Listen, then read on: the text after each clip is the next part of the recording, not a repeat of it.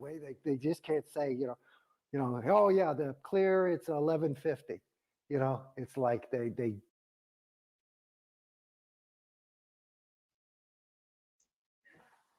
it would be probably useful for me to kind of go through this thing because I'm still trying to discover what happened. I feel still a little lost and bewildered, and I don't quite get it. And that's a common thing for me in my life is that I like some things. I mean, just politically, like I can't get how people don't see that politician's a liar. You know what I mean? I don't get it. And so for me, if I was going to write something, the concept of the title would be how I got into Scientology and why I got out. As a little kid, I'm talking about even before I could talk, I can remember being interested in people, really interested in people. And I was pretty shiny and everybody wanted to, pick him up and all this crap. And I didn't like that. And, and I could see people. I felt like I understood who somebody was pretty well as a little guy. And I didn't have any kind of, I might have had some judgment on it, but I didn't have a condemnation like, oh, I just thought, okay, that's dad, not just daddy, but oh, okay, that's that guy. And that's Uncle Gino. And this is this guy at the party as a 3-4-year-old kid looking around. And at a certain point, I think certainly before first grade, I became very, very interested in who am I? Not just, oh, that's that guy I know, but I had some kind of a perception about a person.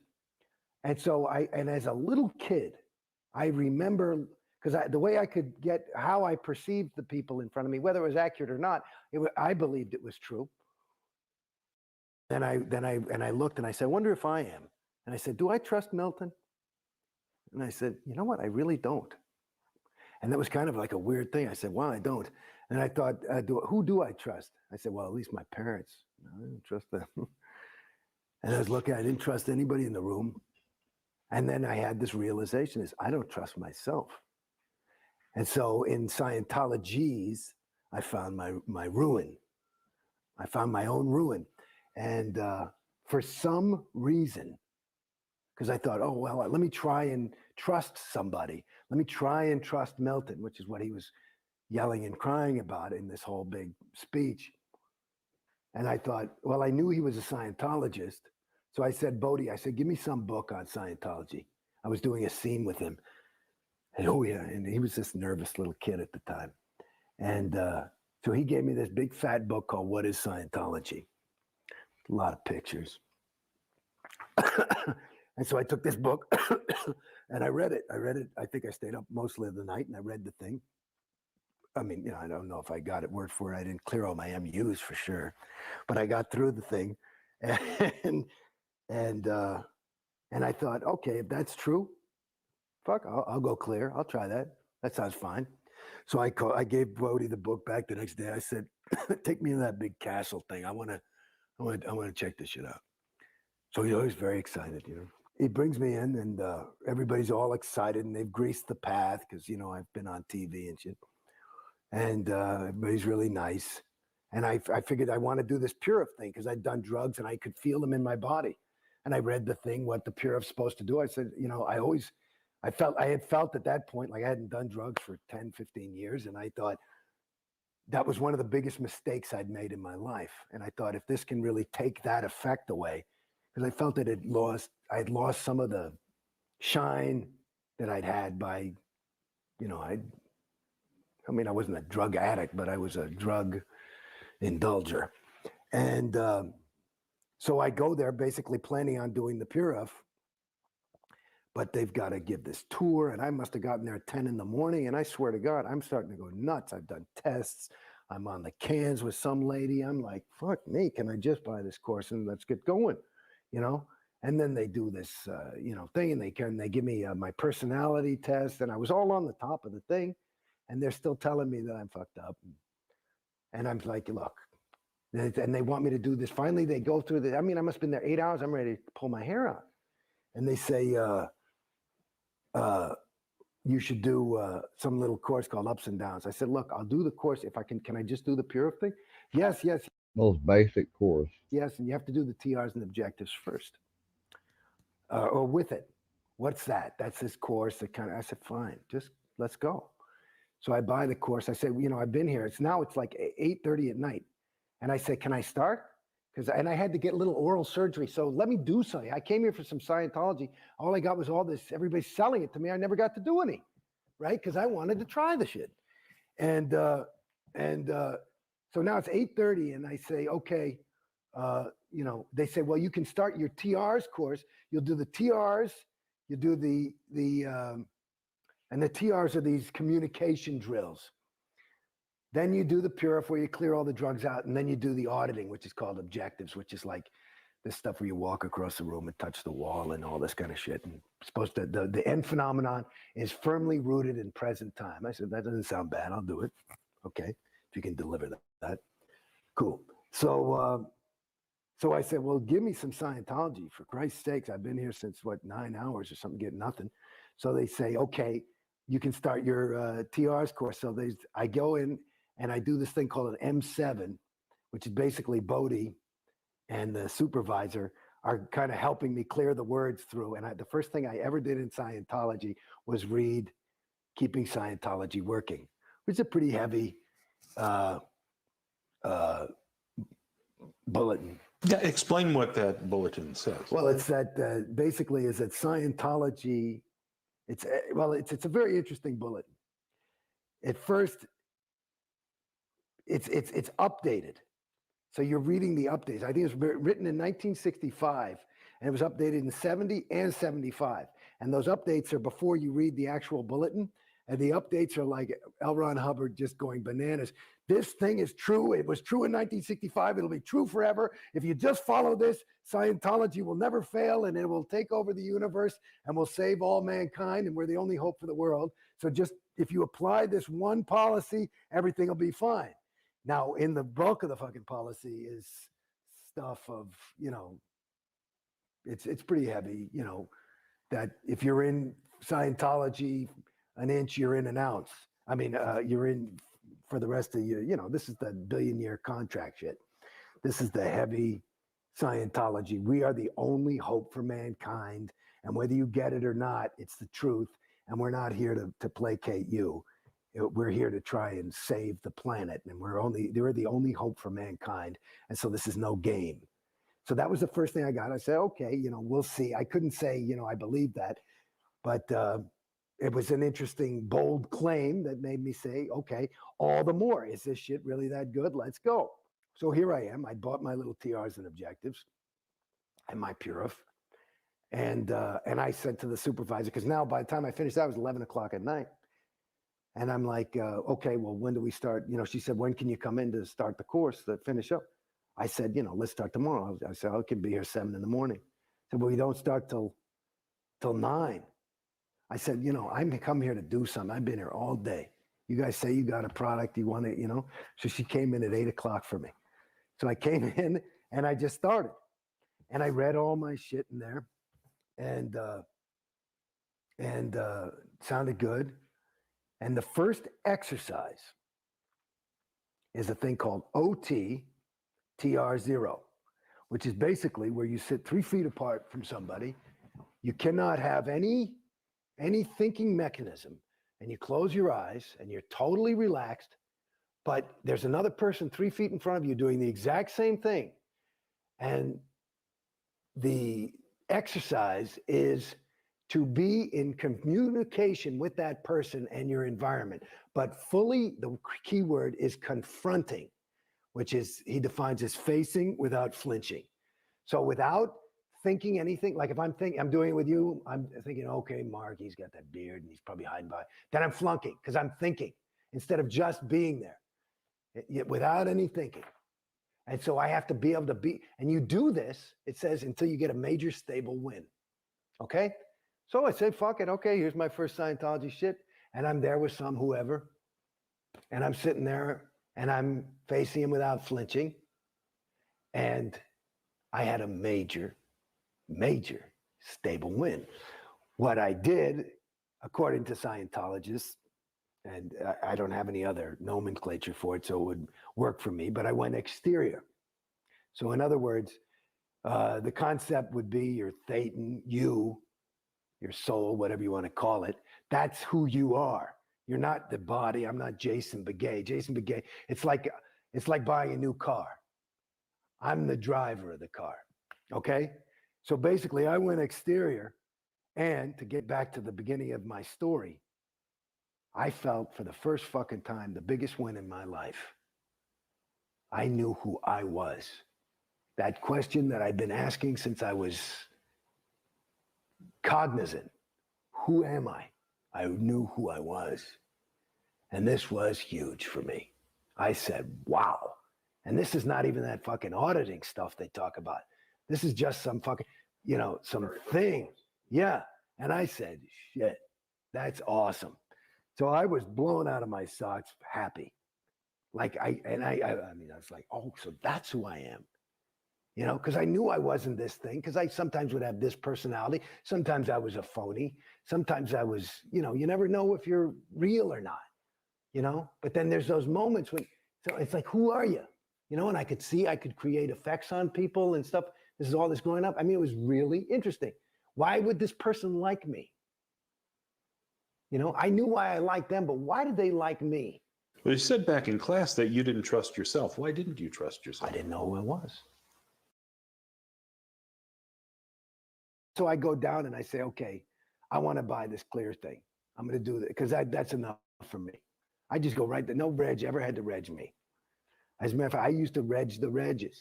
They would fucking run because I'd do things to them, stuff like that. I'd fuck with them. I like doing that. But at any rate, so I go to the reg. I say, I want to do this thing. And I figure it's going to be like, between 5 and 10 grand. Because the Purif thing was like 1,100. Figured clear thing, it's going to be more. But I figured, what the fuck? I had a couple of bucks saved. And I said, what? Well, I buy the fucking, they tell me the price of the thing. And that's another thing. The way they just can't say, oh yeah, the clear, it's 1,150. It's like they just have to. They're not used to somebody just coming in and saying, let me get that thing. So that was hours and hours and hours. And of course, Bodie, it's like he's in there with me and he's my FSM. And at that point, he's going to get 10% and he's excited because, he was broke at the time. And at any rate, it was like 50 grand.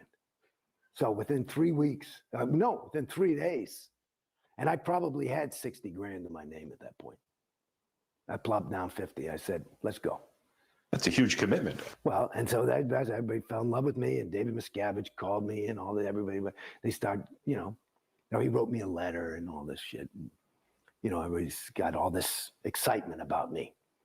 And then the other thing was that part of the reason it cost 50 grand also was because they said, training. I said, what's fucking training? And they said, you mean I can't I just thought you sat there, you held those cans. I'd done it in the interview, it sounded easy.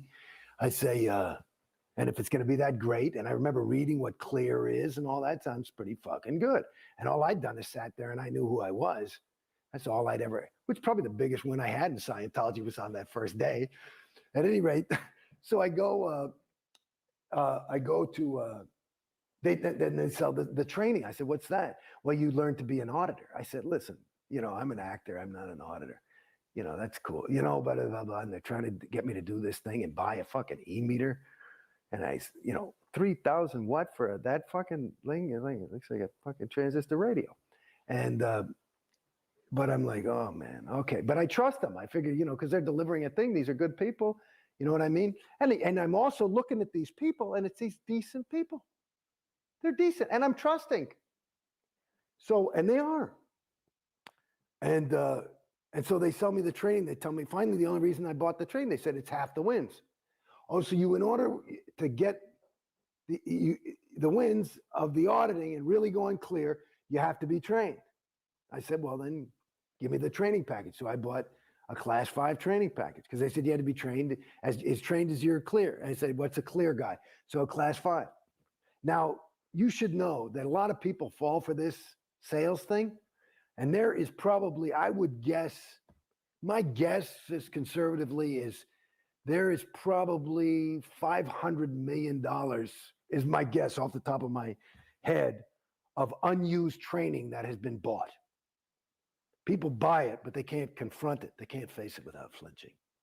Okay? Me, I'm a class 5 auditor. I fucking did it. I liked it. I thought it was cool. I actually got a lot of wins out of that shit. So that was part of another reason why people liked me, because I was actually doing it. I didn't mind going on. I would quit. I'd say, I don't want to go on that audition. I'm going on course. You know, I was here to go clear. I figured I can do this in about 5-6 months. What the fuck? You know, let's go.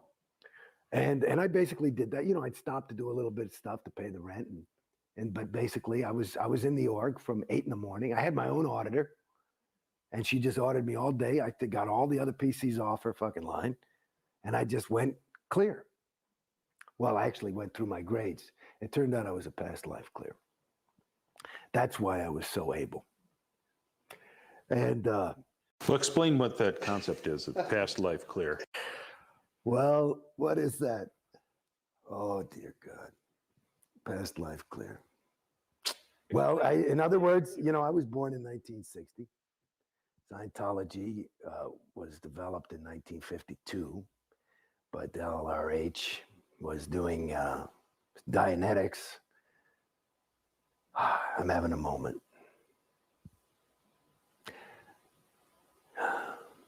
See, this is part of the moments of coming out of Scientology, for me at least. I think it might be something common to a lot of people, but there are moments where you just feel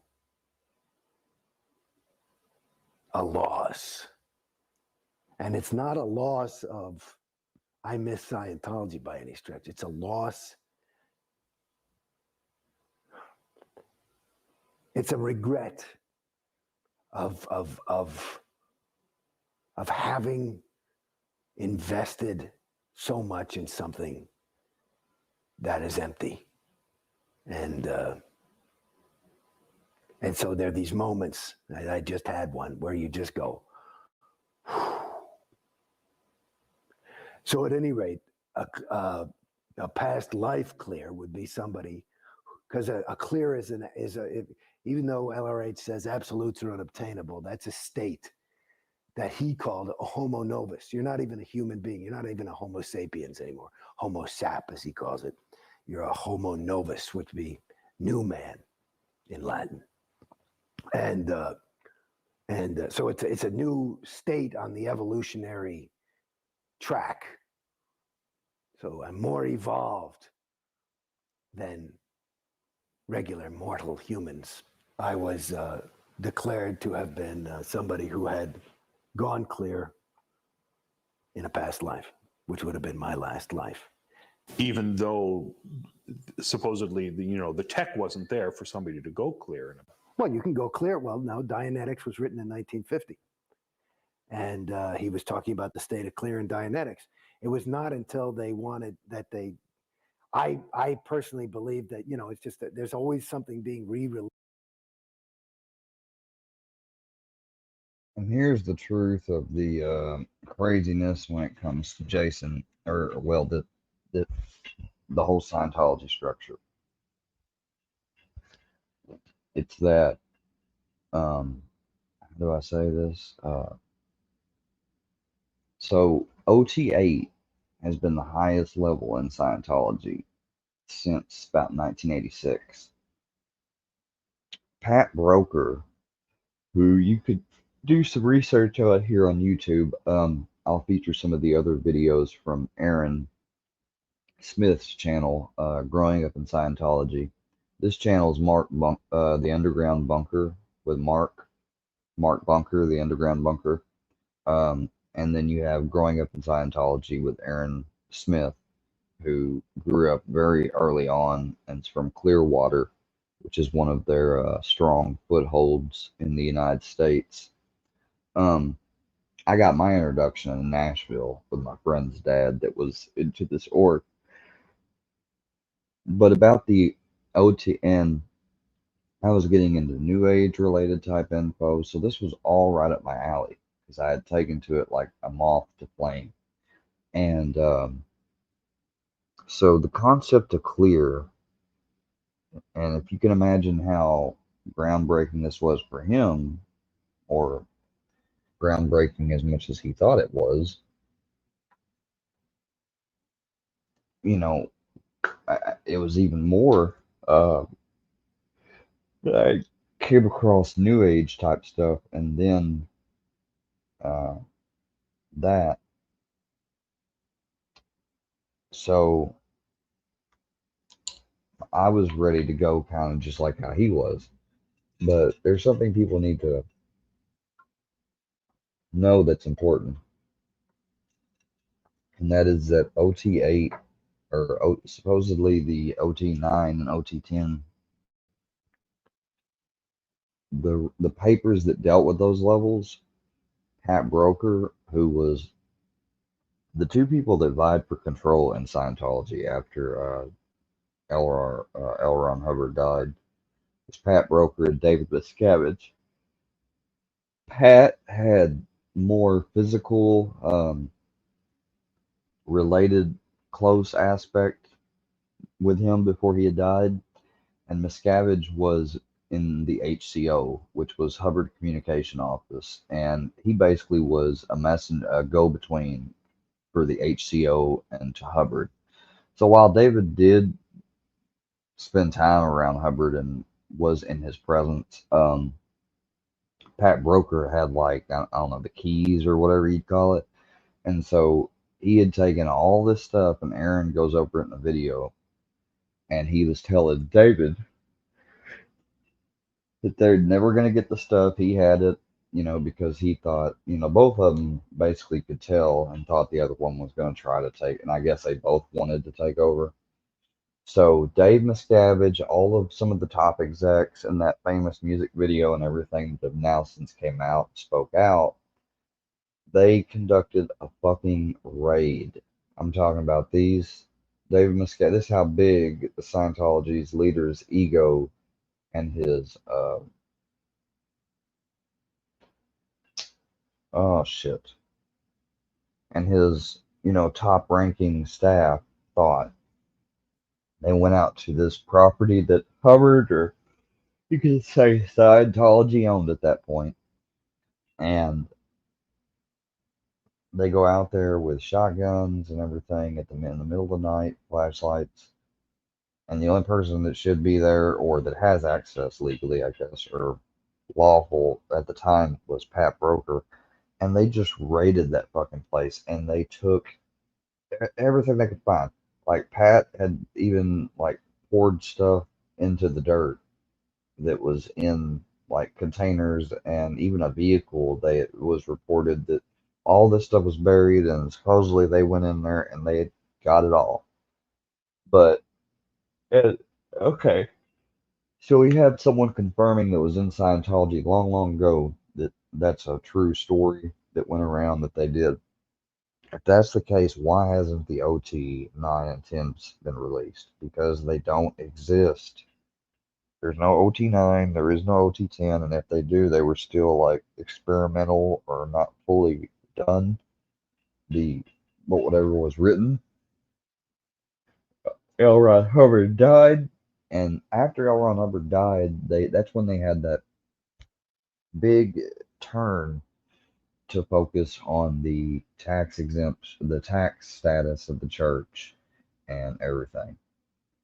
And the current tax bill at that time,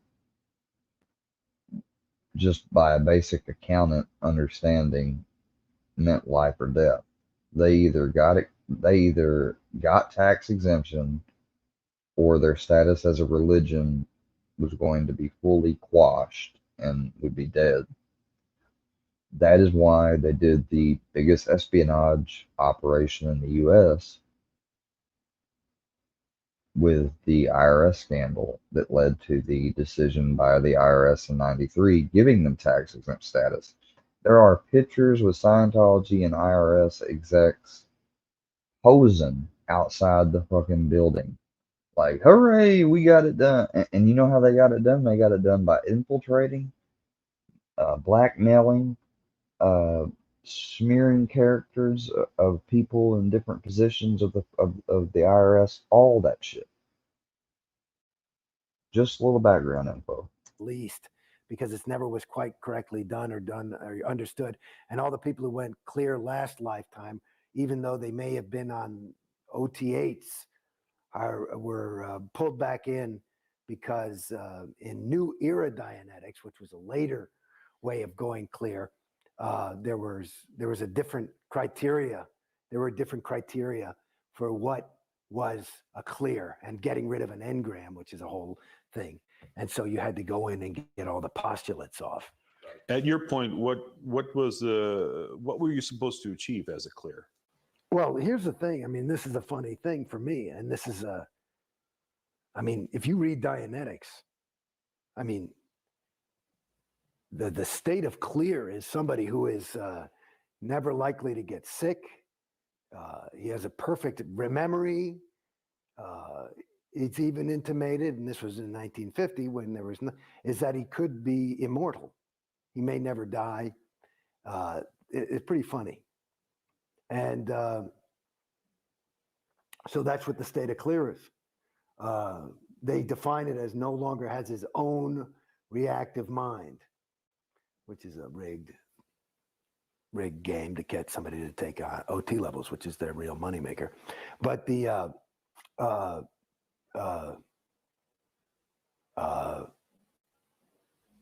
what? Oh, so I don't know. So clear. So, but you know, like I said, there's a guy on the internet apparently who's saying, you know, I'll give you $1 million if you can demonstrate OT. I'll give $1 million to anybody who can demonstrate clear. There's no fucking clear. There's no clear. There's no clear. You know, I mean, just looking in Dianetics, there's no clear. Clear is basically, I mean, what are you kidding me? Clear. So I was like, if I get this, that's what I was going for.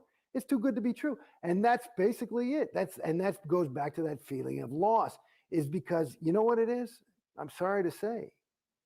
See, and I'm actually realizing something for myself right now, because this is cathartic in a way for me, but it's the same feeling. That loss is the feeling that I got.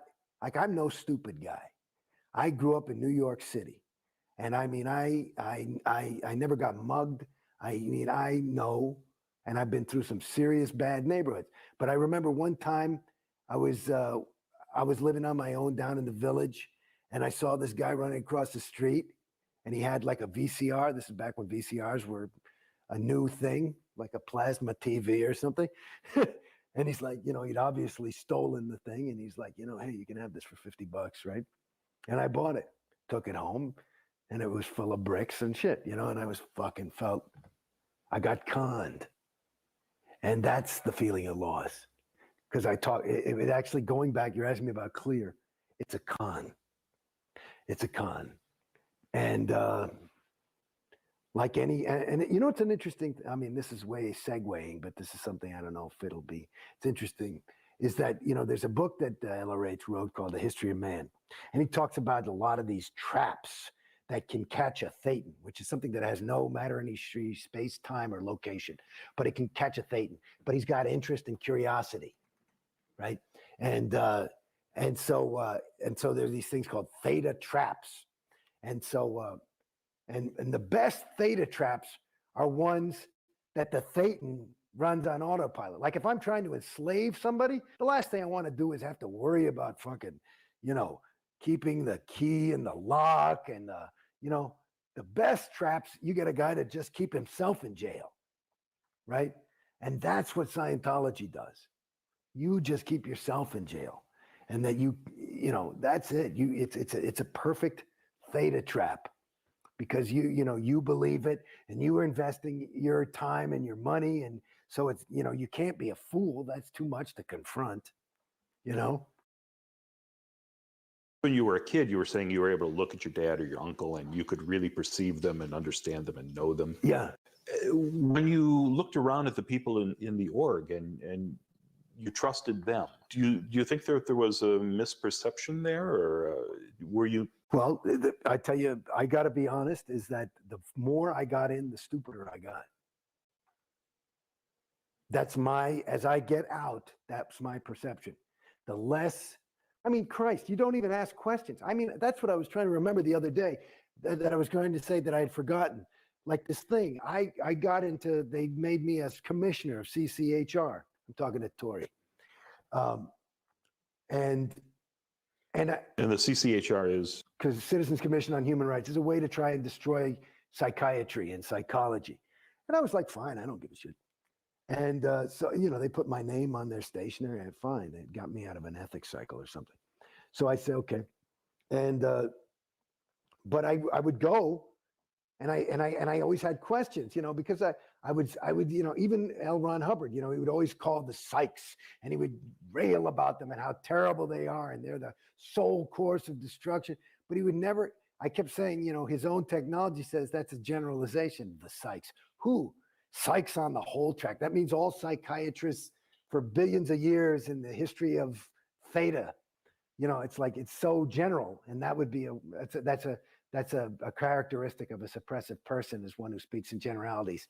And another one is a person who has overts, which are sins or crimes committed, is somebody who's antagonistic or angry. And he seemed very antagonistic and angry about sex. So I was thinking he must have, overts on him, and he's speaking about him in generalities. But the thing about, I was thinking about that I went over to CCHR and got tours ad infinitum by the directors, this woman, Jan Eastgate. And I would ask questions, and she'd write me up in ethics chits and shit. And I said, fine, yeah, I got the question. I don't fucking know. But I would say, if you want me to represent Scientology's viewpoint, and you go to their museum, it's all the psychs are bad, the psychs are bad, this is a bad thing, and Hitler, and they're responsible for child pornography and rape, and it's all the psychs. And I say, okay, that's their viewpoint. I say, but if I'm going to get into a discussion, if you want to prepare me to be a spokesman for this shit, I got to know the other side. So, and I kept asking, can you give me the other side? And they won't give it to you. And every time I would push it, I'd be like, honey, there's no way to get into the argument. They're not, if it's all this is true, there wouldn't be anything. I got to know their viewpoint. How am I going to win the argument? You know what I mean? And they wouldn't give me the viewpoint. And it was like, and then they started to write me up because I'm doubting. I'm not saying I'm doubting or nothing. I'm just waiting for the data, which is this whole big thing about learning how to think correctly is this other course called the data series. And basically you have to get all the data.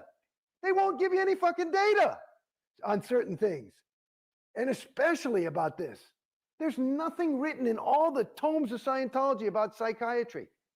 Nothing other than the psychs are responsible for all your sexual problems because they implanted you as a thetan 10 years ago. And I realized that on my research of OT10.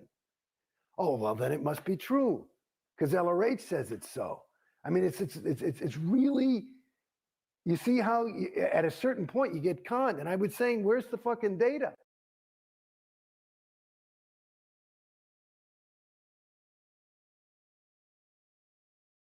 I say to everybody.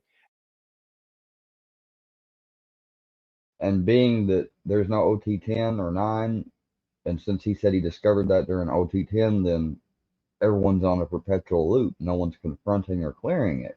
See? And they'd show you, nobody's allowed to tell you anything. So they pull out a reference. They always pull out this fucking reference called pain and sex. And there's like, he's talking about pain and sex are these things that are really just dogging people and bothering them. And it's a really difficult thing that we're trying to help you with in Scientology. And basically there's maybe 2 sentences in there where LRH says, through my research on the whole track of OT something or other, I've just discovered that this is all because of psychs. And that's the reference they tell you to prove that the fucking Hitler and rape is a thing. And I'm like, honey, that doesn't quite handle it, but they don't get it. Now, I look at this as an outsider, and to me, and I don't have a vast knowledge of this, but it seems like the psychiatric field sprung forth in the 1800s, or not thousands of years ago or millions of years ago. How are there psychs on the whole track? Because if there weren't psychs? No, well, because now the latest, These are the evil people. These are the evil beings, actually. These are the evil beings. And they've been around. They, like you hear about Xenu and all that shit. Xenu was a psych. You got it? So he just He wasn't a doing practicing psychiatry. psychiatrist. No, he was practicing Xenuism. You got it? Now they're called psychs. So you better beware. I remember one time I Am I right? visited. Fuck me. One time I visited the Celebrity Center, and it just walked in late at night, and looked around and said, "Well, what goes on in here?" Right. And they woke up the projectionist to show me the orientation. Oh, nice. I had Yeah. my own private screening that Uh-huh. night, and they had some poor Sea Org kid, maybe 15, 16 years old, babysitting me in the theater. Right. Well, you're not allowed to watch the movie alone. Right. Well, I was You're not certainly, allowed to do what? Because you get an MU. Like he was watching to make sure you didn't have any lack of mask kind of shit.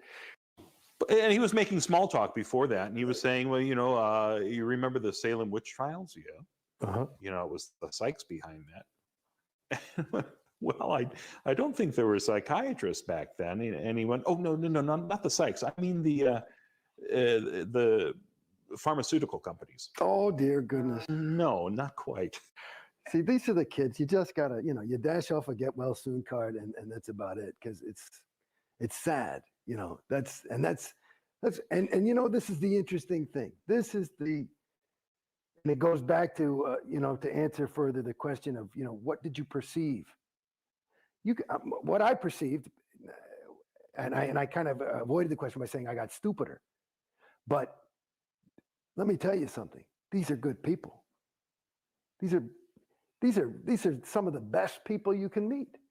These are people really want to help. They're willing to give up their entire life and their own personal ambition to help others. That's a pretty rare and generally you would say, And that's what I had decided and had to think about.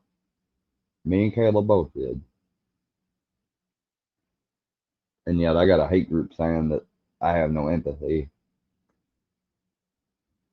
and all types of other shit. But yet I signed up for that. it's a pretty decent person. That's the thing. And and I would say I'm not a bad person. If I saw me walking around there, I'd say, okay, he's okay.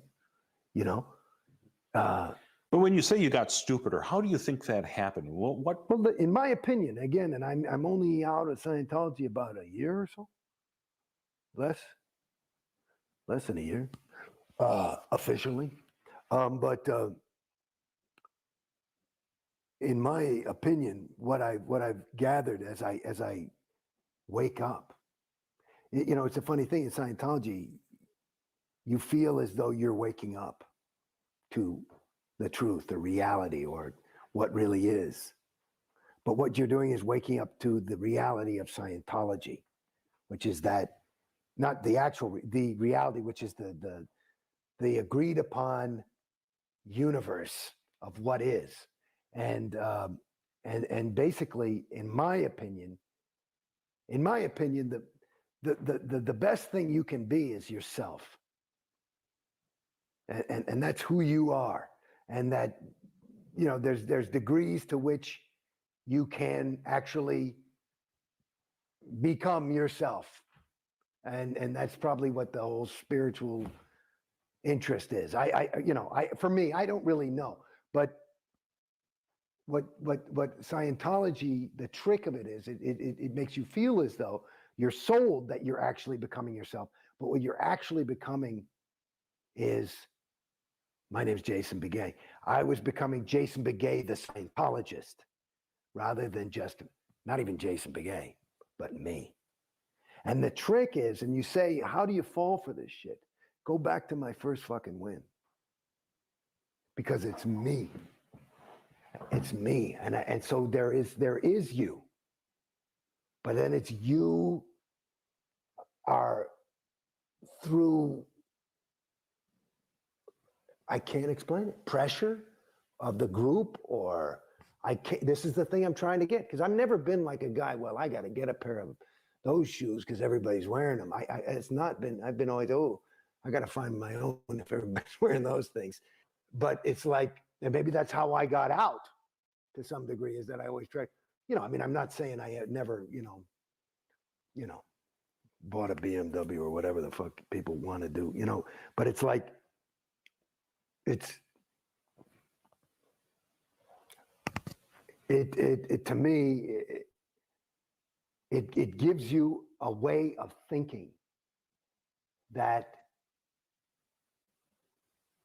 at least for me and from what I observe of others, is not native to that person. I think, as I said before, in my opinion, I suspect, I'm no Dalai Lama, but I think that the best thing you can be is yourself. And that if you can do that truthfully, it'll be beautiful and successful and interesting. I don't know about success, like how you define it, but it'll be a worthwhile time spent. And what happens is you are sold, and again, the trap is good because you sell it to yourself. Because if you're not on course, you're wanting to be on course, or you should be on course. You've got your own self in jail. It's an autopilot gig. It's quite good. I think there's some hypnotism in there or something. I don't quite know, but it's quite surprising. And so at the end of the thing, you end up being, like here's and interesting. I don't know about success, like how you define it, but it'll be a worthwhile time spent. And what happens is you are sold, and again, the trap is good because you sell it to yourself. Because if you're not on course, you're wanting to be on course, or you should be on course. You've got your own self in jail. It's an autopilot gig. It's quite good. I think there's some hypnotism in there or something. I don't quite know, but it's quite surprising. And so at the end of the thing, you end up being, like here's an example. You start the ethics technology. So you start thinking, okay, and you start thinking in terms of the conditions of existence that he laid out, and that these are behaviors. And so now you're not just going, what the fuck? I think I need to take a walk, and I think I got to become, I'm going to be an insurance salesman, and that's my truth. It's, you have to go through these steps and do this. It's like retarded. It's not true. It's not true. And I did ethics cycles and conditions, and nothing changed. I've seen people who've done them and they've changed. So I don't know, whatever, but there's a placebo effect. I don't quite know. Tori, how many times did you do the PTSSP course? It's like on and on and on. You have to, every time you go PTS, which is the human condition, you got to do the course over and do this shit. Let me tell you something. That's another racket, PTS. I'm not sure if we got PTS description on PTS is camera. potential trouble source. So all injury, accident, and illness. Your boy is a PTS. Listen to those three words. All injury, accident, illness. Ow, oh, is all because of PTS.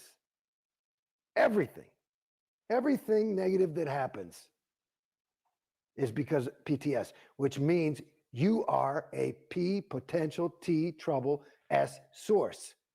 Wow, that sounds weird, a potential trouble source. So in other words, not only did you just slip and split your lip, but you better get away from this guy, because if you're near him, you're going to split your lip too, and your business is going to fail. He's a potential trouble source. So you got to take him out. It's like he's got, it's like you don't come to school with the flu. This is like the spiritual flu. So it's like heavy shit. Now there's only one reason that you are a potential trouble source. One reason is that you're connected to an SP, which is a suppressive person. Now this is the 2.5% of awful people like Tori who are fucking it up for the rest of us, good people. and Oh, it's a funny thing. It's funny. As I zip around, my best friend, this is my best friend. I mean, like, this is a guy that I was in ninth grade. I met this guy. And like, I saw this guy came to my school in ninth grade. And I said, I saw this guy and I was a gregarious kind of kid and he was new. And I saw him and I said, you know something? You and I are going to be friends. I think that's the first thing I ever said to him. And I was right. He's a big famous actor now, and an amazing guy, David Duchovny. And David, my best friend. I mean, I'm talking about a friend. Our relationship was adversely affected by my being Scientology. He was very cool, but he wasn't into it. He was happy for me. He never gave me any fucking thing about it, But and I think his wife, I perceived that she was a little bit more like that. At any rate, and they were right. But and then everybody in Scientology, not everybody, so that's a generalization. I'll give you people: Marty Rathbun, Susan Watson, Dave Pettit, a couple of RTC terminals people said, well, he's a 1-1 SP. Okay. In other words, trying to destroy my relationship with him, and it affected our relationship. 1-1 is a definition is A 1-1 would be someone like Ted Bundy or Jeffrey Epstein, the Golden State Killer, Gary Ridgway, Edmund Kemper, Jeffrey Dahmer. Those are 1-1s. Nicholas Cruz, all those individuals. If there's anybody, Casey Anthony, can't forget her.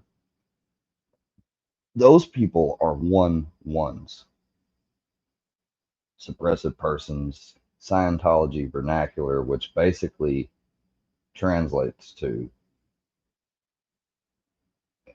well, in the psychiatrist world, it would be 1A or type 1 antisocial personality disorder, what everyone layman calls the psychopath. covertly hostile. Hey, man, I'm your friend. Yeah, 1-1. So basically, there are people that are covertly hostile. Ted Bundy asking an innocent woman, "Hey, will you help me jumpstart my car?" Whacks him over the head and kidnap. That type of person. Really? Or, "Hey, man, hey, Square, I'm your friend. Yeah, I'm your friend. I'm your friend. Hey, yeah. So guitar fingers, you got. Okay, so you got we've got his shit for the last 3 months.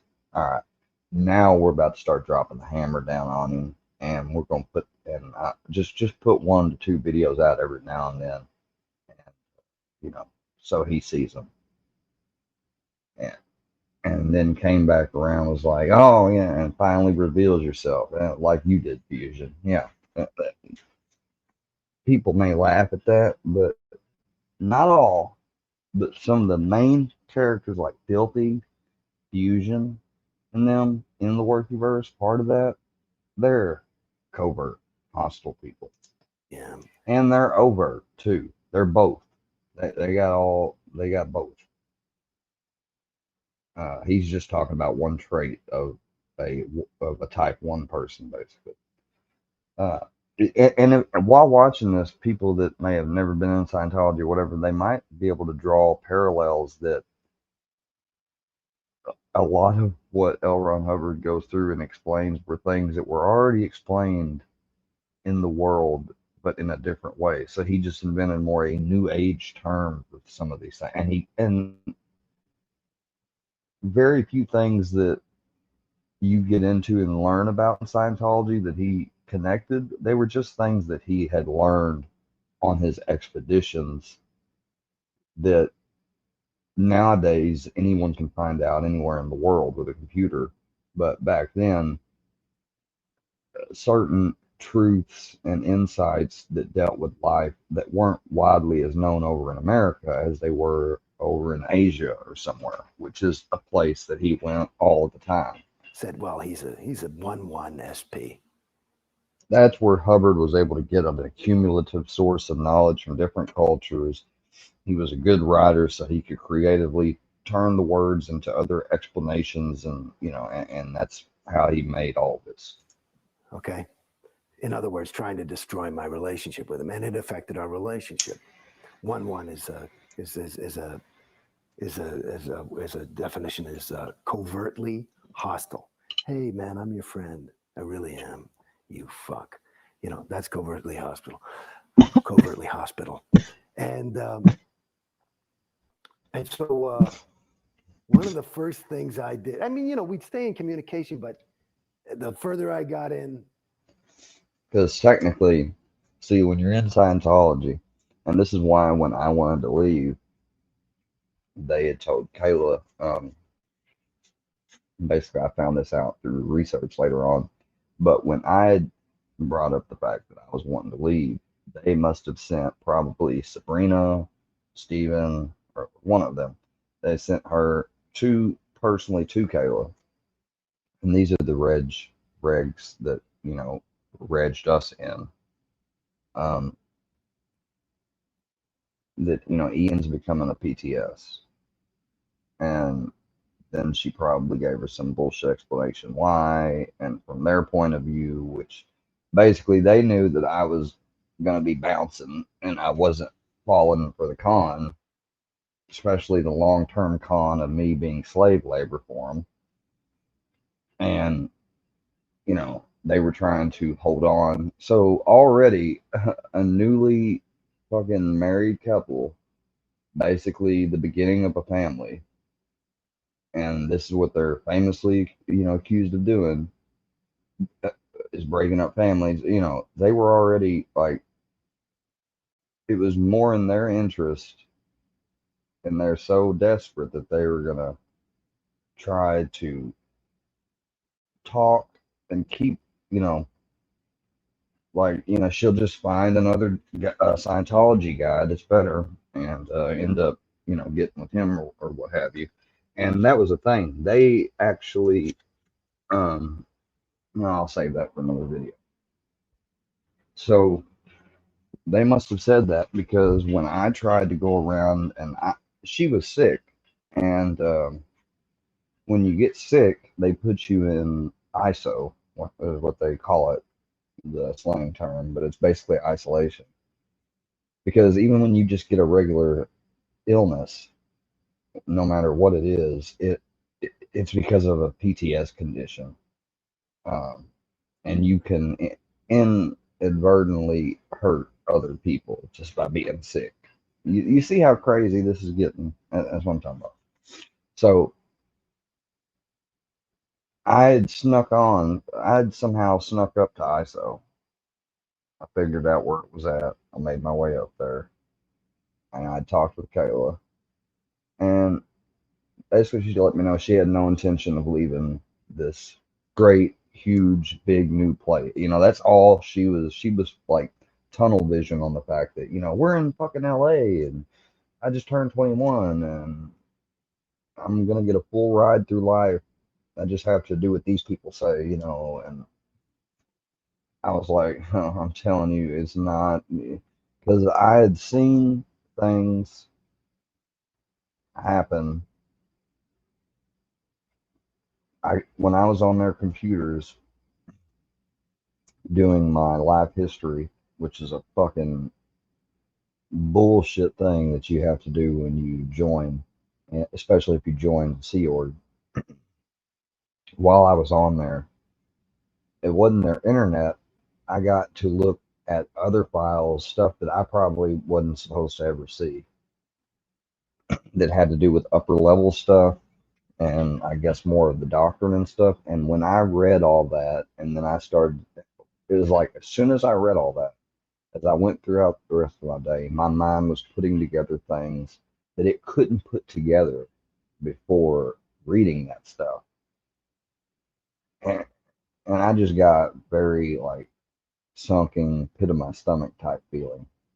And I never shared like, oh well, I found this stuff on the computer. And I never shared that with them because I've known that when I got on there, it had, because there's always a bulletin and stuff like how they talked. He described the bulletin. They have a lot of these memos, and one of the cover letters was like, you know, if you haven't taken da da da, do not proceed through. But this was an electronic version of it, and somehow or another, it was readable when it probably should have been logged. Somebody either didn't log off of it, whatever, when they were on there, and so you know that's how that happened.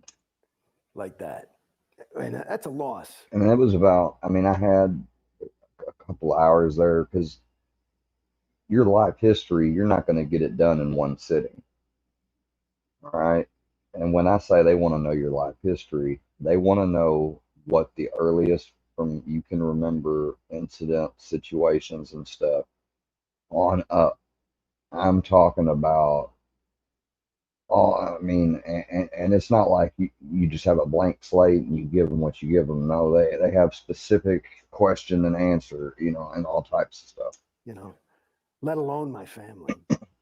You know, no, but my family, you know, shit, they don't fuck with me or anything, you know, but I've never been closer now that I'm out, you know, because they weren't into it. Everybody was totally respectful of me. Nobody ever said, you know, my mother said one thing once, you know, I just don't think it, you know, allows for the grace of God or something. That was the all, something, you know, because she's big Christian thing. Of course, I whipped out the whiz book and I gave her the right answer and handled her, you know. But the thing with Dave, this is just the other thing when I was thinking about I was laughing is as I got out, when I got out, one of the first people I went to go see was David. And, you know, his whole family was out of town and I was just moving here and now we live in the same city.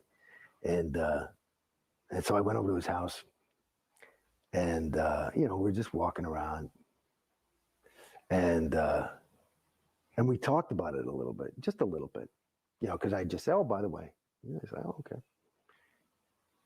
So we started to talk a little bit about like, you know, OT levels and stuff like that, you know. And, you know, he doesn't watch South Park or whatever the fuck, but, you know, he doesn't know this whole.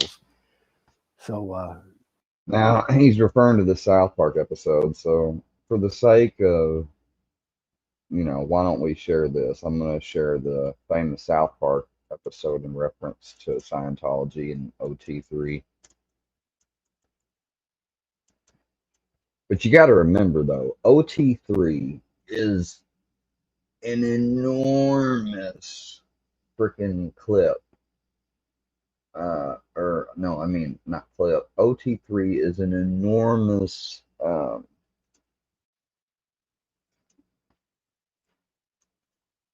enormously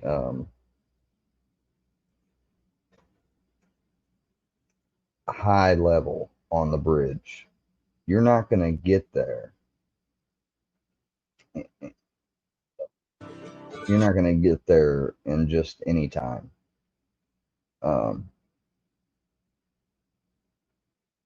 Here's some clips that we can watch.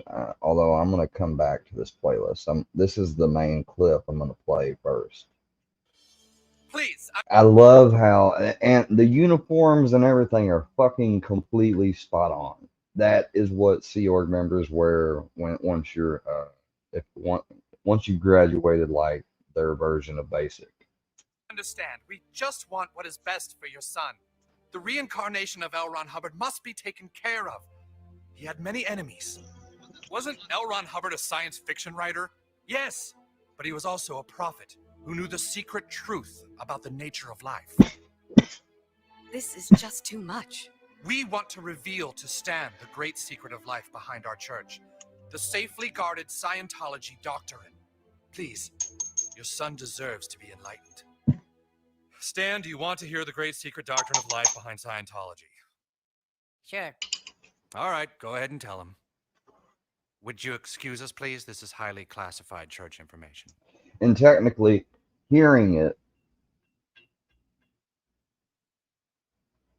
is a no-no in the church, and it can't be done, and you can't explain or go over it with anyone who's not prepared with the lower levels prior, because it suscepts them to pneumonia, neuroses, etc., and they could die. Well, I think the fact that this clip and everything and it did get leaked and nobody has died, I think that shows it's bullshit. Oh, rats.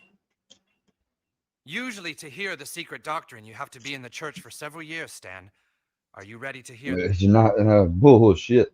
You might be talking that maybe when it comes to Sea Org people, it would be years, but with just regular people on the outside, several years and thousands of dollars.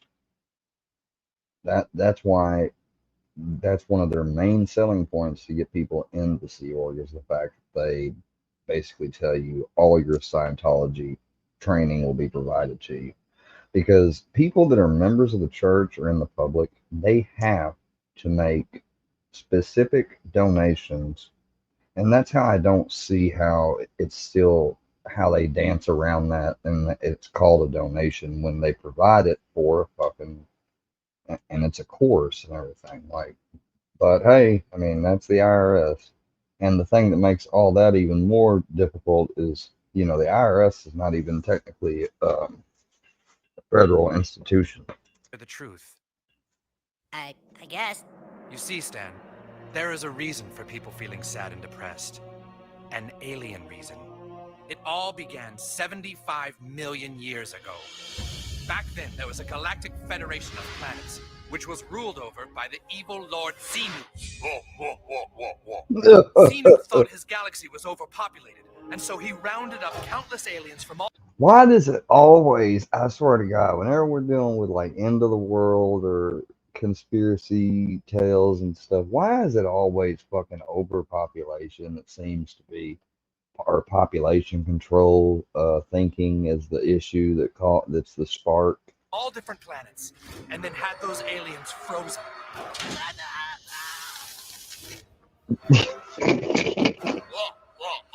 The frozen alien bodies were loaded onto Xenu's galactic cruisers, which looked like DC-8s, except with rocket engines.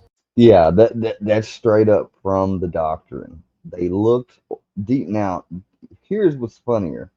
The DC-8 was a plane. It's not in commission anymore, but it was back during the time L. Ron would have written this. So he literally says they look like DC-8s, except without engines, rockets. The cruisers then took the frozen alien bodies to our planet, Earth, and dumped them in... So in other words, something from 75 million years ago had the style and appearance of a similar aircraft in 1950 America, circa. That's how you know this dude was just making shit up as he went. to the volcanoes of Hawaii. The aliens were no longer frozen. They were dead. The souls of those aliens... So these aliens get dumped in volcanoes here, and I guarantee you there's some scripture or another that ties it to the volcanoes, the famous volcanoes that erupted and killed all the dinosaurs, I bet. And so when these things erupt, or if before they erupted, or before, while, and during, and after they erupted, souls slowly escaped out. however, lived on and all floated up towards the sky. But the evil Lord Xenu had... But Xenu knew about this. He was an alien that just knew everything about souls and the body, and he was a he was a psych. He was a doctor, medicine, and so he laughs. Xenu didn't want their souls to return, and so he built giant soul catchers in the sky.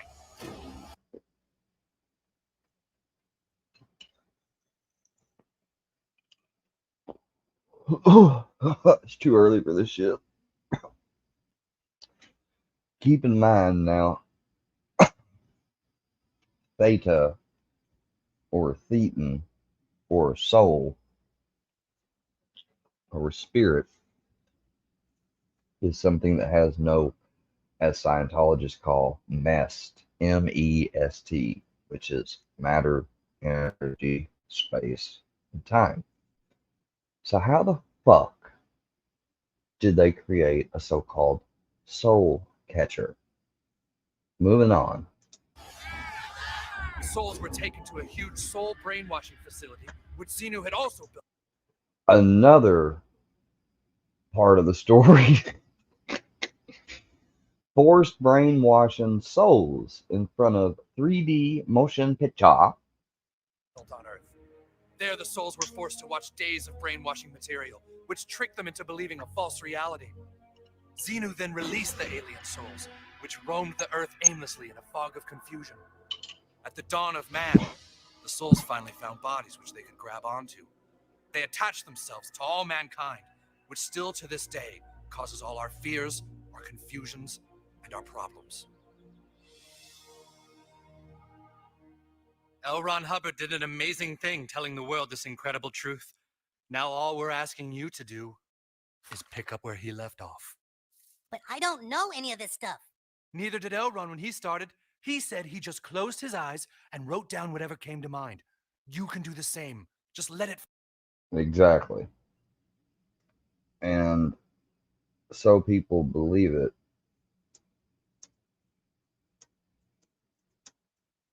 We can actually hear the story told by L. Ron Hubbard himself.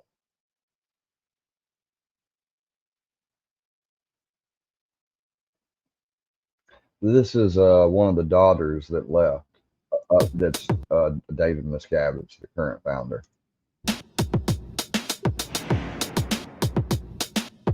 What is the most closely guarded or secretive aspect of it? Because for some reason, like you look at Catholicism, we all know what the commandments are. There's a lot of inner workings of the church that we don't understand, but we understand what the tenets of the church are. What is the most secret part of Scientology or thing that they worry about leaking? Well, you know that stuff about the aliens and the volcanoes. I don't know what that. No, what is that? Oh gosh, It's like I the hope whole basis of yeah. Scientology. Yeah, well, you don't know about that when you're in Scientology until you reach a certain level. Like you have to receive a certain amount of training and counseling, and it can take years. And the public Scientologist has to pay a lot of money before they get there. Whoa. And so this is like totally confidential. I mean, it's in locked rooms with like all sorts of security. The way that, and it's been described, the way that people who have left have taken the level, they give you the material. You have to get a security badge made. You get a briefcase. You get a handcuff. You get a handcuff key. I swear to God, you have the materials when you go through like 2 checkpoints to get into a room, and the course instructor, because there's always a course instructor when you go through these levels, somebody that basically is like a teacher almost, or someone that grades you in a way, that type of thing, supervisor. They put it in your briefcase, they close it, they lock it, they turn it around to you, and they have you make your own combination to the briefcase, which you do. You then pick it up, and for the first time, you handcuff yourself. And these are like real handcuffs with a real type of handcuff key and all that. And so you handcuff yourself to the briefcase, pick it up, and then you take it in the course room alone. And that's when you, for the first time, open it up and read the materials. Now, anytime you go to the bathroom, leave, go anywhere, you have to take, yes, that's what the handcuff is for. Because anytime you those materials stay locked until you're done with the course, and then when you get done with the course, they basically take your briefcase and they store it. So And I think that the reason for that whole spooky oogie process of secret confidential with a briefcase, I think that is done like that guy, the Jason Beghe interview that we'll get back to. And he said, I think there's some hypnosis or shit. I don't know. You know, and he's being honest there. But I think what that does is going through those steps, it's a sort of rite of passage, a modern day Scientology rite of passage that when you go through some thing like that, you know, it creates a significance like, you know, this is real. And I think that is what when he was alluding to this stuff, you know, there's got to be some like either neurolinguistic programming or hypnosis, something going on. Measures, if you have that information in a briefcase, it has to be attached to you, and you get like confessionals every 6 months to make sure you haven't told anyone. But it did get out. I mean, it eventually it did, from South Park. From South yeah, Park. that's where I learned about it. Wow. Yeah. Yep. And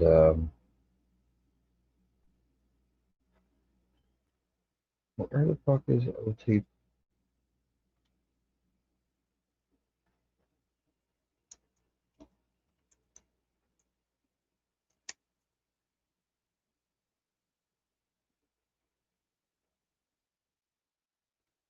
Here it is.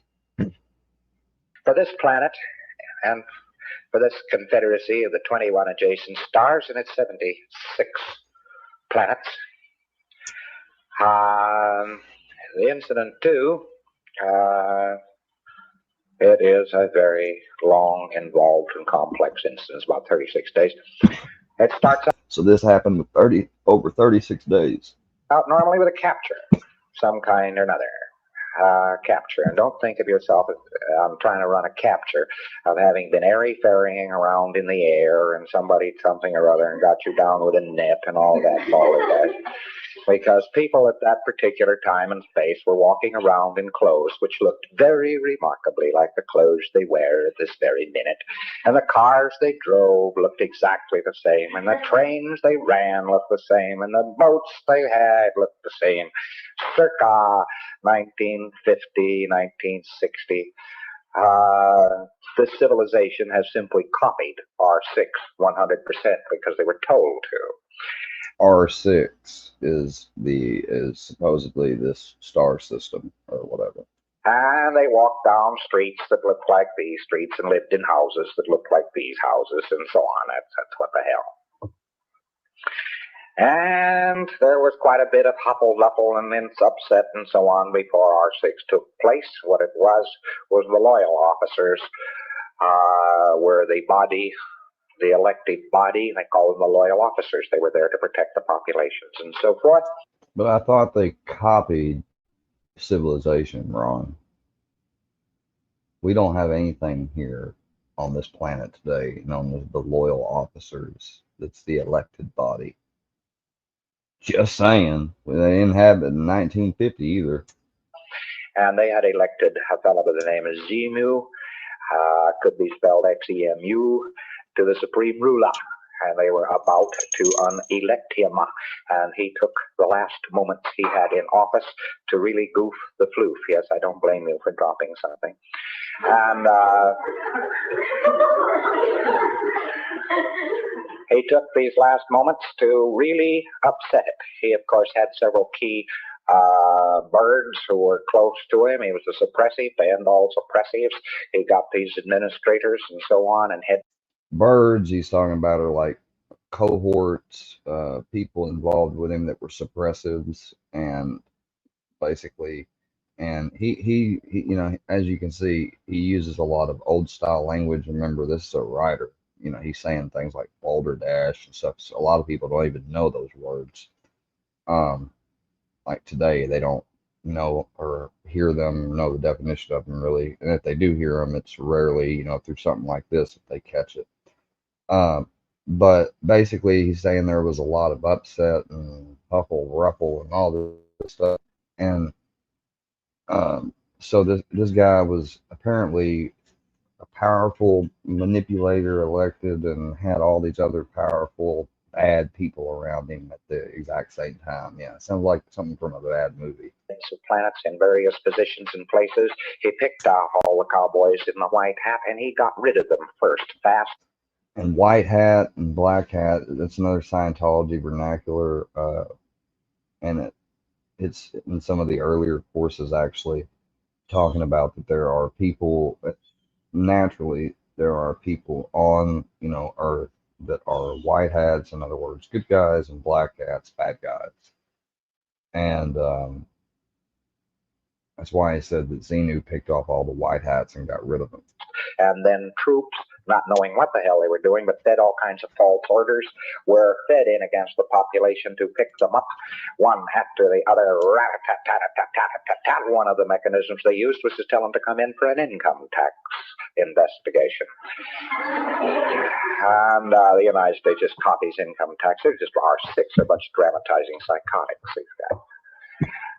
So in they went, and the troops started slaughtering them, and then the troops, of course, were ordered out to get a hold of certain bodies of renegade troops, which were ordered to get certain bodies of bad troops, and they shot each other up and implanted each other and wiped it out. They were making billiard balls out of these places. They were imported. They were actually... The trick was to shoot somebody, disable somebody, very often a needle into a lung, and at the same time to hit him with frozen alcohol and glycol, which preparation is guaranteed to pick up a Thetan. Frozen alcohol and glycol will pick up a soul. Got it. So I gotta shoot a needle into somebody's lung. According to L. Ron Hubbard, this is what he says. If I was back alive in this time, they took a needle into the lung, which I don't know, that might cause a collapsed lung there. You might actually kill the person, Ron. Shit. And you take alcohol and glycol. What do you fucking insert it, or what do you do with the alcohol and glycol mixture? How much do you mix? There's so many questions here not answered. All he had to do was pick him up and put him in a refrigerator, and they had him, boy. What the fuck kind of refrigerator houses a soul? Tried to exteriorize from the body, there he was, frozen. And oh, so they had to keep the body.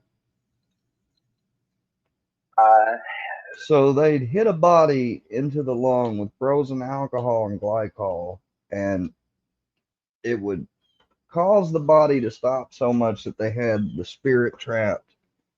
And they put them in a refrigerator because, right before they try to trap them, they would try to exteriorize from the body. So they got to keep them on ice. This shit is wild. They threw them into collection points, boxed them up in boxes, threw them into space planes, which are the exact DC-8. The DC-8 airplane is the exact copy of the space plane of that day. So I guess another reason why he said that they look like DC-8s, because he said that this civilization looks like the other. And no difference. Exactly, except not exactly. Except the DC-8 had fans, propellers on it, and the space plane didn't.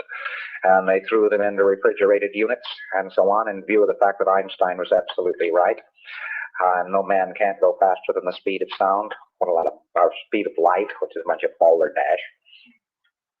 The length of time from the planet Coltis to the planet Tigiak, which is the name of this planet, was 9 weeks. So the name of this planet is actually Tigiak, y'all. That's the name of our planet, Home Tigiak. Home sweet home Tigiak. And you'll see that it's many light years. Coltis is one of the planets, and is to this day one of the planets of the North Star, Polaris. And People were buried in here by the billions and the billions and the billions, and they were buried in here with boxes, and they were put in boxes and stacked around. And the people who were on this planet already just caught it in the teeth. They weren't bothered. Nobody bothered to pick them up. They just shot their administrators from guns and shot their control points out. And they took these people in boxes and so forth, and they dumped them, and then they set off hydrogen bombs on the top of each primary volcano there is on this particular planet.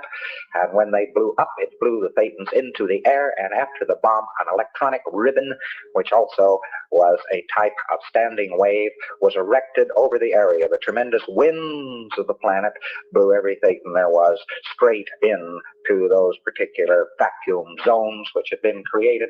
These were brought down, packed up, and put in front of projection machines, which with sound and color pictures first gave them the implant which you know as clearing course, and then a whole track implant. The implant is talking about, so when he's referring to the implant there, an implant is something that's been programmed, or in other words, it would be a preconceived core belief, or like something preconceived that's already in you. Like the fact that you have a mother. You know that, from just the fact of being born and everything. And usually, you know who that figure is and all that stuff. So I just wanted to give, and he said the first implant was something we know as clearing course. Well, since I never got through those courses and I never took clearing course, I have no idea what he's referring to. Planted, which you know as OT2. After this, however, So in OT2, I did read a little bit about the OT levels. OT2 had to do with OT3 is when you get to body thetans, which is what he's about to get into. But like OT1 and OT2 just continued some more auditing, and then it introduces something never done before, which is solo auditing. And when you get to this part, OT3, you do the whole, that's actually the first level, that's solo auditing. So you do this body thetan procedure in solo mode, where you're in front of an e-meter on the cans, but you're auditing yourself, which is something that most Scientologists have never even heard of.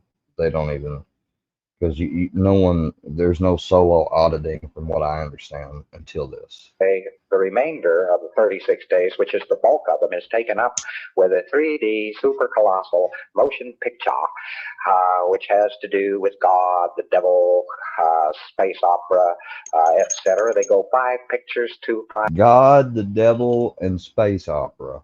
Well, I gotta say something, as a human being, yeah, I know and I've heard about the concepts of God and the devil, but space opera, like, even to this day, I'm not, other than tales we've heard from maybe tribes and folklore and stuff like that, I've never heard of any so-called space opera, or what that would even mean. 5 words, and we have the full record of what it is. Unless he's talking about something Star Wars, and no, the only way I know Star Wars is from the movie. We don't have any real life mythical tales of the Star Wars. And it goes on for about 36 days. Then these poor bastards were let wander out. Pardon me. They were then boxed up again. He said, and the boxes were mixed, so that there were 2 assembly areas. One was Las Palmas and the other was Hawaii.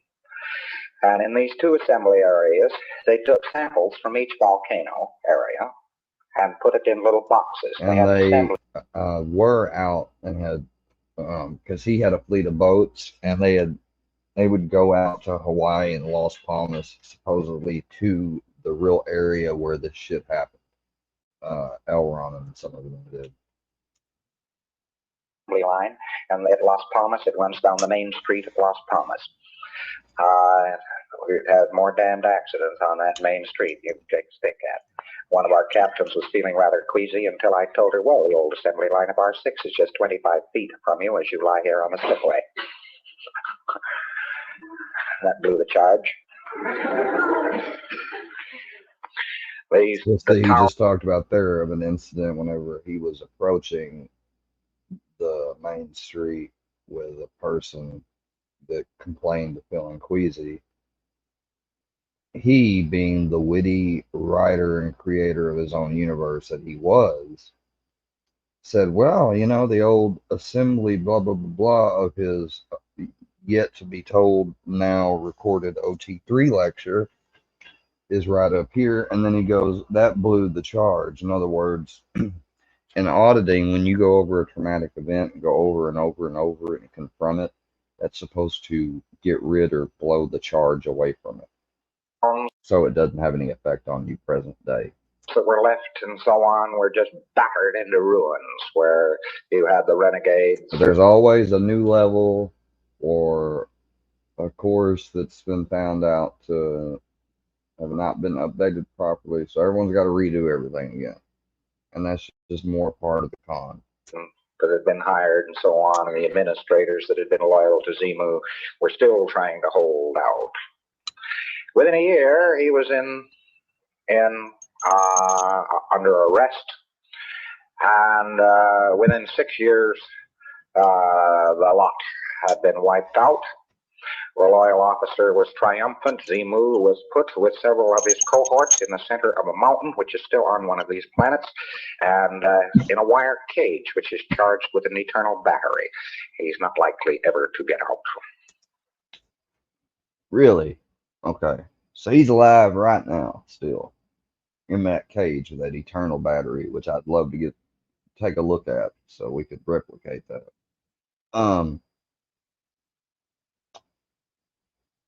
If they knew he did all this shit, why didn't they fix it or make attempts to fix it or anything? These so-called loyal officers. Just saying. There is a base on this planet, and it is so shredded away as to be hardly recognizable. Wherever, then, anybody tries to do anything about this, he's apt to get a flashback. So you mustn't go around talking about being the people who are going to save the planet. You are the people the planet obeys. You are the people who own the planet. You are not the people who are going to save the planet. And thereby you will save it. That little laugh at the end. Fucking weird as hell. I think this is from one of the movies they made. I finally get to OT3. Now, this is a famous person talking about getting to the level, somebody that's left. I finally get to OT3. And they give me the secret materials, which you've been hearing about all this time. They're handwritten by Hubbard. You have to keep them in a locked briefcase. Be very cautious, because they've always said if this gets out, it's dangerous to people. It can actually do them harm if they are not adequately prepared. And I read it. And it doesn't make any sense. This garbled story that didn't make sense. I think, remember, for one fleeting second, thinking, well, maybe it's an insanity test. Maybe if you believe this, they kick you out. Maybe that's it. That, of course, is not the case. They talk about, the fact that the Earth was created and such trillions of years ago, and this guy, space guy. Galactic overlord. This was the prison planet, and people being caught and captured and being brought to planet Earth. And put them in volcanoes and then blow them up with A-bombs. Whoa. I studied geography in school. Those volcanoes didn't exist 75 million years ago. And we have these lost souls all over us, and we have to get rid of them. And I'm going, what? The fuck are you talking about? I'm down for the self-help stuff. I'm down for, okay, I can be clear. I can get rid of the negative emotions. But what the fuck is this? When you get to the upper levels of Scientology, the creation myth is explained to you. The story is that 75 million years ago, people lived in a world very much like the world of America in the 1950s. People at that particular time and space were walking around in clothes which looked very remarkably like the clothes they wear at this very minute. And the cars they drove looked exactly the same. And they walked down streets that looked like these streets. It was a very similar world and similar problems, one of which was overpopulation. They had elected a fellow by the name of Xenu to the supreme ruler. There was a tyrannical overlord of the Galactic Confederacy named Xenu. In order to resolve this problem of overpopulation, he called people in ostensibly for tax audits and had them frozen with injections of glycol to their heart. Boxed them up in boxes, threw them into space planes. DC-8 airplane is the exact copy of the space plane of that day. They were flown to the prison planet, Tijiak. It's actually the planet Earth. And these frozen bodies were then dropped into volcanoes. And then they set off hydrogen bombs on the top of each volcano. And their disembodied spirits, these are called Thetans, floated out, and they were captured and forced to sit in front of movie screens. With a 3D super colossal motion picture. They were shown images, implants, as Hubbard would have it. Every man is shown crucified. So is the psychiatrist shown crucified. That's how he gets away with what he gets away with. He electric shocks people. And when he hated psychiatry.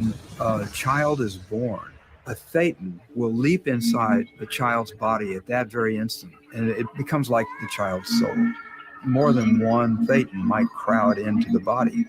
And then they start saying that shit. And then more than one can crowd in. And you got all these Thetans across you that are all fucking believing this crazy shit, and you gotta audit them and get rid of them. Hundreds or thousands might. Hundreds of They're thousands. the source of all of our neuroses and fears and anxieties. Then you are on the e-meter by yourself now. You're soloing. You're supposed to scan mentally from your top of your head to your toes to see if you can locate any alien beings. And when you do, you tell them to go away. I kept on trying to audit. I could not figure out how I could have all these spirits of dead people attached to me, inside me, on me. I was clear. For God's sake, I was clear. People actually have breakdowns, nervous breakdowns, because they spend so much time thinking about being infested by these creatures. If you're really believing that, it can drive you crazy.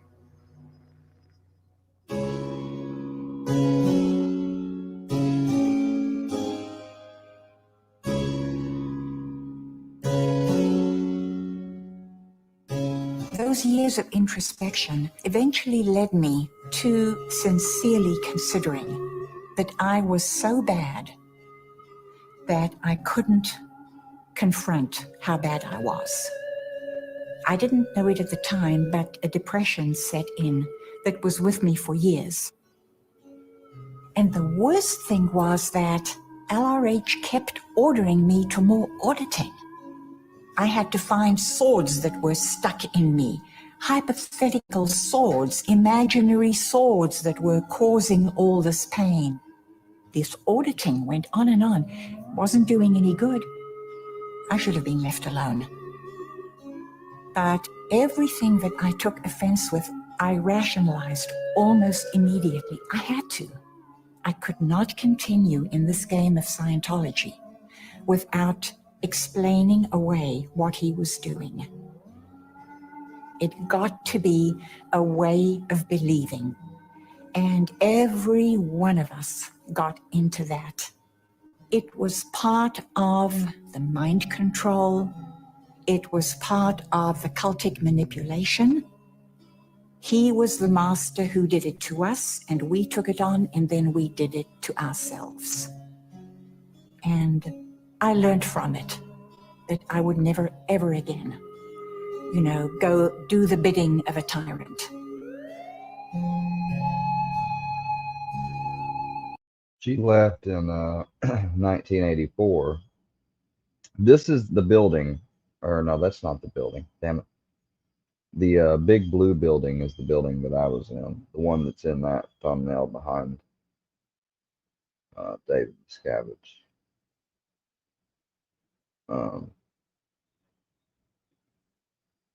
So let's check out. Oh, this would be funny to check out. What was Miscavige really thinking, allegedly?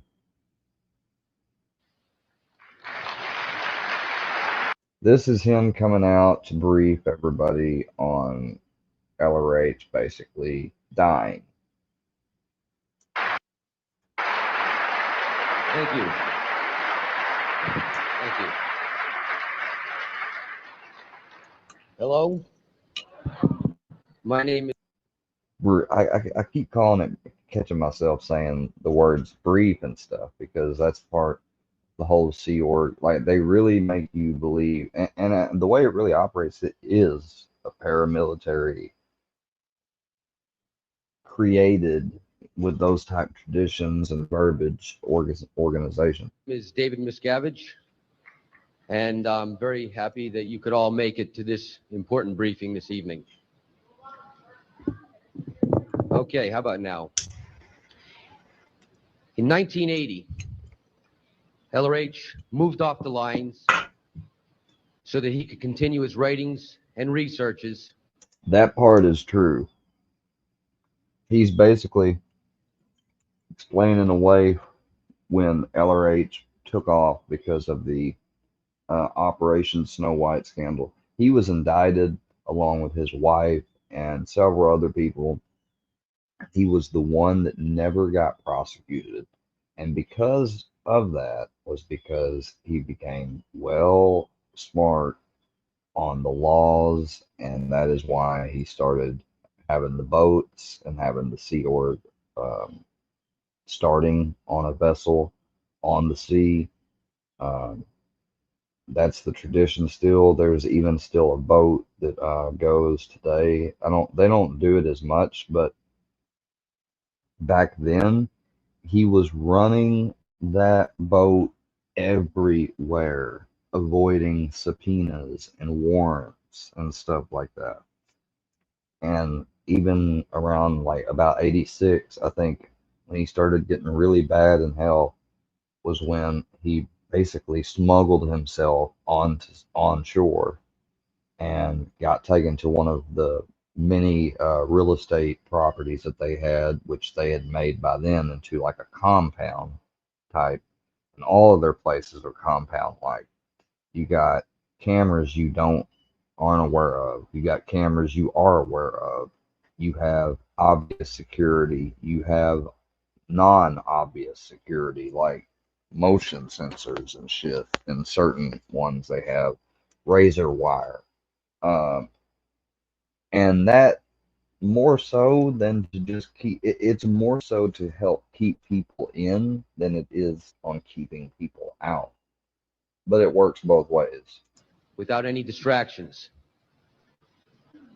For many years, Ron had said that if he were given the time, and if others wore their hats and did their jobs, running and expanding the church, he would be able to concentrate on and complete all of his researches into the upper OT levels, so that the bridge would be laid out in full for us all. The bridge ain't laid out at all. Over the past 6 years, LRH has indeed been intensively researching the upper bands of OT. You are already enjoying the fruits of some of these researches, most notably solo knots. And more recently, you heard in Ron's Journal 39 that he had fully written up OT8, which would be released at the appropriate time by international management. As you may have surmised, LRH has completed many levels beyond that. Approximately 2 weeks ago, he completed all of his researches he had set out to do.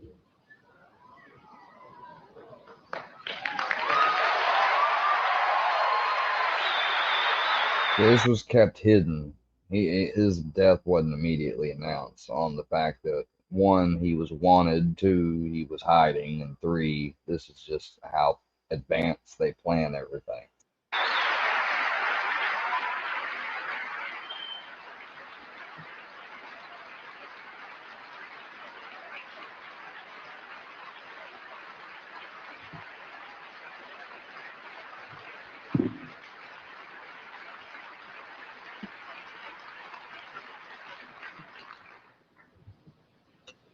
He has now moved on to his next level of OT research. This level is beyond anything any one of us ever imagined. This level is in fact done in an exterior state, meaning that it is done completely exterior from the body. At this level of OT, the body is nothing more than an impediment and encumbrance to any further gain as an OT. Thus, at 2000 hours Friday, the 24th of January, AD 36, L. Ron Hubbard discarded the body he had used in this lifetime for 74 years, 10 months, and 11 days. The body he had used to facilitate his existence in this messed universe had ceased to be useful, and in fact, had become an impediment to the work he now must do outside of its confines. We felt it was important as Scientologists that you were the first to become aware of this fact. I can understand that many of you are probably experiencing the effects of a secondary. However, it is important that you can put this into the proper perspective. LRH defines a body in the tech dictionary as an identifying form or non-identifying form to facilitate the control of, the communication of, and with, and the havingness of the Thetan in his existence in the mesh universe. The body is a physical object. It is not the being himself. The being we knew as L. Ron Hubbard still exists. However, the body he had could no longer serve his purposes. This decision was one made at complete cause by L. Ron Hubbard. Although you may feel grief, understand that he did not and does not now. He has simply moved on to his next step. Put him on the mic. LRH has said, if I have fought for a quarter of a century, most of it alone, to keep this work from serving to uphold the enslavers of man. Oh, shit. To keep it free from some destructive pitch or slant, then you certainly can carry that motif a little further. The rest of this event is devoted to informing you of a few more details of this matter and what LRH's intentions were, and also a look to the future. The first person I want to bring on here with me is Mr. Earl Cooley, who was the attorney who handled this matter at the time. Please welcome him.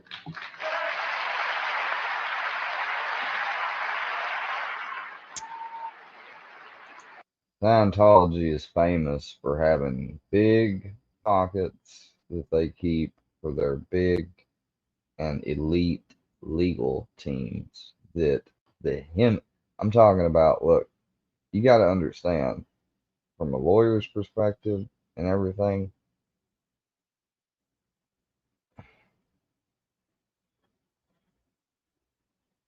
it's just the culture of the way it's went out. They don't, especially when they're being paid big amounts of money and stuff like this organization is doing. And especially when a lot of their they have legal teams that are Scientologists.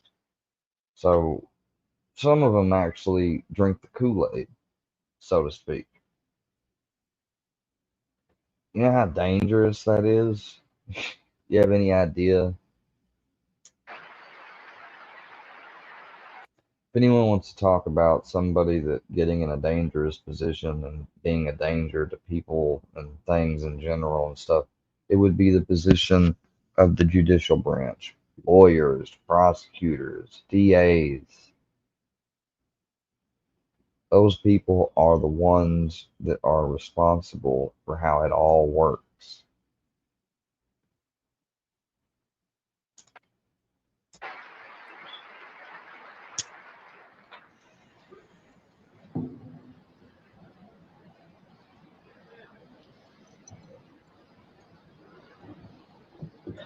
It is not surprising that when LRH discarded. But make no mistake about it, even though they have, and a lot of them unrightfully so think that they actually are the authorities and control the courtroom, and they do, but it's the people's court. That's what it is at the end of the day. It is the people's courtroom.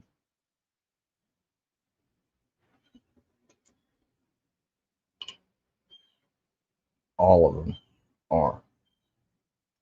And that's why people should get outraged when people do things like make up false accusations or try to falsely set people up. Instances of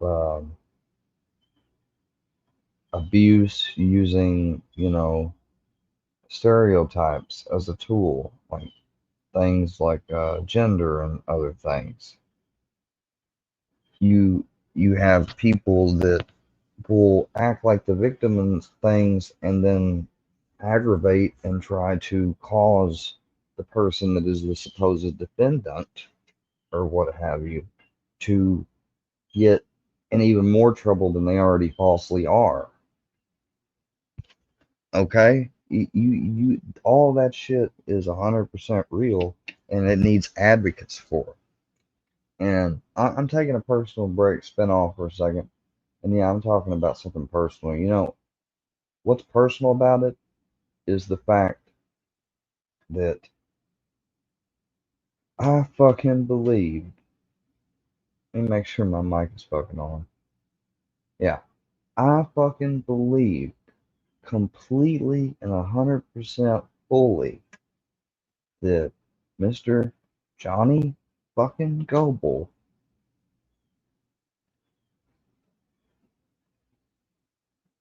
was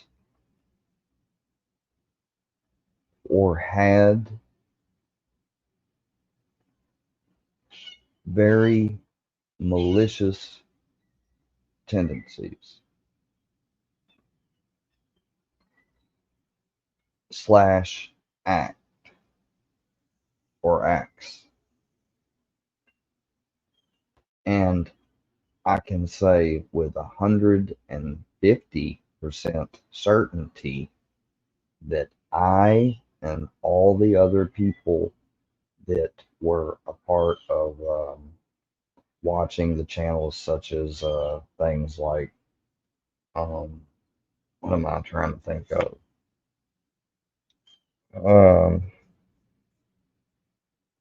Well, I mean, at one time, even Daniel Bishop's channel questioned Johnny, but not Daniel Bishop. It was, there's things going around. I think it was, he might have been featured on Scooter Beggins. Then again, I don't think so. He don't ever do stuff on Johnny.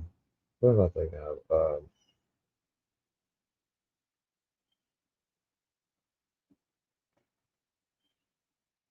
Oh, duh. Yeah, that major brain part. Mr. G, the person that fucks with me a lot, they were echoed by people. Well, that guy's not really around here anymore. I don't want to say him. It was investigated and looked into by this other guy we'll call Mr. D. And all these guys' channels, it was a big thing. And when I had realized that I had been had and basically, fooled, whether it was a, I'll never know, you know, um, everything that had to do with it. I don't think anyone will. Just like with most things, it just doesn't happen that way. But regardless of all the nuances that dealt with, you know, the whatever led to these people investigating and believing that stuff, that's not what matters. What matters is the fact that I had videos up on the dude. I took him down, apologized to him and everything, and really made an effort. Supported him not just on the Redneck Brawl stream, but several streams, and did things that like moderators would, do, telling people to like the video and stuff. Like I tried to help keep it positive over there several different times. Other times I just went over there and I agreed with him, or I spoke out about the stuff that was going on with me and stuff. It wasn't that I was ever trying to make the chat about all me in Johnny's lives. And,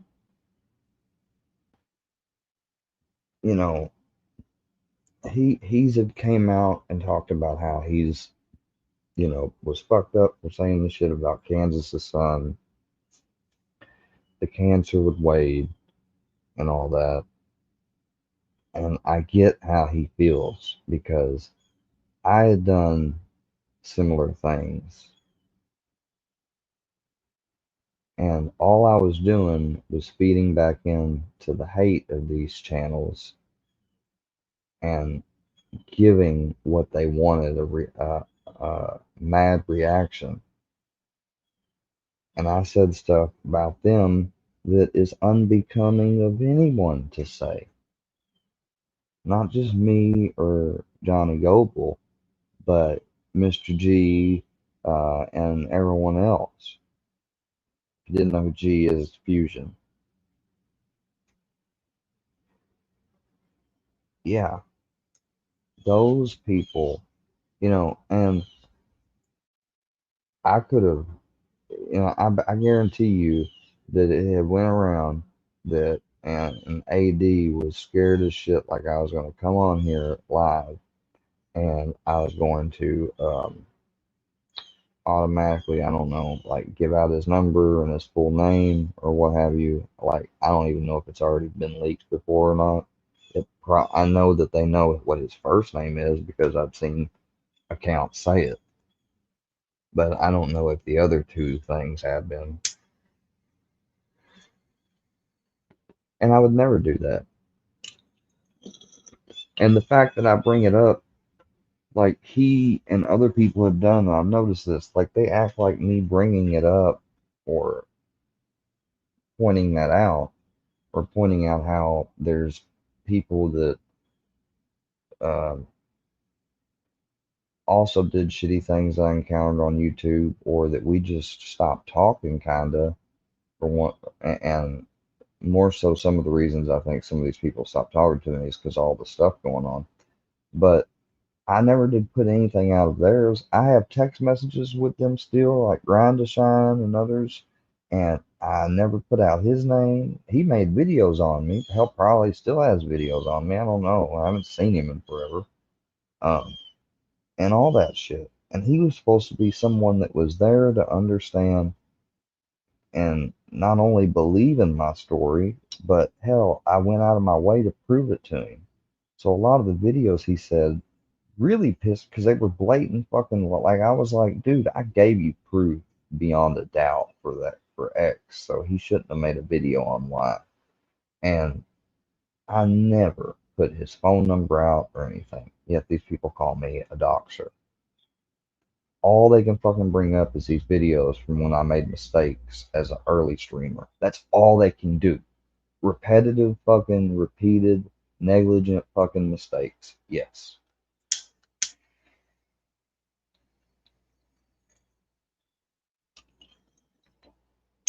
Meanwhile, their greatest hits we can pump out to just the other night telling me to suck start a pistol and that they that they're threatening me with false imprisonment In other words, they're threatening to have me locked up on a bogus charge of some type.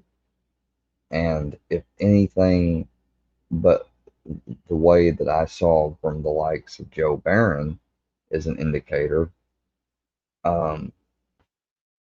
it almost, and Dagburn's self, it almost looks like that he'd be with them. If not, then I mean, because what are the odds that a fake Dagburn account would be allowed in ADs?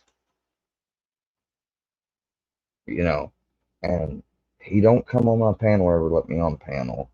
He has to like basically talk to me, which I don't even know all what he said, and I don't care.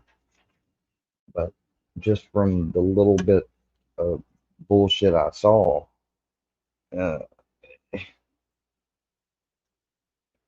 it, I don't know.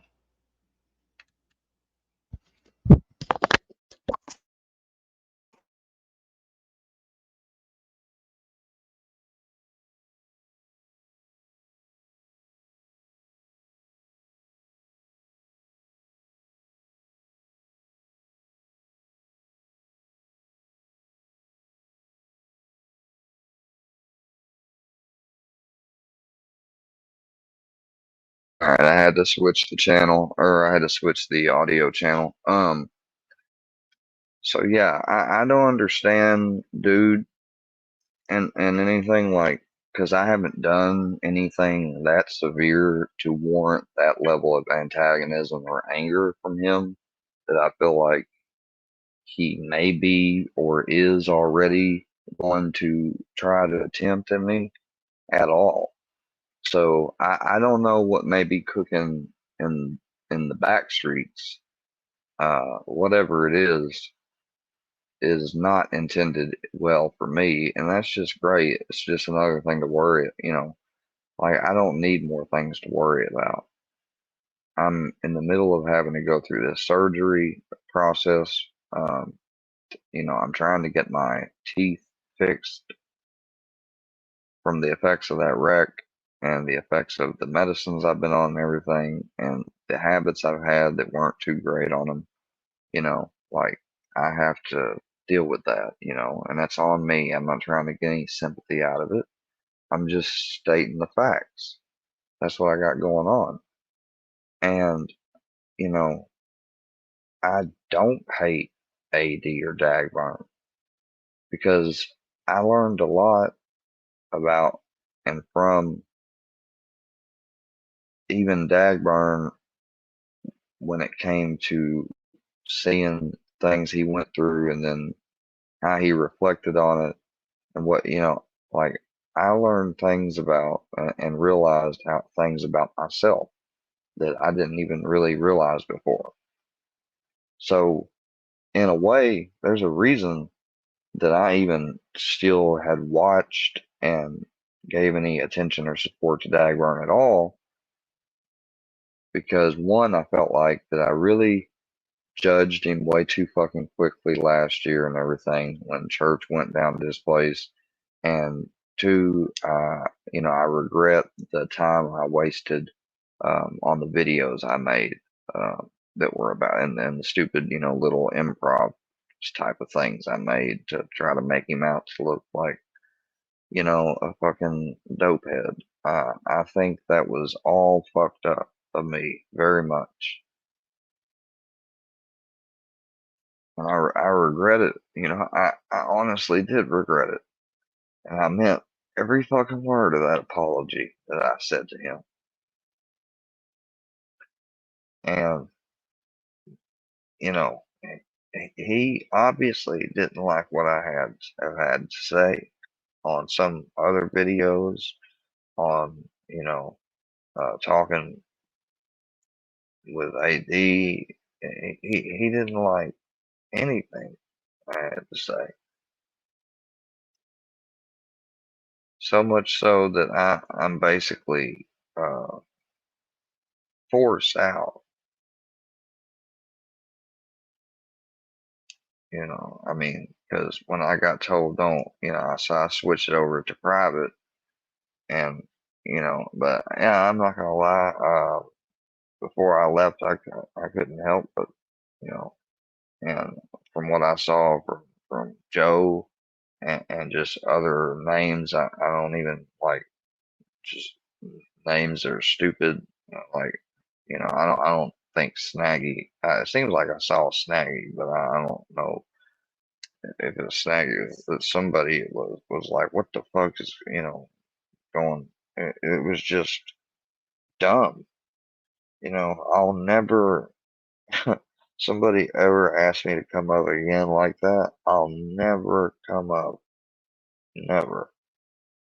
Because that is so fucked up and shows you just how snakish AD is.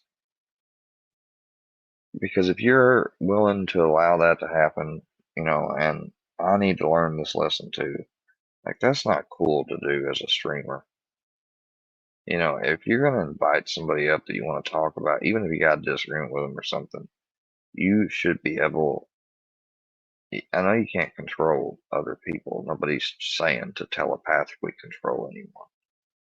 But you can lay down the ground, and if nobody, um,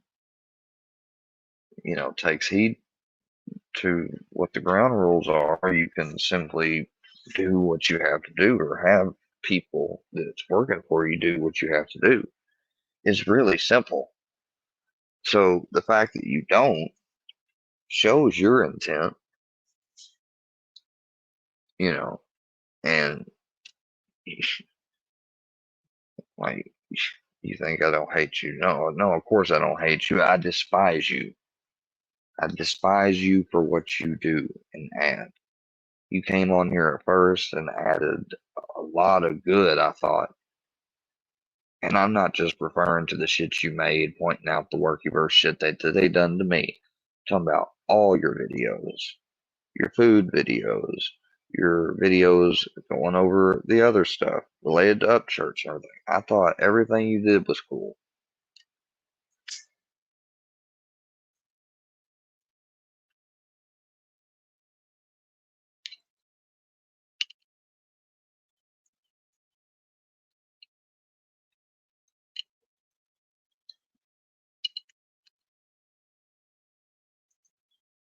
I took his advice to the heart as much as I could. Hell, you could even say that I'm taking your advice now, because I am going down the path that you recommended. Not the complete same path, but generally the same one. Getting off pharmaceuticals. Which reminds me, I do have today. I am going to take a nerve pill. Tomorrow, I'm not. Yesterday, I did. Not a nerve pill, a depression pill. Yesterday, I skipped because I'm getting down to the last ones. I'm starting to skip, and then I'm just going to stop. That's the protocol I got on it. Today, instead, I started yesterday, so today I'm continuing, only taking one Ativan to get my body on, to let it get locked in and adjusted to that.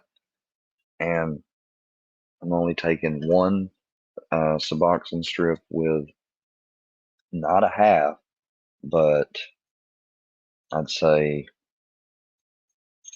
a half and 30% cut off of it, of the half. So I'm taking one and 70% of a half.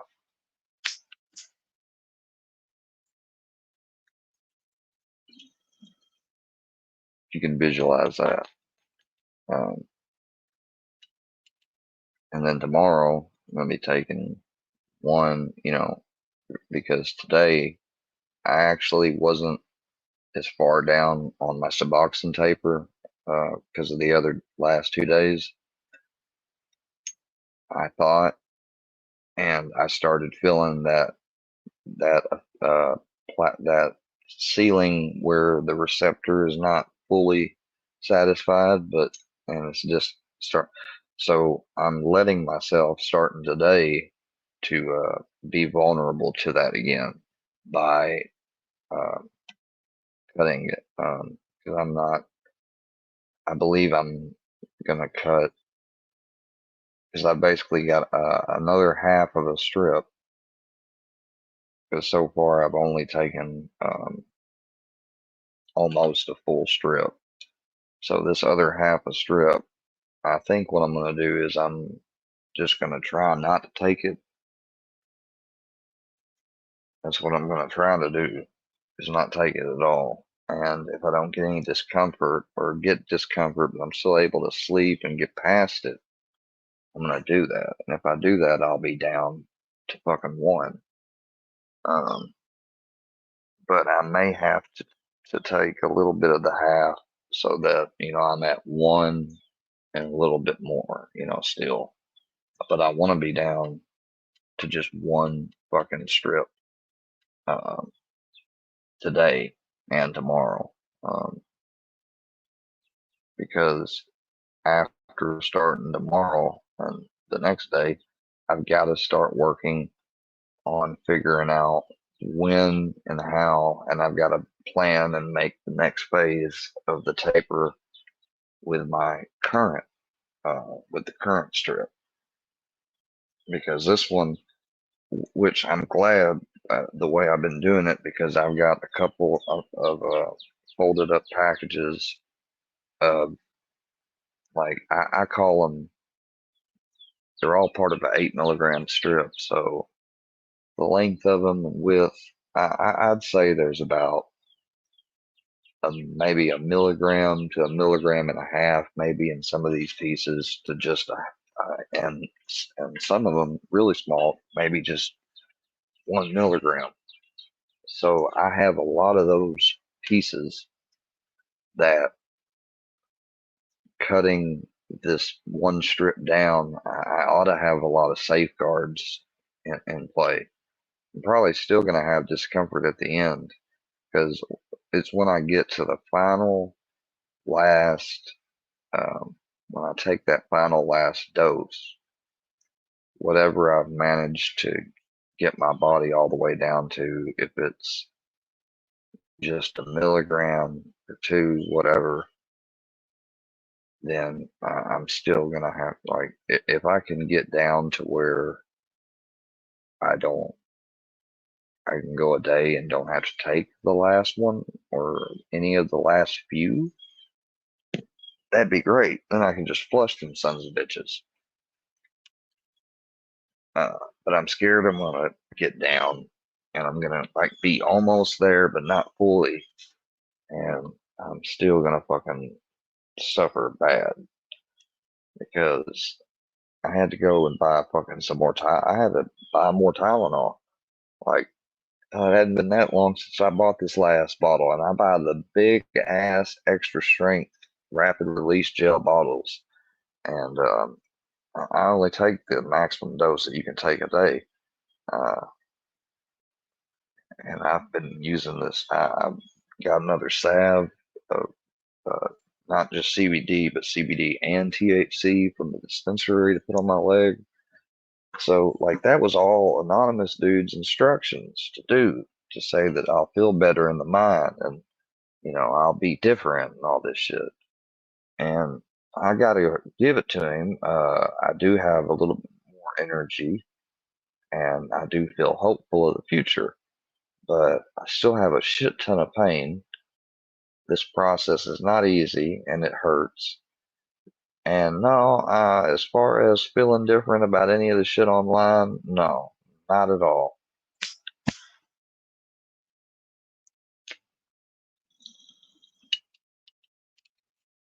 What do you expect to happen, AD? What's supposed to happen in my case? Am I just supposed to log off and forget all that bullshit exists? Is that what you would do? And it's not even fair to ask you that, because number one, your life's pretty much over, in the sense that, you're on retirement, whatever, which, by the way, thank you again for your service to the country. You earned it. But so your answer, just from a point of values and other things, is going to be different and not really on the same level field, if you catch my drift. So it's not on that ground. It's not fair to ask you because you arguably would make a different answer. You know, what can they do to you? You know, I mean, nothing other than stuff that could be breaking the law. See, with me, they can do that stuff, which they have, and they can do this quasi, not so breaking the law, but not ethical or looked upon as good stuff either that they've been doing online, if you catch my drift.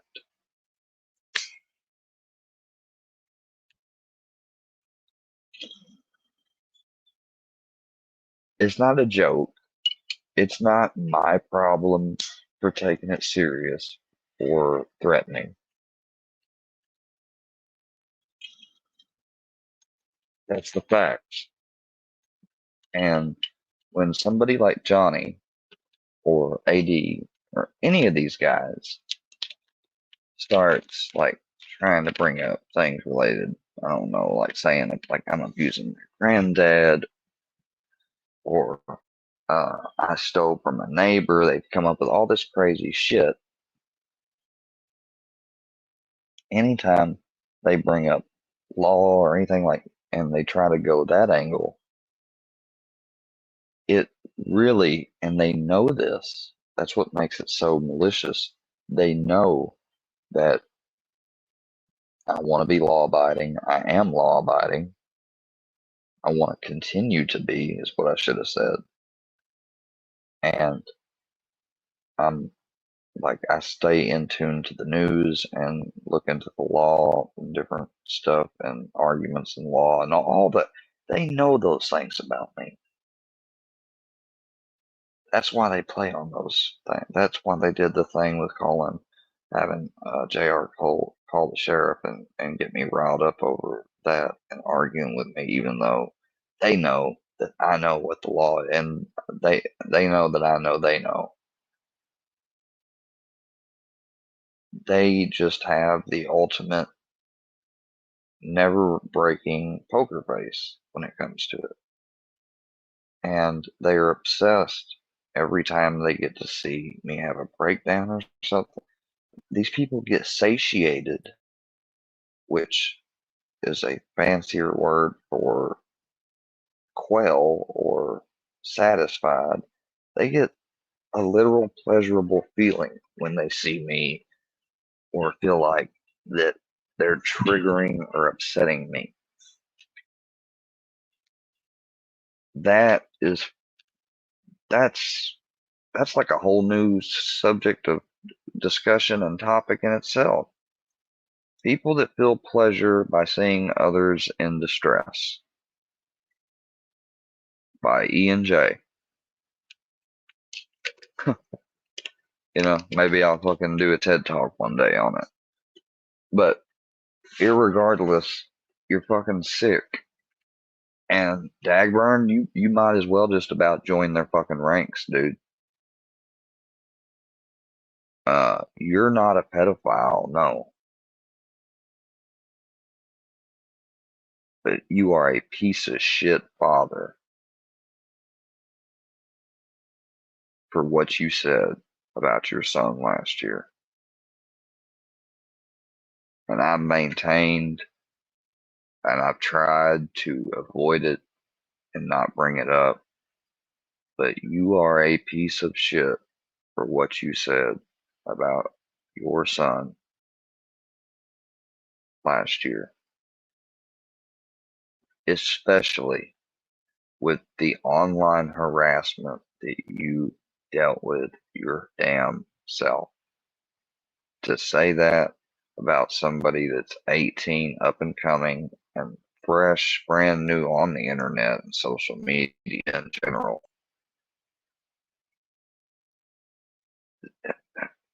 You're not worried about the fallout of what that can do years later, potentially. It could blow back up. You may think, well, it's done nothing. What are y'all talking about? No, not yet, silly. You dumbass.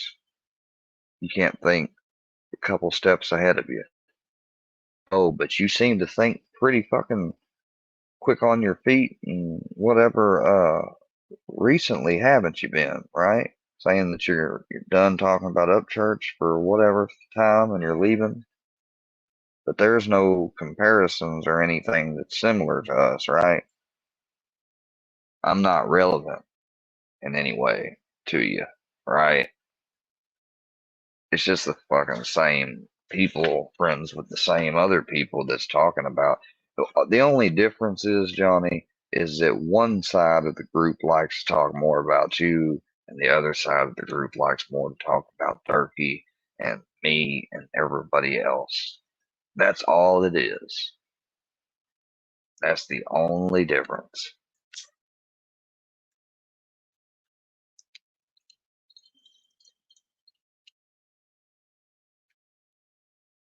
And Johnny, if you come on my page or stream or anything ever again, I will, if you try to antagonize me or do any of the bullshit again, like that you fucking tried, I will not just notify my law enforcement, I'll notify your law enforcement. I'll notify your mayor and DA's office. If you got a prosecutor, I'll know, or you do have a prosecutor. If you got a probation officer, I'll notify that motherfucker. I'll notify every single motherfucking person in Paintsville about you if I have to. You do not want to put me on the side of making videos about you and stuff right now. You really don't, because they won't be like the stupid videos I made last year. They will be literal videos asking tough questions that you ain't got no answers for. Guarantee you. Among other things. And you'll try to strike me, whatever else, and you know that won't go anywhere for you. Like you have no fucking right to antagonize or try to threaten basically my character and my name. You have no right doing that. Up until you being a disrespectful little shit and deciding to brush me off, which I can't imagine what you were thinking when you did that. You must have been high or something, because you know what YouTube's like. You know you've talked about me. You know I've seen all this. You know that I'll see it, and you'll know that I'm apt to respond or make a video back. And so all that plays out, and then you finally let it out that you have contempt about it.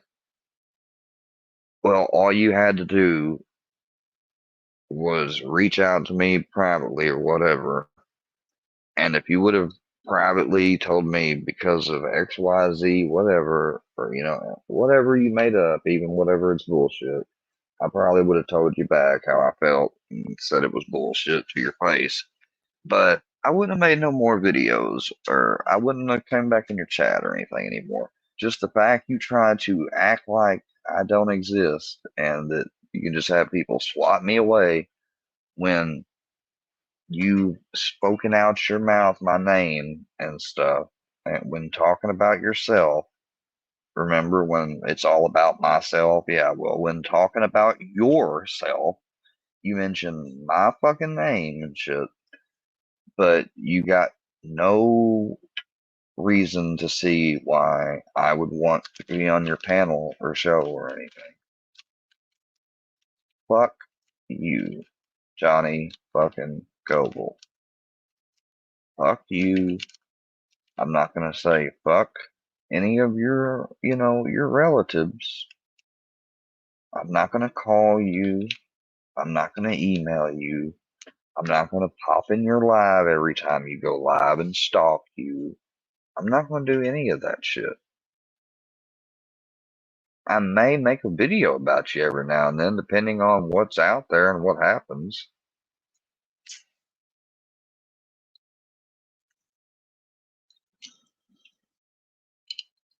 But you really got no one to blame for that but yourself. And you may think, well, fuck your videos, fuck you. Well, maybe fuck me. In time, though, this channel, who knows, may grow. If it doesn't, I've got another one I've already been working on, so.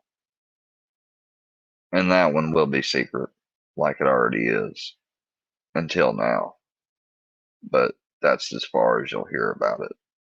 Good luck trying to find it. So, because I got people, there are certain things that when it comes to, if I were to try to start an open forum or discussion about them, I don't know this for 100% certainty, but pretty close, damn near. They would be scrambling to try to ramp up some type of like 5150 false imprisonment type scenario. So like I gotta be extremely that's why I've been doing a lot of off live but still online work here lately. And that's why it's more important than ever to sign up to the squareverse.locals.com Patreon membership page. While I admit it is not much of a feature for the time being, but that page is going to give you exclusive access to me directly and all of the private stuff that I'm going to be sharing. And I will be vetting memberships. I know people have made memberships and thought they can come in, and you've also found out that I can kick you and block you just as quick out again. And I imagine they will try the same old shit they do here on YouTube. They will keep coming back with different accounts. You will, if you want to be a member in this growing stage of my channel, if you want to be a member of anything that's my private stuff, when I reach out to your email that will be displayed on the page when you do sign up and pledge your donation, whatever, I'm going to ask you some simple things. And in it, I'm going to include my stuff, all the stuff that you can use. That way, if I were to ever do your details or anything any wrong, then you can, hell, it's already out there anyways, right? Yeah, exactly. I don't want everybody else like, besides the people that do the hating and hate groups and gang stalking shit, I wouldn't care, and actually it'd be sort of cathartic if their identities all got exposed. But as far as everybody else, even the people in comments that have supported these groups, I don't want their fucking them doxxed. I know they hate and say nothing but bad shit about me, but I still don't want them doxxed. I don't want them to go through anything I've went through. They have made this fucking error with everyone that's around that, if he be careful, if he tries to be friendly or whatever, don't give him your phone number and stuff because he'll dox it all out whenever you have a falling out with him, which will inevitably happen, according to them. All right, well, I don't want phone numbers, but if you're going to be a member, I've got to know, like, who you are, basic name. I got to know that you're not some, and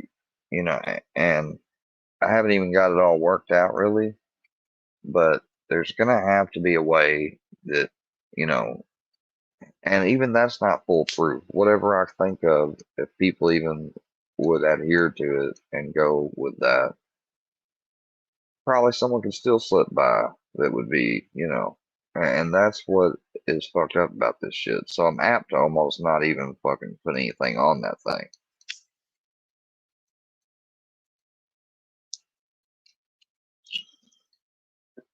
Besides stuff I wouldn't mind putting on there, I guess. Because I don't want my privated stuff that I intend to put out for people that pay for it. I mean, because if, I mean, you know, I mean, you'll say, well, why? And then you can go after them. Well, do you know how exhausting and taxing that is going to be and how difficult it would be? Because somebody would just pretend to become a member, get in, screen record some of the content, upload it to a YouTube channel that's maybe been out for X amount of months or what have you. Then I got to file like copyright claims, and then I would have to go through the court, like actually be able to spend the money and go through the court stuff, which I had the money I could do, but how many videos can I do it before I run out of my money? Probably not too many, you know, and they bank on that type of shit. That is what is fucked up about this situation. They know they don't own me, but they proudly say they do, and they are doing all this stuff to make it seem and feel to me as if they are exerting ownership over me. All they're really doing is interfering and putting a dominance, this air of dominance, like trying to put it over certain parts or aspects influencing my life.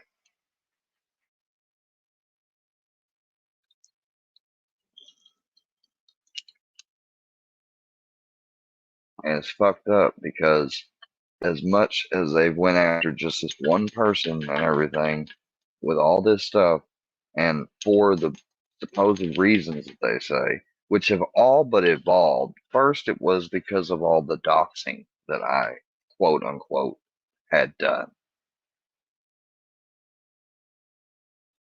It went from 20 to 30 to 40, 50, as high as 70.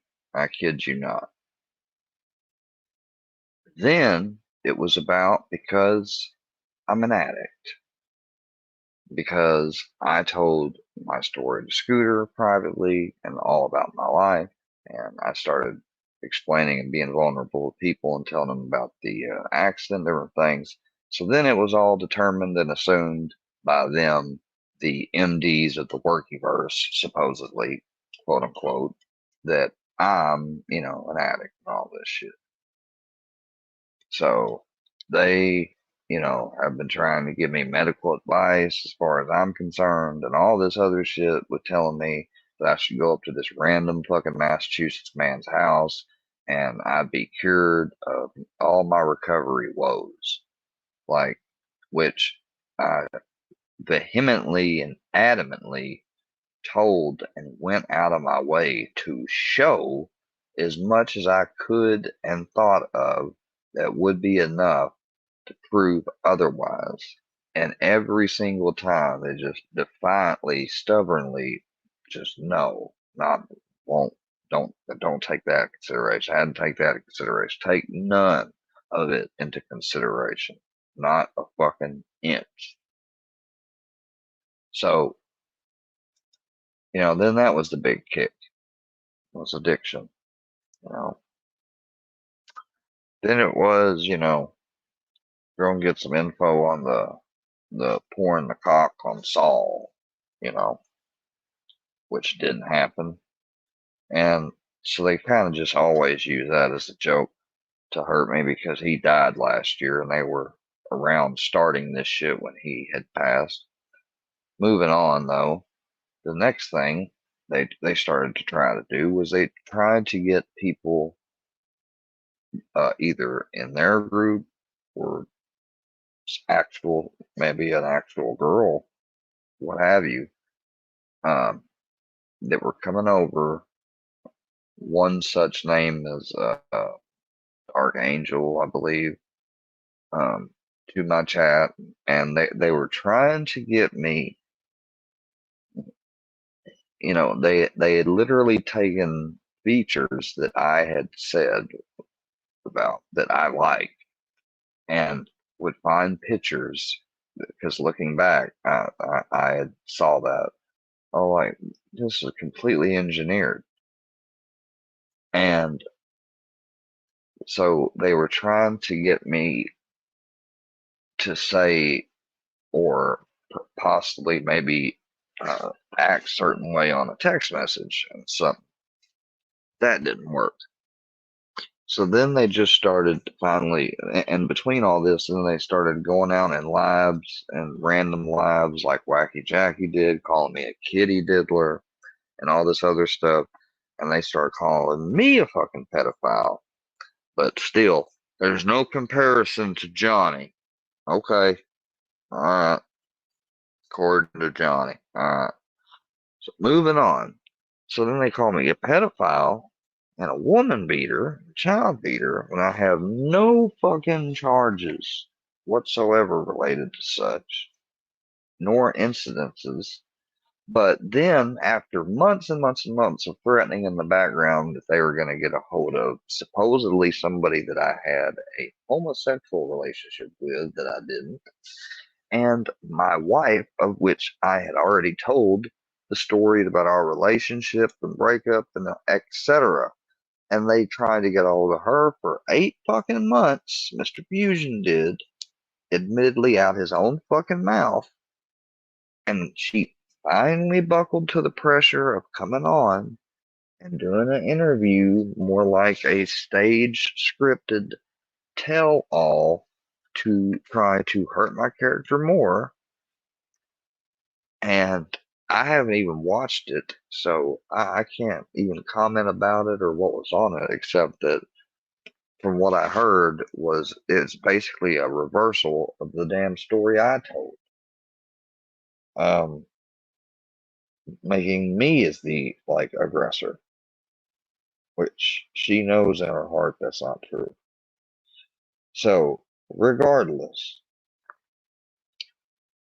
so then that was that. And then that didn't sit and play out and people go on as long about as I thought, because then here lately they moved on to threatening, like my my lawful state and rights and everything else, and trying to tell me what I can and can't do, and where I can and can't work, or that I am and or I'm not working.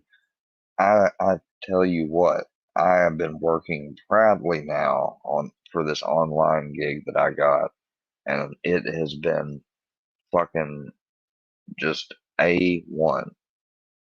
I get paid. I have access to getting early pay, like almost like on Lyft and rideshare type stuff, or drive, or dash. Like there's all types of perks to doing what I'm doing, and I don't go into detail about it because then they could figure it out. So as much as I'd like to be how I wanted to plan to be when I came on here, I started to be that way, and this is where it got me. Just from being honest. Trying to share my life as the internet and social media networks and stuff are designed for. If somebody makes a YouTube account and they make it to be a personal, like diary or entries on their life and stuff, they ought to be able to do that without fear someone's going to become a stalker or something, or obsessively delve into them, or group around a lot of the old audience and develop a hate group. That's what they've done with me.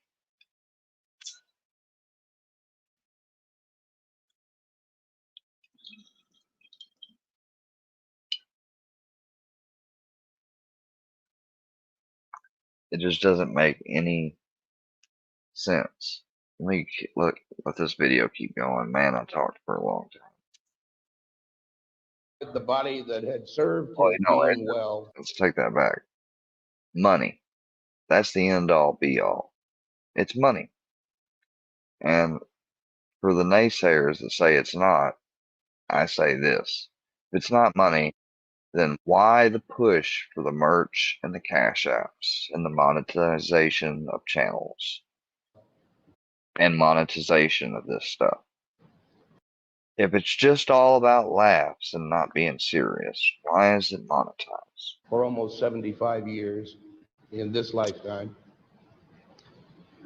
He left some very specific instructions for its handling and its disposition. Thus, last Friday night, I was furnished with a copy of his will in which LRH provided. Probably fucking altered by David Miscavige. That he was to be cremated promptly and his ashes scattered at sea. I was accorded the honor and the responsibility of making certain that these instructions were carried out.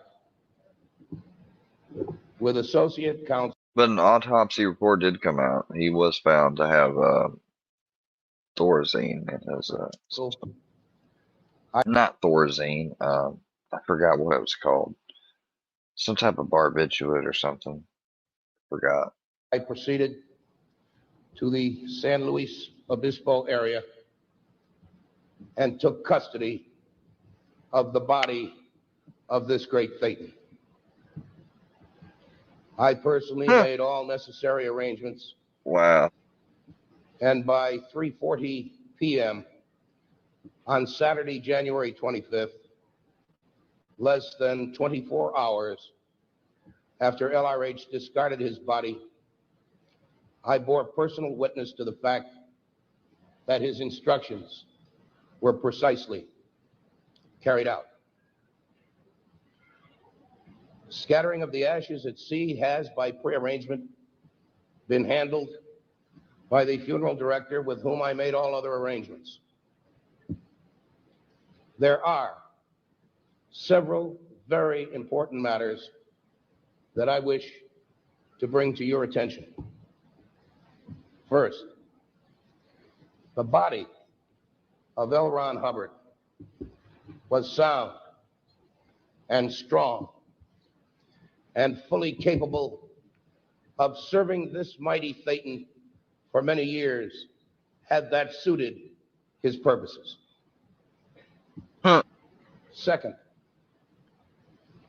in the performance of my duties, I have examined LRH's will, and I am proud and privileged to announce to you that after making generous provision for his wife and certain other family members, he left the very substantial fruits of his labors in this lifetime, including all money, real estate, tangible personal property, and of paramount importance, all copyrights to and for the benefit of Scientology. In other words, to the church and the church. AKA David Miscavige.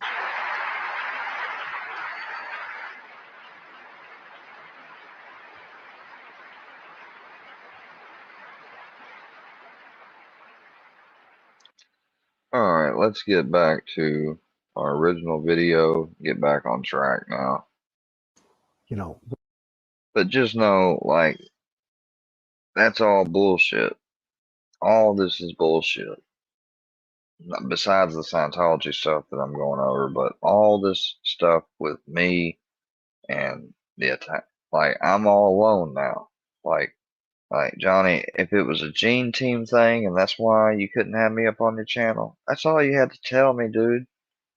That's all you had to tell me.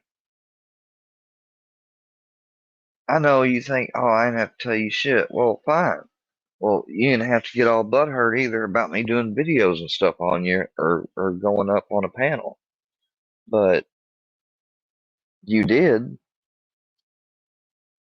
So, look, I, I, I ain't gonna, I really don't want to make any videos on you. I don't want to talk about you. You plan to continually go on up church and will go at up church no matter what the fuck happens.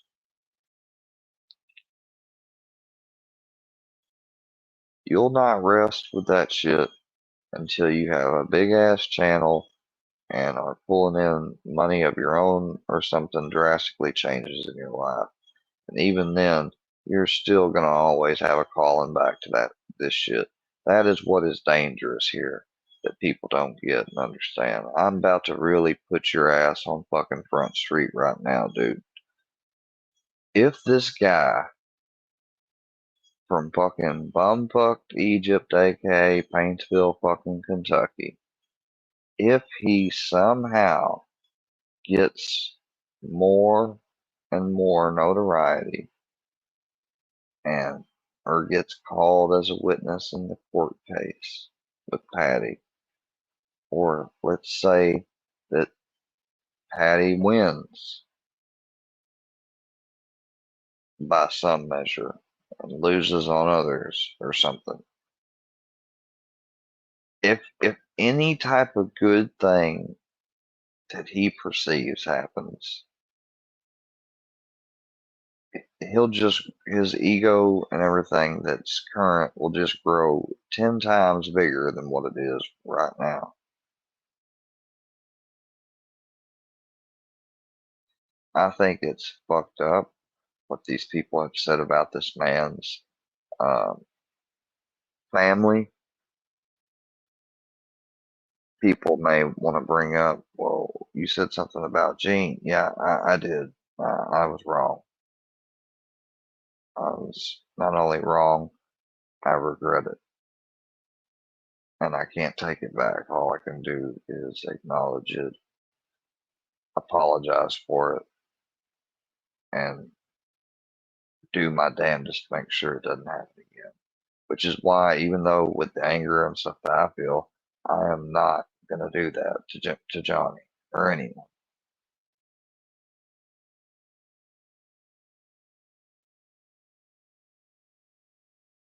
These people get at the very heart of you. I get it. And he may have been streaming. I don't know. That people that antagonize stuff could have been in his chat.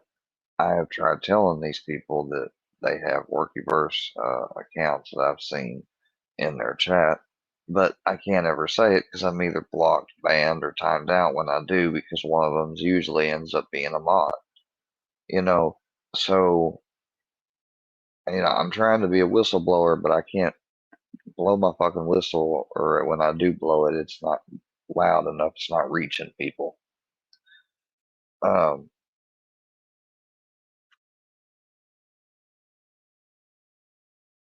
No, it's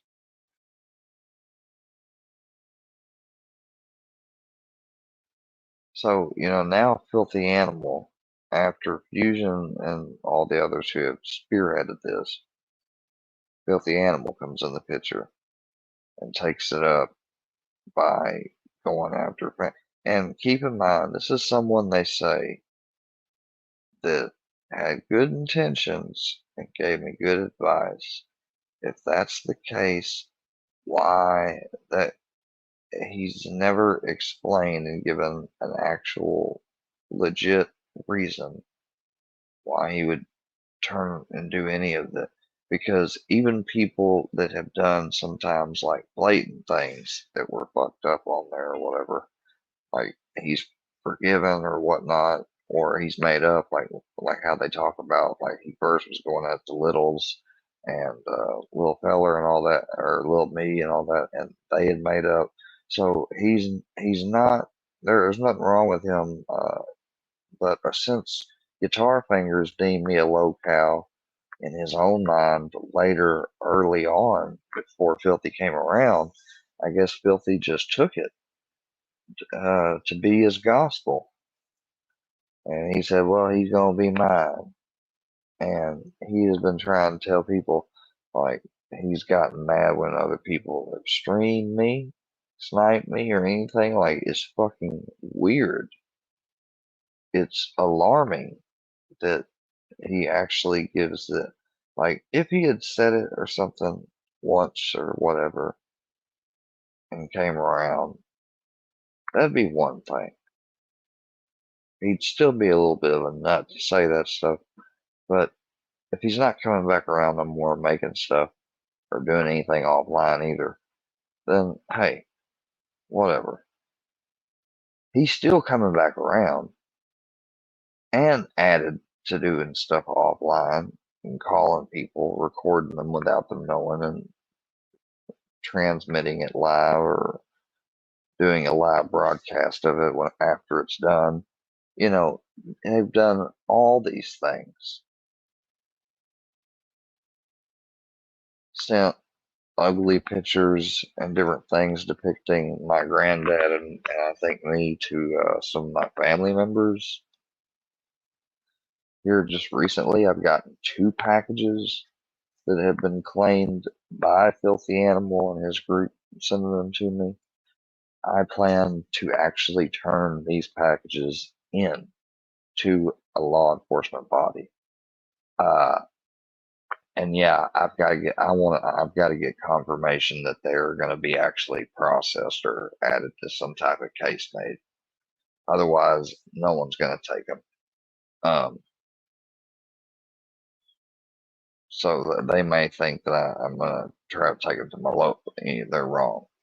No, this is somehow got to get to the FBI because they're the ones that can be able to track in the mail. And I hope you wore a ski mask, motherfucker. That's all I got to say. You better be up in there looking like Dumb Gene. Because whoever you are that mailed this, so, and then, if it's not Filthy or whatever, you can probably tell us somebody or whoever that knows who he is. And here's the dangerous thing that this is really dangerous. These people, the way they pointed out Iceman and talked about snitching, these are criminals. Bona fide criminals to live. And I'm not just talking about because it's because of how they treated that situation. Like they aren't just people that believe if that happens, you don't do it. There are people that have lived through experiences related to that. I strongly feel that is the case. If it's not, I'm wrong. But I very strongly feel like that's the case because it makes sense. They tried to cause Iceman to lose his fucking life if that information had gotten around and spread and took hold while he was incarcerated. And I pointed that out. And instead of Iceman having my back for doing that, he just decides I was told that Iceman was planning to discard me. So, see, it wasn't books that Iceman that they thought wasn't gonna like being around. It was me. Iceman didn't like me being around because he knew that if they got involved with something that they thought they had to do, I would probably be the voice that'd be like, "No, we can't do that, man." And if they went ahead to do it anyways, he probably worried that I would fucking expose it. So he basically tried to label me as a big mouth, and that's why I'm gone. That's what I was told, along with what I put on my community post.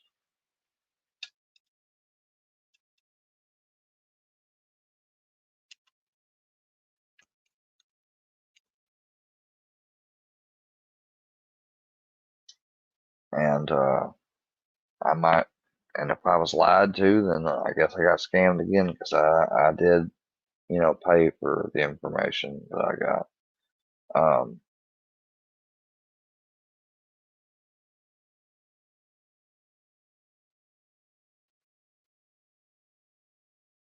Like they 120% believed because of the live I did after I left the hospital, and then I went back to get my cup, my tumbler. I entered the code, the access code that opened the door, and I went through. I walked into the lab. I told them I forgot my cup. Got it, and my charger too. I got it, and I just went up and left. So I wasn't escorted out like they said, in that sense, in the bad sense. And I walked because it was close, and I didn't feel like bugging my granddad, so I was walking back home, and I went live, and I was emotional and everything else. So they assumed that I was done, that they ruined school. And there for a minute, I didn't know if they did or didn't. Once I was reassured that they hadn't, though, I decided to just be quiet for a little while until I finally revealed that I was going to graduate. Man, I swear, if they had just done what they had done a week prior or 2 weeks prior, they may have very well succeeded. That's what's the fucking scary part is. Like, they made memes that I have saying that I was expelled and everything. JM had a banner he would use to put up in case somebody was going to porn bomb and all this shit. They really full on believed that they accomplished that goal. They wanted to keep me about the healthcare industry. Because some of them were in that industry, I guess. I don't know. Besides, other than that, all their other reasons are fucking bullshit and unfounded. Saying that they wouldn't let, well, that's y'all's opinion. You know, y'all don't like me because of YouTube, so your opinion is you wouldn't let me around you anywhere with the needle. Well, that's fine. You don't have to be at any of the places in the future that I work at. And if you happen to do and we run into one another, you can always request another person. That's no problem. But you do not have the right to try to keep me out of a field that I'm lawfully, scholarly, and legally certified to be in. Because to be a phlebotomist, you can't be a felon. So that whole thing about them trying to say I'm a felon is a lie. J.R. Cole, when he said it, it was a lie. He knew he was lying when he said it.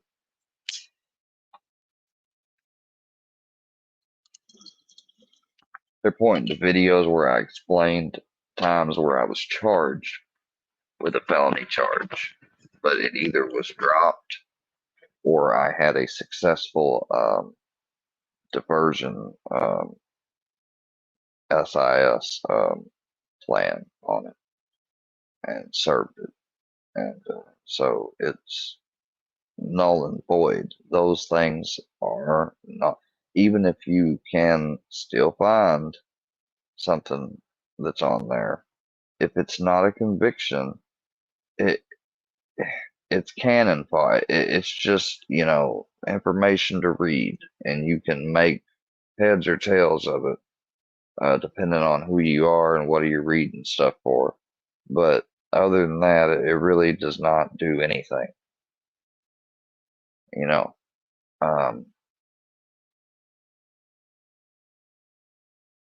and the cases that got dropped for no prosecution, they seriously don't matter.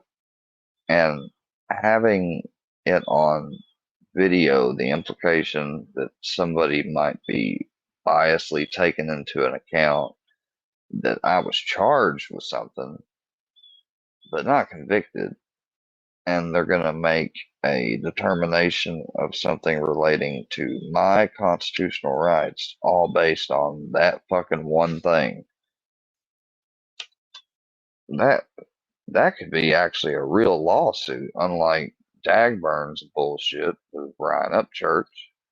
You know, I don't agree with like Ryan suing his mom, really, but at the same time, if she did do some things that's alleged, I get it, and it sounds like she was not the only person that has hands on Ryan's money. What I mean by that is Ryan's got a manager, B Loose, and um,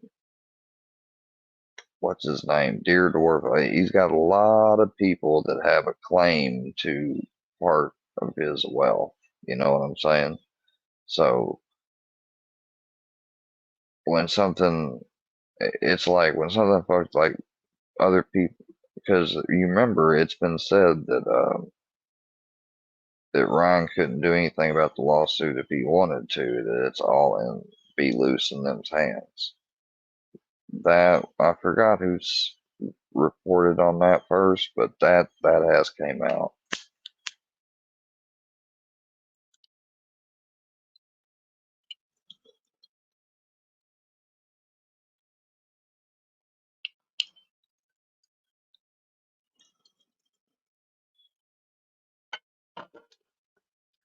And you know, Gobble, fucking gotcha, man, did you right by coming in there and recording your ass and leaving and then making fun of you in a way. You know why I say that?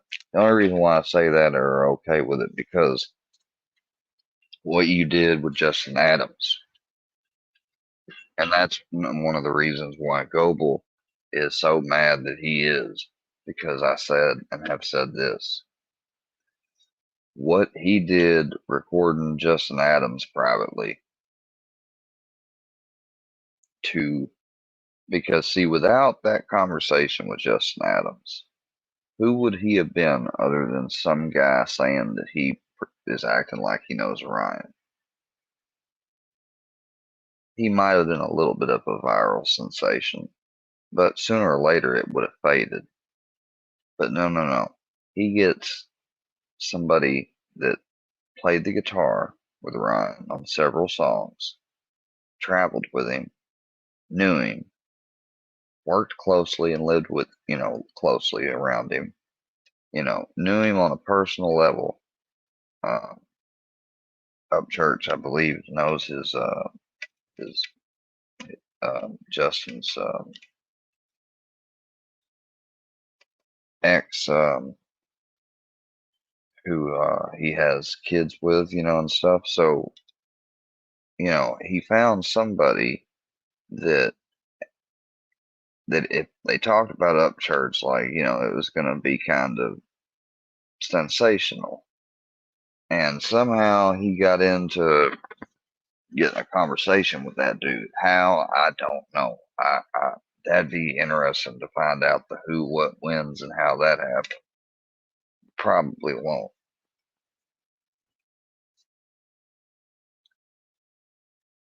And I got told by a lady that I'm not going to name. She's irrelevant, and nobody better say anything for me, even referring to her, because as much I don't see her but around every now and then in a comment. That's about it. And I don't talk about her, and I don't believe she talks about me, except for when I've seen these comments. And so since she'll talk about me in comments on scooter vids, then I'll freely say this. She is the one that told me that Justin Adams had been threatened, basically, for that apology video. So Gobble, you caused a lot more shit than you know with Justin Adams. from what other people say, you fucking fucked his career up too. And from what I got heard by this wildebeest, whatever you want to fucking call her, and she can just fucking take her ass on somewhere, as far as I'm concerned, because she initially had a hand in fucking alerting me as being a potential Durkee type or local, whatever type for what's his face. So I really don't give a shit, you know. But I'm not going to talk about her family or nothing or her continually. I don't want to talk about any of these people, but I will address the things that they did because it's fact. And you know, after I hear that, so I seen the Justin Adams apology video, and after seeing it again, like it did kind of look like some of it, he was almost like trudging through it in a way, if that makes sense. But whatever he said, which was true or wasn't true, it don't matter. The point is, like, you tried to exploit a human being from talking to you about something privately and putting it out there. And okay, so he does that, right? But he'll strike people if we use his content, even fair use.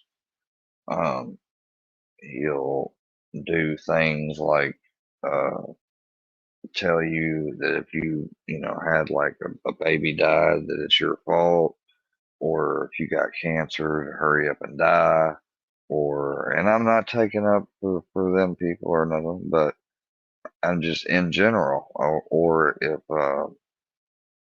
if you get cyber stalked and gang stalked and bullied, it ain't as bad as him, even though he did say that it was. It's not as bad as his, and you ain't a nobody, fuck off. That's the way he treats each and every different type of people. He's the know-all, and he's been done the worst, according to him. Meanwhile, you got 39 unread text messages, the last one saying basically to kill yourself,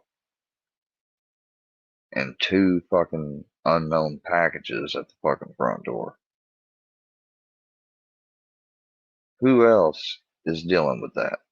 Who else has had cops called several times, packages sent to their door, this being now the total of 5, I believe? So 5 pieces of mail. Well, no, 6. 6 pieces of mail. Oh, they also sent a DoorDash McDonald's order, which was not made by anybody that lives here. That little shit like that. It's just not needed.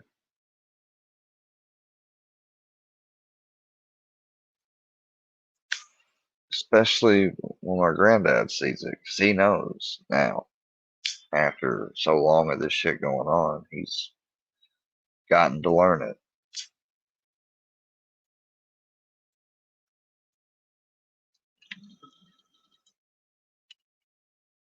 He said he's never seen or experienced anything like it in his life. And he said, and I know this is the first time you have too. He said, other than that time with those people, yeah. Like they even pretended in one of the last text messages to act like they were that group, but they fucking failed because they misspelled the fucking group's name. So their research was not 100%. Fucking dumbasses.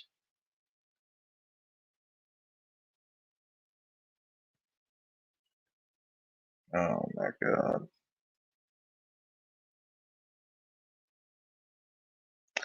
It's just fucked up because if you've ever been in the situation of, dealing with the courts or anything, like, you don't like being threatened with a false arrest.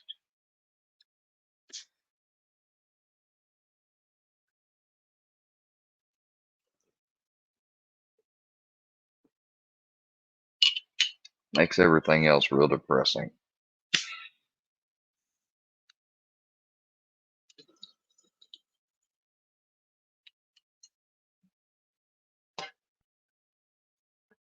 Because 9 times out of 10, you're not going to prove an arrest was false.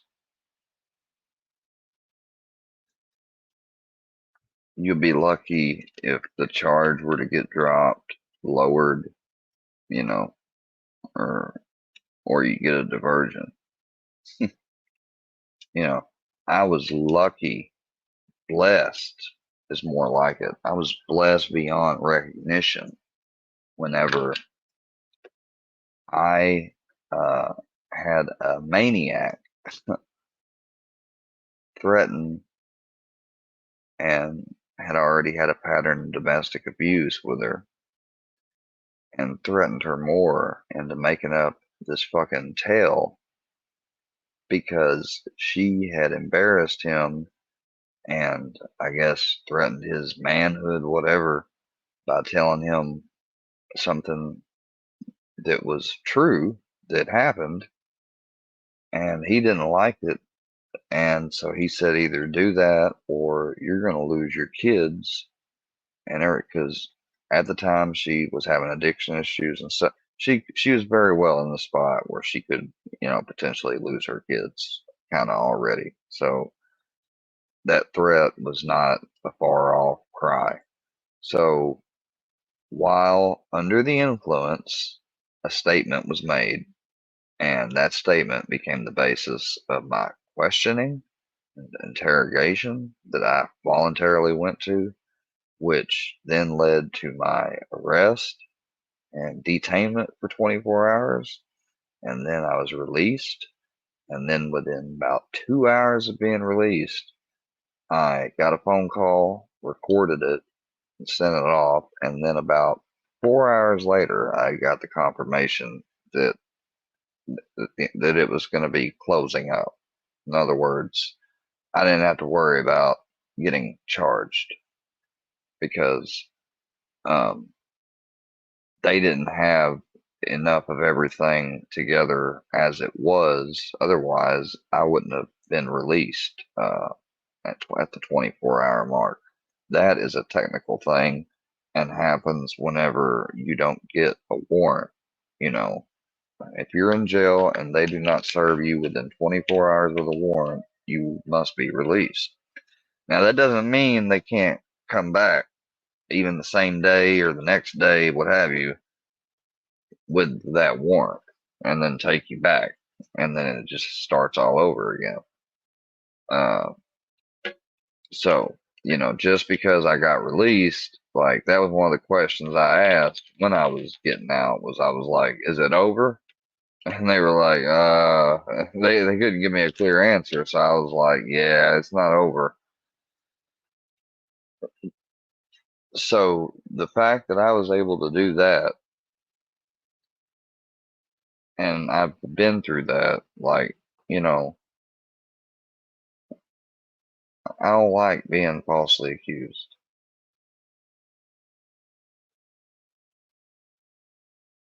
Just like Johnny don't or anyone else, like, and I don't know why there has to be contempt between these YouTubers. Like, y'all, I mean, do you realize, Johnny, do you realize, AD, do you realize Gene Team, members, do you guys all realize, all of you people, other people too, Carrie and what, do you all realize something? all the people that have either victimized and or crossed or hurt us, however it is you want to look at it. Everyone likes to use different word because of their status internally. Whichever way you slice it,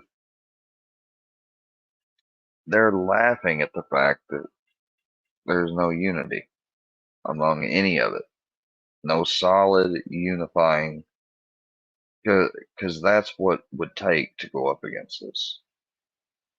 Natural. Otherwise, then it would take other things like, individuals getting in trouble and stuff not before it falls, because it's a numbers game, and they've known that from the start. And I've tried telling everybody that, and they try to act like I don't know, too materialistic or something. What is that? What is I'm getting back to the video now. I'm done talking. What were you into? Why? What is the OT? Or so I don't know if he asked a question, but somehow I went and I explained to him. And here I am, just kind of basically, it just walked out the door, and it did so much for me. But I started to explain to him the story of Xenu and the loyal officers, and I tell you, fuck me, I mean, I couldn't get a third of the way through the story, and we had our faces on the floor. We were laughing so hard. I mean, you couldn't even talk. It was just because it's retarded. It's insane. What was your reaction, though, when you saw the packet with the info?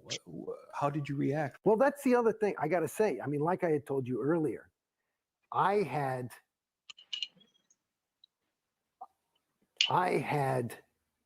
been on a spiritual journey long before Scientology. This data is just it's as different as the word Satan is different from the word spirit. It's about that different. I mean, the Bible talks about the devil and demons. It's nomenclature. The entities is what they talk about in these New Age religions. So all that stuff about Thetans. I mean, it was a little because I was in Scientology heavily, so I was a little bit like this. But I thought, okay, and I remember that was my thought. I said, okay, well, that's obviously, it wasn't that big of a surprise to me. And I just thought, it's like one of those moments, now that I look back and really look at it, there was a moment where I could have woken up there. But you choose not to. And that's part of the reason why Scientology is expensive. Well, if you're paying a lot of money for it, it makes it more valuable and you give it more. It's like I was just listening to the fucking radio today. There's this guy, he was working at MTV and they were in New York. This is just on NPR today. This guy, and he was on this art channel on NPR. And he was working at MTV and they were talking about packaging and marketing and how important it is. And the guy, and he was talking and saying it was important and that it was, this other guy said, it's not that important. He says, bullshit. And they had a little bit of an argument and he said, well, let me show you something. And he went and he was in New York and he went and he grabbed little garbage and he put them in little plastic boxes and he put a little stamp on them and dated them and signed the, and numbered them. And he's selling them for $50 each as art. Started as $10 as just, and it was like a little gift. But now that they're up there $50 and $100 each, the people are actually calling them art. So it's an interesting thing. So again, it's you're driving the car. It's just that you don't realize that the car, as a Scientologist, because you're in the trap, it's got a pre-rigged route. It's called the bridge. And so you feel like this is this easy life. I just got to sit here and the car basically drives itself. All I got to do is show up at the church and I'll be happy. And there you are. And you're on the bridge to total freedom. To total freedom. Yeah, they free you from yourself. That's one of the brutally ironic things about Scientology when they have a slogan called "Think for Yourself." Yeah. And you find yourself thinking exactly what Scientology wants you to think. It seems. No, but you're doing it yourself. That's why it's pretty good. I mean, it's really insidious. It's quite. It's so bold and bald-faced that, you know, you just would never suspect it.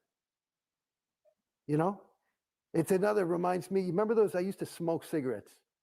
And so I was smoking cigarettes and I wanted to quit and I couldn't quit, and I'm smoking. And then these new cigarettes came out from American Spirits. And I say, and they're supposed to be all natural, right? And the fucking thing on it, it said addictive free. And I said, bullshit. So I start smoking and I'm down to like 2 cigarettes a day. And I'm like fucking disseminating the shit out of these things. They're the best cigarettes in the world. And I'm telling everybody, these are addictive free. I'm hardly smoking at all. I say, look, it's addictive free. It says, that's not, it says additive free. I went right back to a pack a day. So it's the same kind of, what the hell? Hell no. It's you know, you're playing the game. You got to by really yourself. believe it. It's a mental. Well, I don't think it's fair to say by yourself, because it seems like this entire structure of Scientology has been built to funnel you onto the bridge and keep you on the bridge. Yes. And those people that I suspect, again, I'm not an expert. And this is some of the things, this is one of the things that I can't fully confront yet. I can say that, in my opinion, that the lion's share, at least well over 99% of your Sea Org people are the truest of the true believers. Okay? So they are really there they're trying to help you, and they'll not take no for an answer. It's like, you know, your son wants to touch the stove, and, you know, you're willing to physically stop him, even though he's sure that he wants to see that beautiful blue thing that's dancing there and touch it, right? And maybe even put his hair in it or something. You know what I mean? He doesn't know what fire is. They are willing to give their lives practically to keep you on the bridge, because this is for your own good. So, but they are doing it. That's just one individual, and that individual is doing his job. There's not a lot of them that need to be told to get up in the morning. They're on autopilot too. But the whole group is, it becomes, you know, this living, breathing thing. And the thing that I haven't quite confronted is, I can't quite see what the fuck anybody gets out of it. Like, you know, is COB, does he want $300 million? Is that what it is? Does he want $1 billion? And COB is David Miscavige. I mean, is that it? Is it Chairman of just his power? COB is chairman of the board. Hard on? Is, you know, or is it just insanity? You know, I mean, I wonder, is LRH, was he just crazy? You know, there are people, maybe he was an SP, you know, whatever. But I don't know. I mean, the jury's out for me. I haven't, like I said, I can't confirm. I don't see what the fucking, like, if I wanted money, I know for me, if I wanted $1 billion or something like that, I couldn't do that. That wouldn't be a way for me. You see what I'm saying? I couldn't do it. I'd probably kill myself. You know what I mean? I just couldn't live with myself like that. I certainly couldn't look my son in the eye. You know what I mean? But that's me. And maybe that's me, PTS. Maybe I'm fucked up. Maybe that's my conscience, whatever the fuck that is. But you see what I'm saying? I don't know. I haven't quite had that confront of truth or evil, depending on what you want. But I don't know what the fuck anybody wants out of it. Well, Who's like, all this money is a big thing. Where does it go?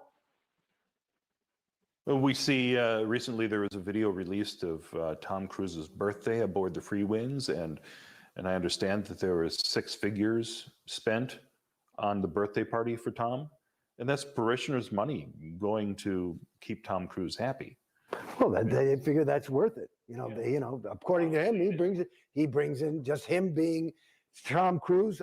Per their viewpoint, he probably brings in $100,000 a day for this church in terms of interest and positive public relations, and you know, so 6 figures ain't dick, right? You know, that, you know, it's certainly, you could throw a party for him every day and it wouldn't really put a dent in their bank account. So I don't know what the, you know, a party. You know, people like to get mad at COs who take these big things, and Tom Cruise is party, and there was some, the fucking Free Winds is, let me tell you, is a flea bag. I mean, it's It's not a fucking nice boat, you know. I mean, I've been on that thing. I got seasick every time. So. But speaking of Tom Cruise, you were talking earlier about your your identity being stripped and being replaced with that of Scientologist, and certainly you can see that in Tom Cruise and in Well, I the mean, I recent can't speak for videotape that Tom was Cruise. released. I mean, yeah, but I would suspect that that's what's happened, you know. And he was off for a while, and you know, he's in gung ho. You know, I'm sure he went through a big ethics cycle and woke up, you know, because he probably had some trouble with his wife and he found his ruin. You know, I think it's probably, I mean, I would just, maybe he has trouble with girls or something like that. You know, that might be his whatever. I don't know. Anyway, he's But always been, at any rate, he seems like the ideal of what a Scientologist should be. I mean, dedicated. well, I was in there. You know, COB called me the poster boy for Scientology. I was as gung ho as you could get. How did it turn around for you? Why did you start to doubt? Well, it not only didn't work anymore. The more auditing I did, which I was more and more encouraged to do, the worse I got. I was starting to go fucking crazy, and it was fucking me up. How far up the bridge did you go? I'm a class 5 OT5. I've done all my L's. Done a lot of what do you call those fucking things? You know, all those other courses, data series things, and TRs. Blah blah blah. One of the things, you know, what's interesting to me, there was a big thing about maybe 2 years ago or a year and a half ago that everybody wanted you to listen to your congresses, which is a Congress was this, you know, meeting that LRH had starting in early 60s, and he would get a group of people together and he would give a series of lectures on X. And usually it all really had to do with clearing, because all the congresses were having to do with clearing. And well,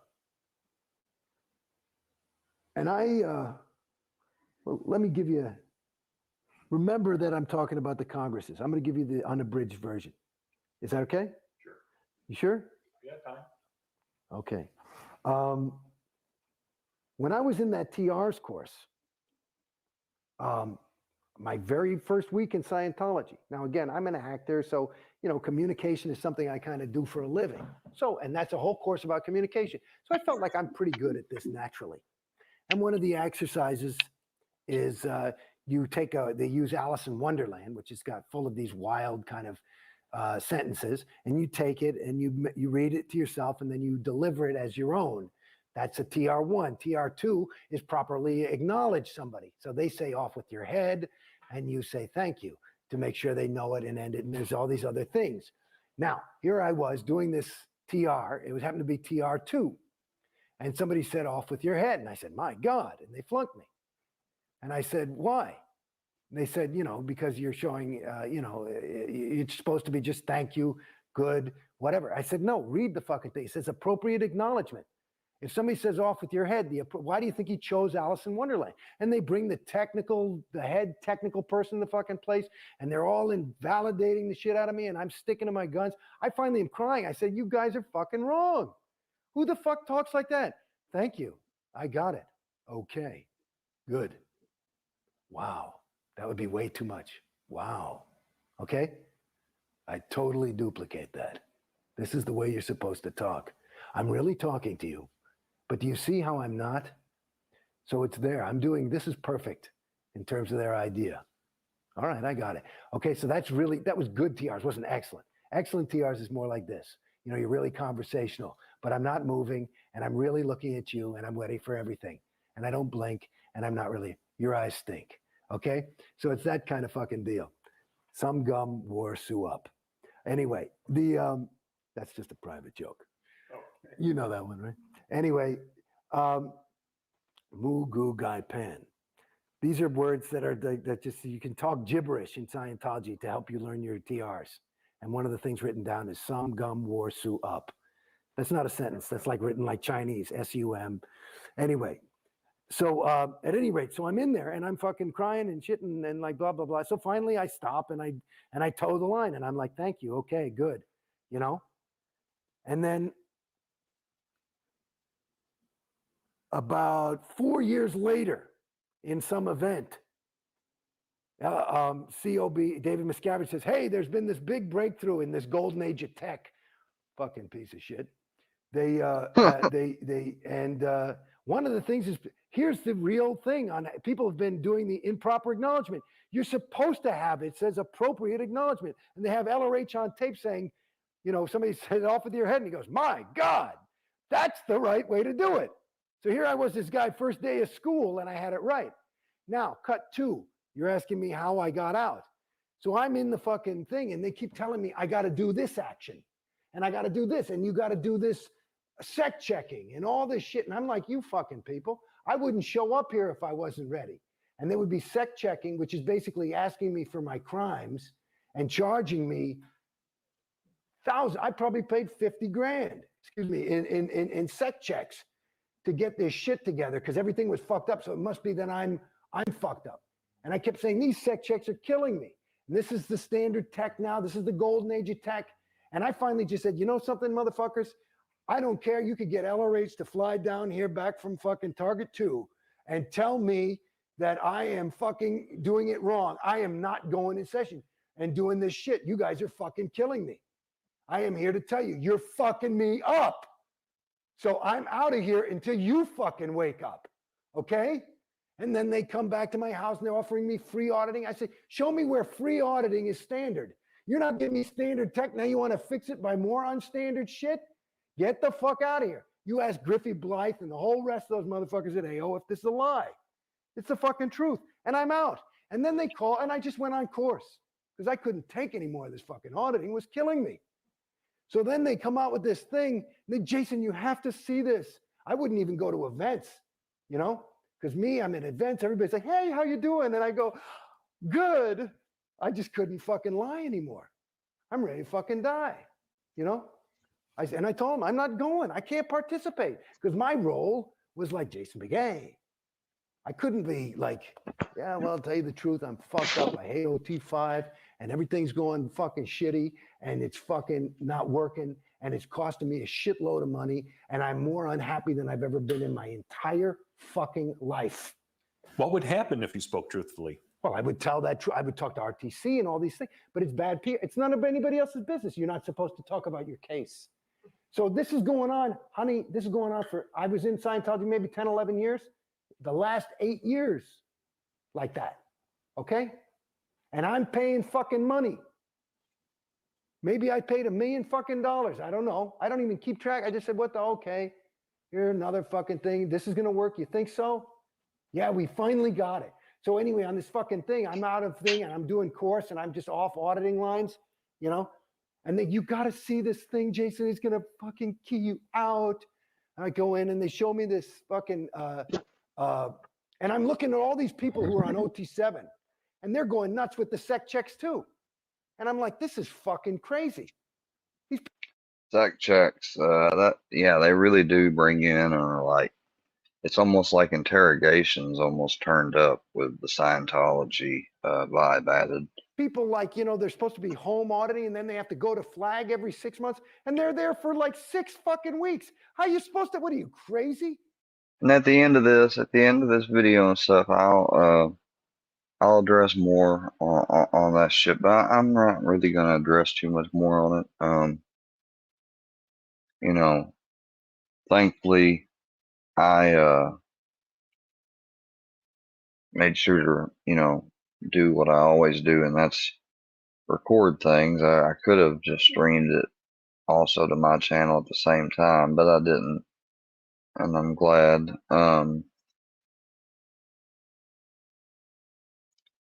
So I've got a record, but you know, that was real fucked up, considering everything the person should know. And if they don't know, and they just haven't watched or talked and had somebody tell them all the fucking things.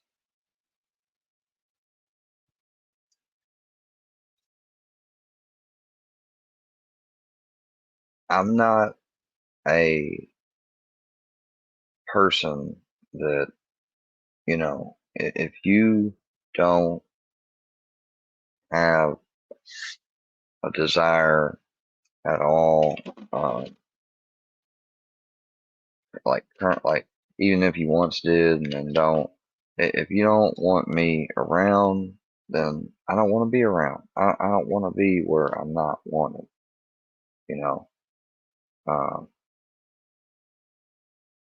And likewise, I don't, if I don't want certain people around me, that's what, you know, somebody on an alt account said that I don't respect freedom of association, when that's what I've been talking about. Bull fucking shit I do. Or that I don't, I mean, because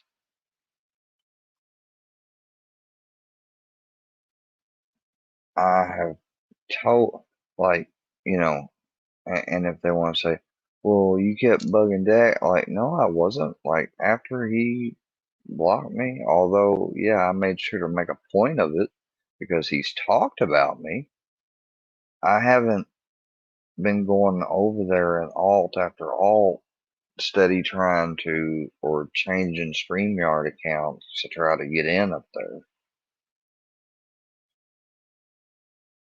He's not even been the subject matter of every live stream or nothing like that either. So, you know, um,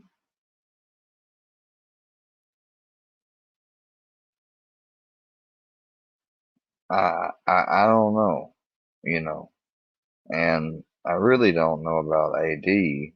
With AD, I had somebody pointed out to me that, you know, well, you know, what about the time that AD let those people up on panel and just sat there and kind of in the back was like, well, you know, I mean, I was like, yeah, that's a good point. Because, I mean, he was no dumbass. He knew a lot more than just some random person did about stuff, about what was going on. That and something else, you know. And he wants to ask me, like, why do I hate him or something? I don't hate him. I'm intrigued and wondering what his intent is, especially when after I've seen him speak up and highly about Martin and then speak down and, you know, downright like make a title that's dedicated about how bad like Marvin is or something, and snipe his whole life. So, if anything, he might hate Martin, but I don't. And he got mad when Martin banned him, but he laughed and stuff when I pointed out Johnny banned me. And I didn't even like get mad or nothing. I didn't get mad. I got maybe like it was like a pissed off type feeling. That was about it. You know. Now Johnny going to the links of like lying and trying to come at me in some off kilter weird way. That's what's fucking that's what's rich. But anyways, back to the Scientology stuff. And they're coming home like, I had a really good 6 months. So yeah, so now he's talking about the effects of being in this roundabout cultish bullshit, which is really con game type of mind control when they are pulling you in these sex tracks, telling you got to redo stuff you've already done, and it's just another part of it. Check. I mean, I said, I mean, it's just a clear day. I tell you, this is not fucking standard. Scientology's not supposed to make you worse. I was experiencing it and watching it. So now they come out, and this is 2-3 years. And this little mistake probably made the church about $500 million. And then about $500 million later, COB gives a fucking briefing on the free winds, and this is what they show me. It's arbitrary, it's canceled. It's an arbitrary, is what they say. So in other words, all this SEP checking was an arbitrary. And through his research and looking at things and rechecking all the LRH's notes, they realized they made a mistake. And so now I don't have to do the SEC check. Aren't you happy, Jason? And all these people like on 7, like a bunch of fucking idiots, were like, arbitraries are canceled. I can just go on and it's going to save me about 50 grand a year and all this shit. And it's like, wow. And me, I'm like, you think that's supposed to make me fucking happy? I feel like you should have a fucking apology. I said, if I were COB and I made that mistake, I wouldn't go arbitrary is canceled. I say, I made a fucking mistake. I'm sorry. And I'd make up the fucking damage. I'd pay. My fucking mistake made me $500 fucking million, and you don't fucking even say you're sorry. You say, guess what? And this is what the fucking thing does. It just plays the same game over and over again. And this, when I going now to the Congresses, toward the end of this 8 years, they say this, and I'm like off auditing. You know, I finished, OT5 finally, and I just said, I don't want any more of this shit. Nobody even said take OT7. Because apparently I'm in the middle of 4 different fucking actions and nobody knows what to do, you know? So I'm fucking in the middle of L10, you know, I mean, I could tell you about L10 is a story in itself. L10 is a story. So just know that they use my fucking wins on the L's. And the L's are what fucked me up in Scientology. Okay.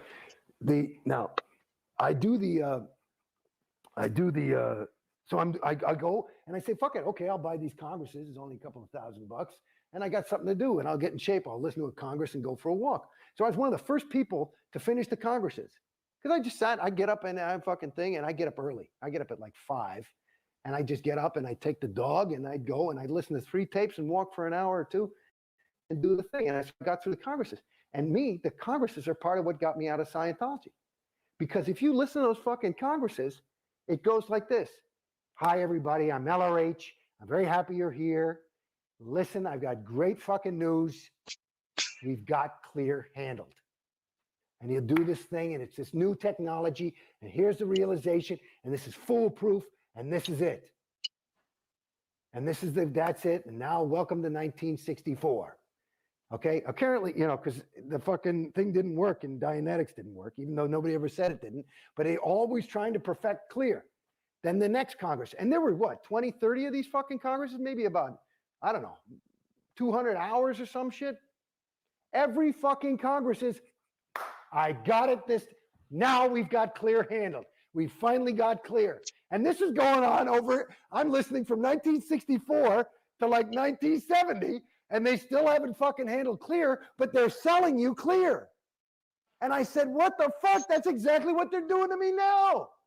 I said, what the fuck? And I went back to it, and I'm talking to Dave Pettit, who's the head of CC, who now is handling my case personally. You know, he's at my house. He's at my fucking thing. We're taking walks. I almost killed him once. I fucking took him by the tie, and I was grounding him. But no, I fucking, Jason, please don't. Oh, God. I actually secretly recorded it. It's funny. I have it on audio.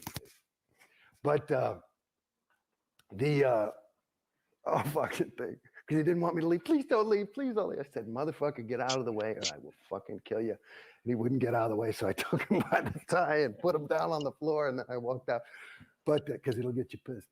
But that's how mad I was. I mean, I was fucked up. It's one thing to feel unhappy I walked into Scientology. Remember, I was on the top of the thing. It must have been false, though. I mean, I was fucking happy. And I'm fucking unhappy. And they're paying me. They're making me pay to get fucked up. And they're telling me what's wrong with me. And that's another fucking thing. They won't tell you what the next thing is. And I'm like, believe me, it's good. So you got to fucking buy the thing for 50 G's a pop or whatever. And it's wrong. Oops, made a mistake. We're going to do this now. I mean, are you fucking crazy? Do you see how stupid I was? I mean, it's like, oh my God. And that's the game. And I'm telling you, that's the game.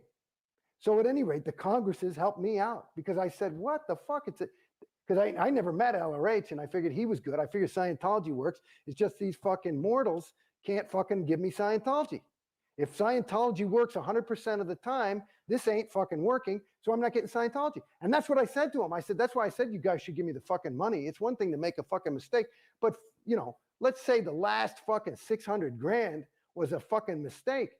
I mean, I feel like I got a case because if Scientology works and they agree this didn't work, I bought Scientology, then you should give me my fucking money back.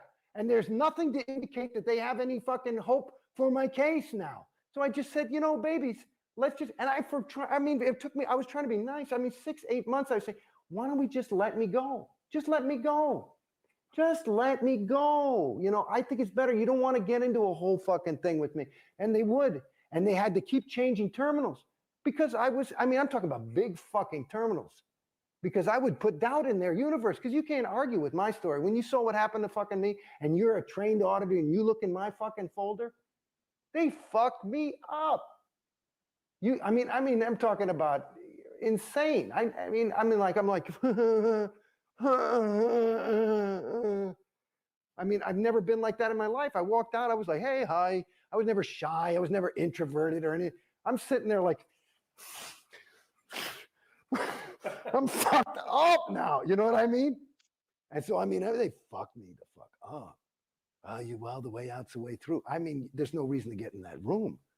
Maybe that was the hidden deep shit. I'm looking at my kid. He's 5 years old. He's a happy fucking guy. He's not fucked up yet. He might get fucked up later. Are you sure you were fucked up? Maybe you were just PTS to an SP. Well, that's what I'm saying. And that's the other thing. I had this big fucking car accident. In the middle of OT5, I nearly died. I was in a coma for 3.5 weeks. I was fucking like, everybody thought I was going to die. So, of course, we got to find my PTS terminal. That happened 8.5 years ago, okay? And I got out of Scientology a year. In the last 7.5 years in Scientology, still no fucking PTS item until I finally said, it's you guys. And they couldn't deny it. I said, look at the data. Are you sure it's not that person? He's gay. That's somebody told me. That's how naive some of these people. That's a what do you call it? An RTC terminal, which is like the gold standard of technical perfection. And that they think that's a homosexual. So they believe that homosexuals are all 1.1. They still believe that. There's some that do. I never believed that. I interpreted it differently. But it was something where I had to do some mental gymnastics in order to make work. Well, that's what Hubbard wrote, though, that they were 1.1. Well, it's debatable. Well, I know that he said something like he said, you're homosexuals when he's saying the 1.1. So I don't know if it's all homosexuals or what. And yet the church says that they've changed homosexuality. The church said they changed that? The church has said that they no longer, think negatively about homosexuals. Well, I've never heard the word faggot more than when I hang around people at Gold, to the point where I said, I don't like it. My brother's gay, and he sure ain't 1.1. I got great friends of mine that are gay. You're telling me Leonardo da Vinci is 1.1? I don't think so. If he's covertly hostile, he's got so much that he did that was good that, as much hostility as he may have exuded, I think he made up for it. You see? Yeah. I don't buy it. I never bought it. And again, in my universe, when I was in it, I just thought, because you part of the thing when you're in it, LRH is this super duper guy. So you make him into your own super duper guy, I suppose, probably. You're looking at the current management, David Miscavige, COB, and you're thinking, well, is he in it for the money? What's your view of L. Ron Hubbard now? Well, I mean, I don't have all the data. I read some of the books that are out that are critical, Barefaced Messiah and Madman or Magician or whatever it was. Madman or Messiah. Right. That one, and Piece of Blue Sky. Piece of Blue Sky. And then there's stories. I think that, so I don't know if all that's true, but it's consistent. One of the ways for me that I can detect whether something is true or false is for inconsistencies. You say the guy, wore blue shoes, and here's a picture of him in red shoes. So I never saw anything inconsistent.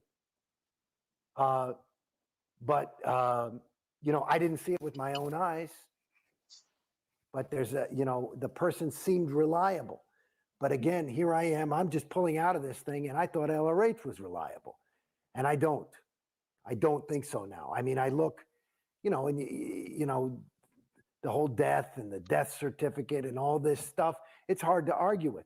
It seemed like he was, and his kids. Like my wife is. My wife is an interesting person to talk to as well, because she's class 5 OT5 or class 4 OT5, and but she's like one of those people. She could probably do heroin for a year and then just say, oh, you know what, it's making me too skinny, and just put it down. You know what I mean? She's not a person, and she was, everybody loved her. A lot of, she was Jason Beghe's wife to some degree over there, but she's a remarkable person in her own right. And one of the ways is that she just doesn't, she's one of those people you just can't brainwash. So when she got out, it was kind of like, that's it. She just, she didn't even talk. I mean, it was like, I said, honey, I'm thinking about doing this. I think she was like, okay, fine, whatever. Flip the burger. And yeah, because I think they're, because she had said, she had always pointed out things that were inconsistent also. And, well, all these fucking OTs that aren't OT. Like, that's a fucking OT. And what's an OT supposed to be? Somebody who's at least able. Somebody who can walk and chew gum. I mean, there's people that are OT that are some of the most incompetent, stupid people. I mean, when I say that sounds, my definition of stupid is not necessary. It's not. It doesn't have anything to do with data or education. It has to do with being able to say. I mean, I'm talking about people put their hand on the stove and go, hey, my hand's hot. My hand is hot. I'm talking about that kind of stupid. I mean, and like, unreal. What's wrong with you? What's wrong with you?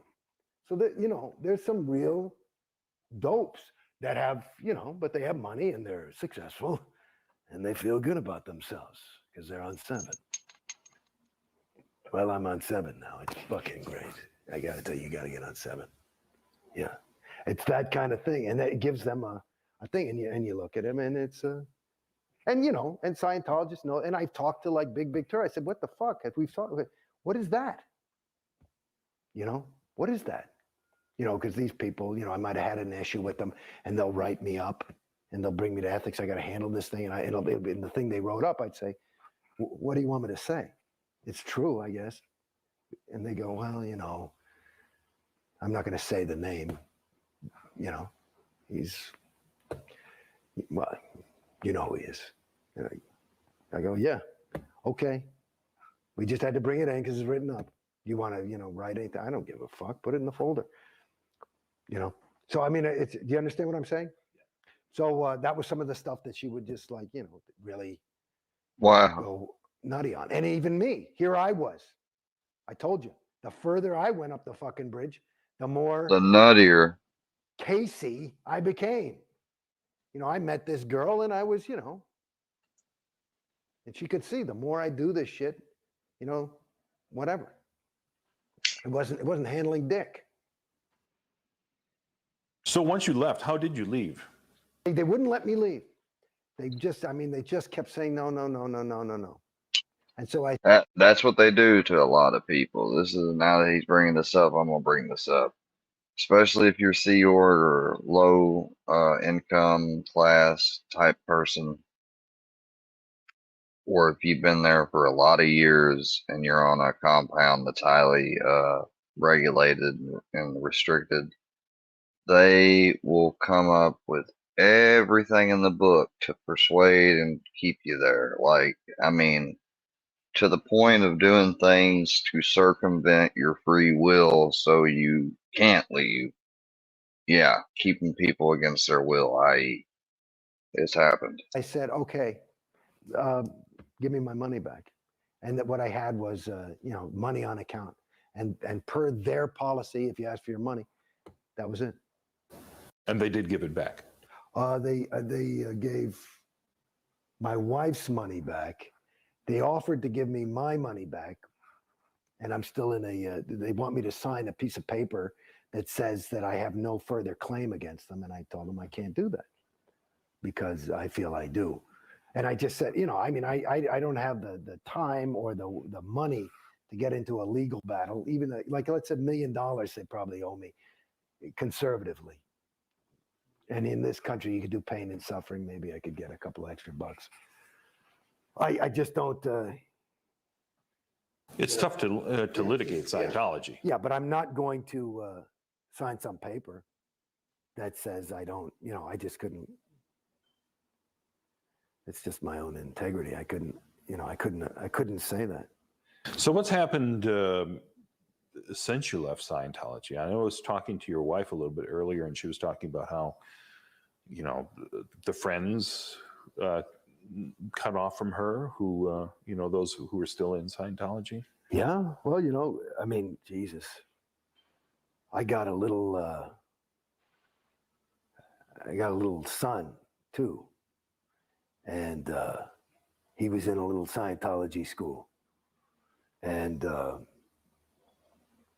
he was 4 at the time, and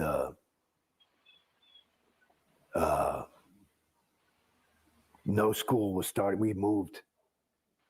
So we're in the process of moving. So it was moving to we moved to this big property out here. It's a big different thing and it's a long way away. And they kicked him out of school. It was the Scientology school. No, yeah, they kicked him out. So he had nothing to do and it fucked him up because he had, why can't I see my friends? And that was all his friends. And, and this was a time when, mom and dad were really busy. I'm working. We've got a little tiny infant at the time. And we're moving to an enormous thing. And plus, this whole place you're in was under construction. There was a period we were in a one of those Airstream type of things, and nothing for him to do. And that was so that was one. So yeah. Our friends, I knew I could see I was pulling away. So I'm kind of an antisocial personality anyway, so I don't really hang around people, but my wife, with the kids and stuff,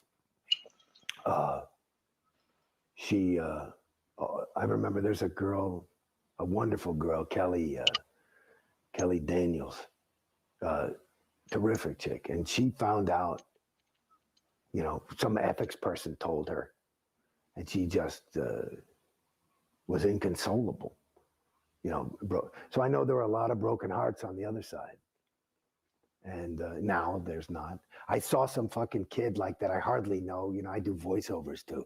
So I went to a voiceover and there was some kid from Scientology.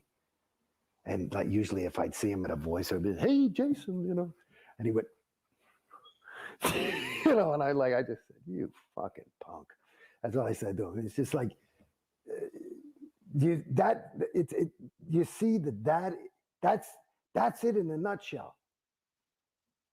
you know, even both of them are alive. The Jason, because we're Scientologists, and the because you're out. And so when you look at the thing about it's really, really the data shows from the fact like Tori's husband left her. These people, their families are just there's the proof. What I say about separating. And you know, it's the same thing. Happens in hate groups with their members and with the people they go after and stuff too. It's an interesting point. There's the proof. You're incapable of being a good friend if you're a Scientologist, because you're a Scientologist. And This is a reminder that I'm choosing to start to give. If you are currently stream stalking, I'm no longer adhering to the term of sniping. I'm going to call it what it is, stream stalking, this stream. And yes, I'm not going to be engaging in stream sniping anymore as well. If you're stalking me and a part of now, restreaming or commentating over a stream is a whole different thing. But if you're simply just stalking my stream and talking down or negative every now and then, mostly just letting it play, like that's stream stalking or sniping, however people want to call it. It is what it is. This is the every now and then reminder that I'm going to start giving to let you know that I do not wish for you to be on my page on this platform or this stream and doing what you're doing. I don't support, endorse anything you say, and I wish you'd leave me alone. And that's it. Every now and then I may pause the stream and repeat that. Jason Beghe, the science. Just because, I mean, otherwise they're going to start to they're going to keep trying to double down on the accusation like, oh, he wants it or he wants the attention. No, I do not want them here. Like, I want them to just go away. You know, like, I got no issue if they decided to just leave and I had nobody watching until some random traffic came through. And then I may get some actually authentic viewers for once, you know, so just go away. Scientologist is willing to lose David, is willing to sacrifice certainly the quality of my relationship with mom and dad and brothers and sisters. And God knows who else that I could have made friends with that weren't Scientologists. Because whatever, maybe they just didn't understand or whatever. And my whole fucking, the most important thing in my life for me, again, going back to who I was as a kid, was a guy who was interested in people. And I wasn't like judging people, like I was just willing to be them. And maybe that's why I became an actor. And I grew up in New York. And I was like, this is people, people, people. Every day growing up, I would meet somebody. You're on the subway. And now, you know, people go to the Home Depot with me and we go and I hang and we talk and we do a thing and that's who I am. And to some degree, you're not able to communicate because you can't, you've got a bubble around yourself. It's this thing, and there's another way that part of the thing that made it a little bit easier for me to get out of Scientology than other people was that I would always look at the religion side. And it's like, because again, I was always interested in religion. And when they get exclusive, you got to wonder, you know, in other words, you know, I don't have anything against anybody's religion. It's fine. But, you know, the evangelicals are the only ones going to heaven. And the Muslims are the only one going to Allah or whatever. And the Scientologists are the only people who know. I go, well, I don't think so. It doesn't make sense to me. You know, and there's an interesting story. Like one of the things that, like they said that, like one of the things that took the biggest hits on religion in this century was it fucked up a lot of people. You know, World War I was a vicious, awful war, different than others with gases and mustard gas, and it was terrible, and people were slaughtered, and it fucked up a lot of the Germans and the Americans. When they go in, they'd see their bodies, and they saw that they had the same Bible. They said, whoa, I thought God was on my side. And it's the same, and it apparently, so it's like this kind of, you know, when things are bringing people further away from others and distancing them, and Scientology, He wasn't on either side. to the degree that I'm a different species. You're a wog. Because we're supposed to be to the point that we can settle differences. Yeah, wogs. Yeah, it's a slur in Scientology I'm language. a homo novus. And I'm homo novus enough to be loving of you. You see what I'm saying? That's pretty bad. You know, and then you look at that, you know, and radical Islam, AKA a superiority complex. you know, it's like, it's not that different. And yet Scientology says that they're not exclusive, that you can certainly be any other religion and be a Scientologist. Let me Yeah, they try to say that, and it's bullshit.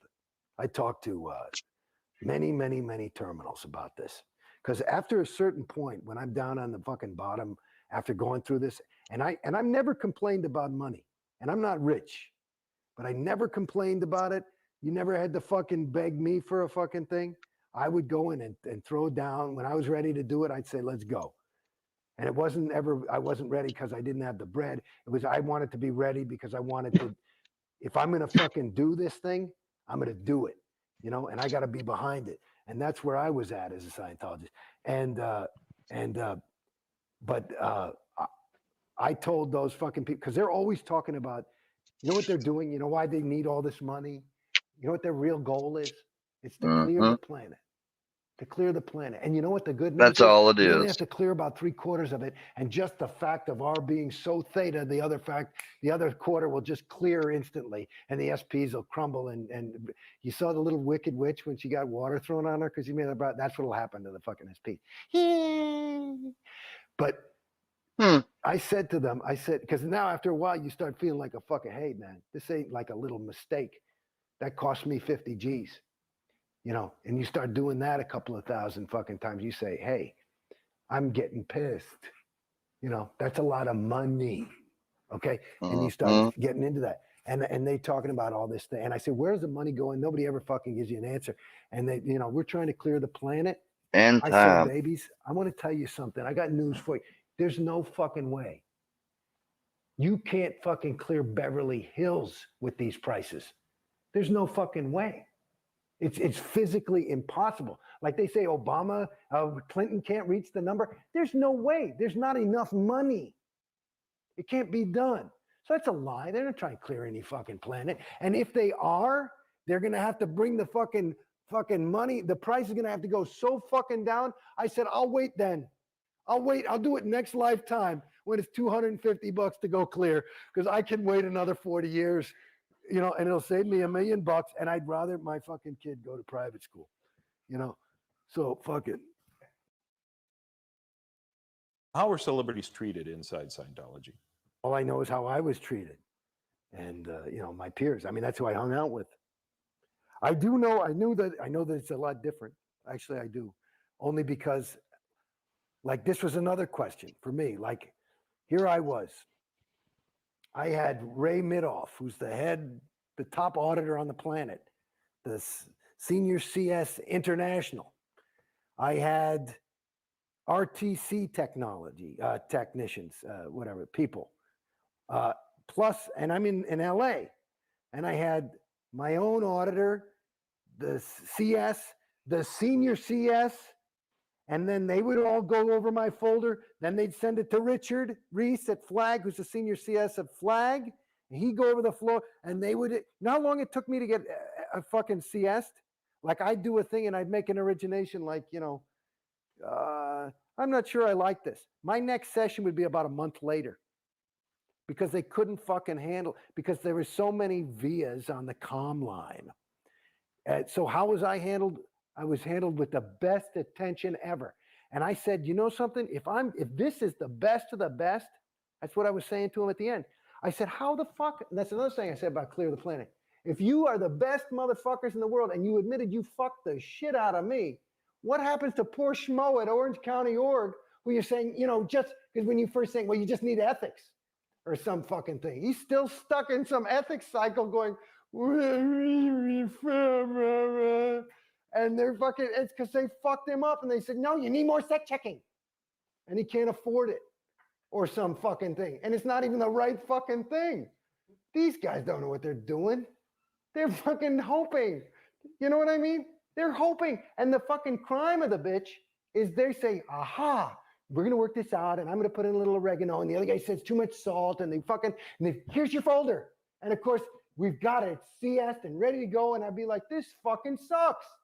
It's a wrong fucking item. And then your needle's floating. I'd like to indicate it is the wrong item. And it go right back to the motherfuckers for another month. And meanwhile, I've already bought $100,000 worth of auditing. And it's more going through this thing. And then it's like just talking about some stupid fucking overts to start because I haven't had a session. Well, I masturbated and you're coming up with, who the fuck cares? I said, you know what I mean? I got nothing. It's not like I'm fucking killing people or beating my children or something. You know what I do? Internet porn and I don't know. I got mad at work and, you got nothing to fucking say. And this is it. And that'll fucking eat the whole cocksucker. It's just unbelievable.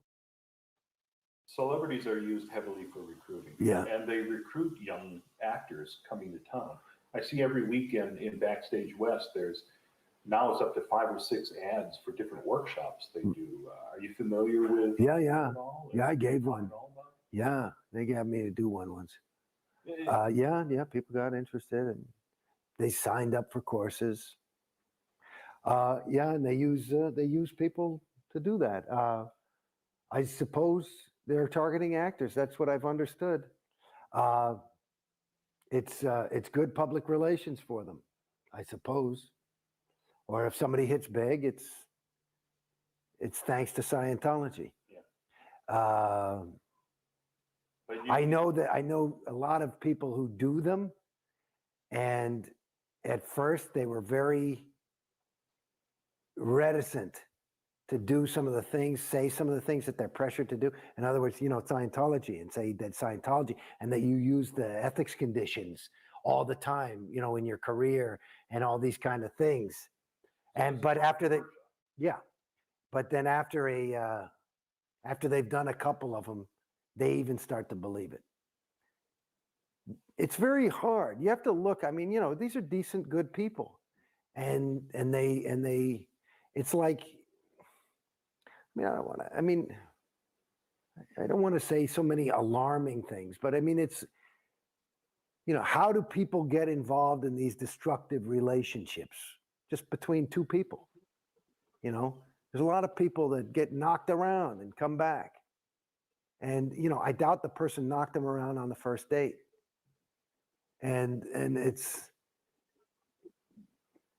it's sad. And just looking at those celebrities, you sell a little piece of your soul when you tell that lie, but you've got it all justified that, well, it's good people and it's for the church and, I'm helping the group and and you got it thing. But I'm telling you, that you're full of it a little bit. And that if you really look at it, it's okay. And like in any other universe, if that came up in session, it would be an overt, but not there because because they've got the whole thing. This whole hard sell and all this thing. And what they, do to recruit actors is one thing. What about the little children they get into the Sea Organization? Billionaire contracts, Yeah, what's your reaction to the Sea Org and the way that Sea Org members are treated as opposed to the celebrity clientele? Are you aware of some of the things that happen to Sea Org members? Well, I've heard things and they seem quite plausible. I have never seen anybody been abused.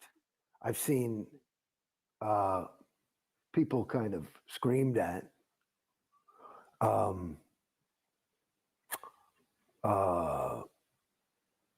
But I've never seen that kind of abuse.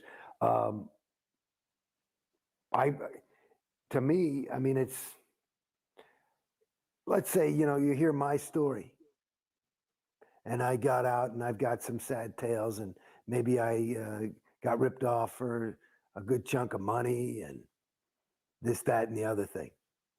If you look at that as compared to somebody who joins the Sea Org, it's not even comparable. Can you imagine what it would be like to have a person at your beck and call and complete disposal, your slave, who not only was a slave by force, but by you've got them by the mind, not the balls. You got them by the mind. So they're in love with you, devoted to you, to do whatever you want for their entire lifetime. Okay? And you can just get them. So they're working, let's say, I mean, just a person working 100 hours probably is what the average Sea Org person works a week. I'd say about 80 to 100 hours a week. What's the minimum wage on that? Is, I mean, it's not even minimum wage shit. I mean, they build the buildings. They do everything. High-tech stuff. I mean, is it worth at least $75,000 a year? So that's it.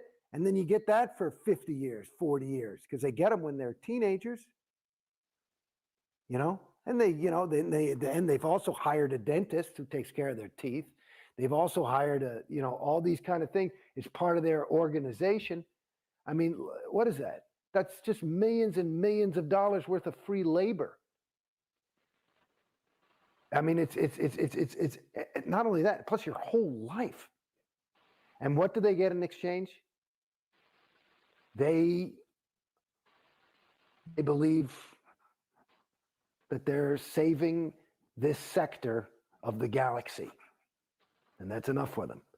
And they're the few people who have the ethical fortitude to make that kind of a commitment. What's your reaction to the RPF? Those are the rules of the game. But I mean, to me, what it is more of a way to control. People end up there if they're, I would think, to some degree, they feel getting out of control. And so what do? Is you put more control over them until you got them back in control. And whether that's physical abuse or mental abuse or both, it's what it is. When you're in, did you know the ins and outs of RPF, where families would be split up and people couldn't communicate for months or even years? No, they don't talk about that much. I mean, as I got older, when I was in a little bit longer and spent more time, at the upper organizations like Gold, I would hear about things like that and find out. But they try to keep that stuff away from everybody, especially celebrities, because it indicates, the company line is that The RPF is the Rehabilitation Project Force, like the EPF is the Estates Project Force, which stands for the basic training. The RPF is where they send people in Sea Org and stuff that are considered out of ethics or PTS or acting SP. And it's a punishment. People have been locked up there, given nothing. The Sea Org is made up of Given nothing but rice and beans to eat, made to play musical chairs. There's a whole tons of crazy stories about it. A lot of abuse. OTs. It's a group of OTs. Okay. So for these people to fail, it's meaning that OTs are failing. And it's kind of like a one-shot clear joining the Sea organization. And you have the EPF, which is the precursor where you get ready. And that is supposed to, when you're finally posted in the Sea Org, the end phenomenon of the EPF, which is called the Estates Project Force, which is basically where you run around and do a lot of physical labor and take a couple of courses. The end phenomenon of that is supposed to be an OT. and which is interesting to me. I've many times blown my stack when I had to get in touch with somebody at Flag. I had to call the president, and of course they've got a new person answering the telephone at Flag. And of course, Scientology touts itself as the cutting edge in communication, whereas they have somebody answering the fucking phone who does not speak English. However, they are an OT. They happen to be an OT from Poland who is now 14 years old and is now the main receptionist for an international fucking hotel. And you call and you say, what the fuck is wrong with this person? Well, they're posted and they should be there. It's you got to get that job done. And if their stats are down, I'm sure they're back on the RPF if they hadn't learned to speak English quick enough. And that's not an exaggeration. Insanity. So you didn't know that much about what's going on in the That's RPF? fucked No, I up. learned some things online, but Yeah. How are you as public kept away from the untheta that's going on in the real world? I mean, if there's, some really negative story about Scientology in the paper or on TV. Yeah, anything that's aware of news that? related on the it's a outside, funny thing. Like I remember.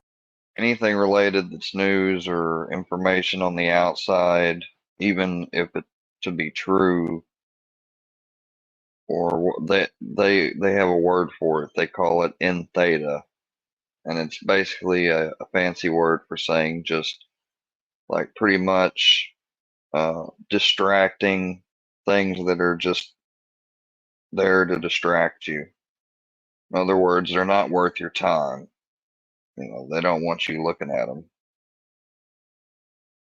Remember, my wife had seen Ted Koppel interview David Miscavige, and she thought that he kind of fucked up. Certainly wasn't very OT. And she talked to Susan Watson, who was the president of CC. Said, that, and CC, and Susan was like, it's almost like gaslighting somebody. That expression, yeah, like which is kind of make him seem like are you crazy? Oh, well, he was just doing a tone scale drill because Ted Koppel, and just kind of to just not is the thing. I think it's called dead agenting, and it was an interesting thing. I mean, I had a similar experience. Well, just seeing Tom Cruise, acting a little bit in a way that, could distress a lot of people. And they make it into like, well, this is the greatest. Yeah, no, this is good. People just can't handle his level of enthusiasm, and it's a little, okay. So that's the company line. And you go, okay, Even now, when with the release of the Tom Cruise tape and global attention to this, they're trying to spin it as a positive that all these people are coming to our site and learning about Scientology and joining. Right. Whereas the rest of the world is thinking, Tom Cruise is nuts. Yeah. Yeah. Well, that's the thing, though. In their own little world, it makes sense. The funny thing is that is a Scientologist talking to Scientologists. I mean, that's Tom Cruise who's sitting there. I've done these kind of videos, being interviewed, knowing that his audience is people in the audience of an event that's going to be made up completely of Scientologists, and his job is to get some fire under their asses so they can jump out and start behaving more like him.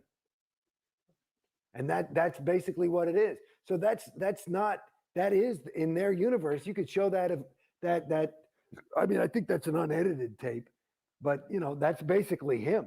I mean, I've been around the guy. I've been, I twinned on him in some courses. Shit, I was getting auditing from Marty Rathbun. We were on Turnabout for a month and a half. It was like Tom would go in, then I'd go in. Tom would go in, I'd go in. So, I mean, I spent a little bit of time with him, and that's him. He's a very fucking focused guy, and I mean, that's what I see. I mean, this guy is not a namby-pamby panty waist. He's a totally dedicated person. I can't call him a friend or know him even, but I can tell you that that's who he is. So if it seems crazy, that's interesting. That seems like the ideal to most Scientologists. And that's an interesting comment. That's what it is. Because they showed that as a, come on, babies, get off your asses. Don't you want to be like Tom? And it's interesting that the rest of the world who are not caught up in that Truman Show, they see it as, well, what's wrong with this guy? It's looks crazy. Very much to an outsider, as though your personality is stripped away and it's replaced, your reality rather, stripped away and it's replaced with Scientology's reality. That's what I saw. That's what I've perceived. And the other dangerous thing, I mean, I watched a little of that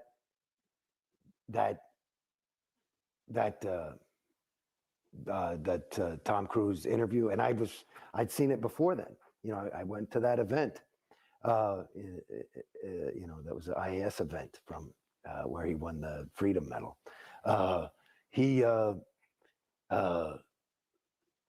The fact that, you know, there's some part in there where he says, you know, as a Scientologist, you just can't let you can't pass that accident because you know you're the only person who can do something about it. And he does know that. You know? And to me, that's part of what I'm finding is destructive in terms of a religion that pulls people apart. You know, whereas it seems like, well, no, he's really helping people. So you could say that. But he's also putting himself above it. He's a homo novus. He's somewhat condescending. He knows he's going to heaven. Do you understand? You know, and I find that it's very worrisome.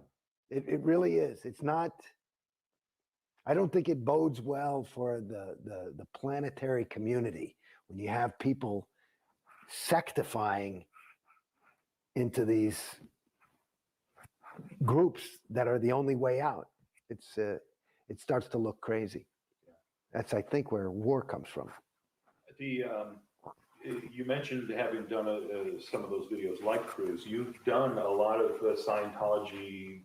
Oh shit, man! Let me tell you something. Like the main recruiting film for the Sea Organization, I spent well over a year doing that with Up at Gold with David Miscavige, and he and I and one other guy on the final day because we had to finish it for Sea Org Day. So if you ever get recruited to join the Sea Org, that'll be me talking, unless they hear this. Maybe they'll take me off. But we live in a world gone mad, where pain and strife create war and human suffering. A world rife with drugs. Yeah, it starts like that. It's very serious. And it's all about the Sea Organization, how it was formed, and blah, blah, blah. So apparently it's working. That's what I've heard, they told me. But their stats never go down.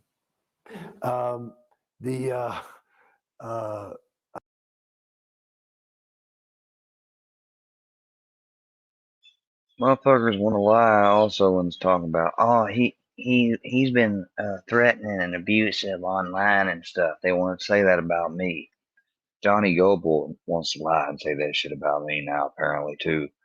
Or say that I'm harassing and stuff, different folks, guys, channels and stuff. If I was saying to him like, motherfucker, yeah, you going da da da da, you know, something like that, or being angry and wasn't doing it as a parody or nothing, maybe, yeah, maybe. But every now and then seeing that they're live and covering it, no. No. Especially when it's not round the clock, habitual and creepy like it is with what WV does with me. They have to I bet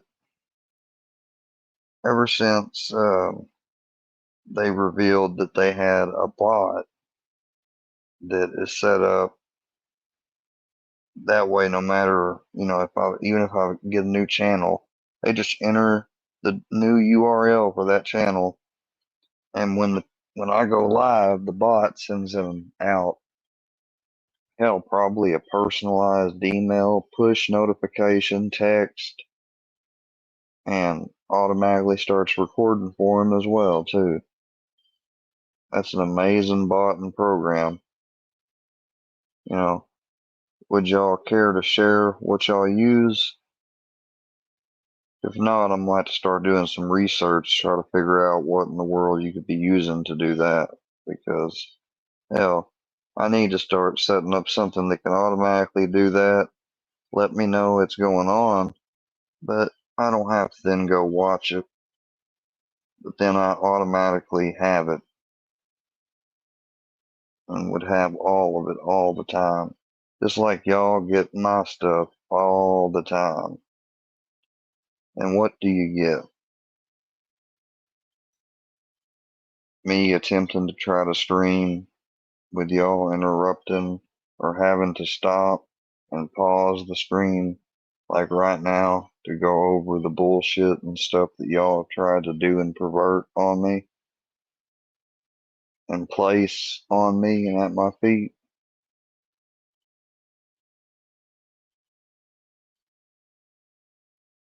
Get fucked, get bent, fuck off, all that jazz, you know the drill. Seriously. As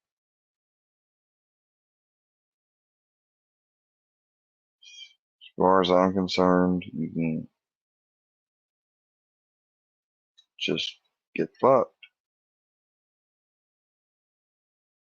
Johnny, Fusion, any of you.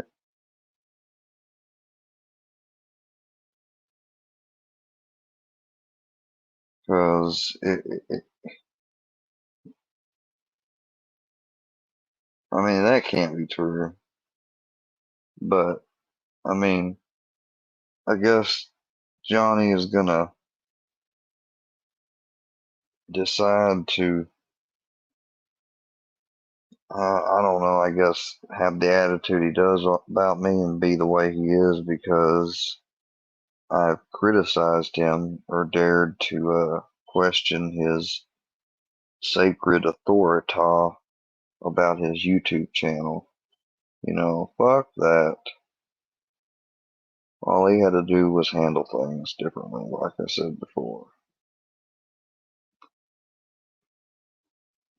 And these other people, they just eat this shit up, Like I said before, they love it and they're laughing anytime people aren't united, and especially if they're bickering, arguing, or fighting, or having a disagreement, anything live or seeable.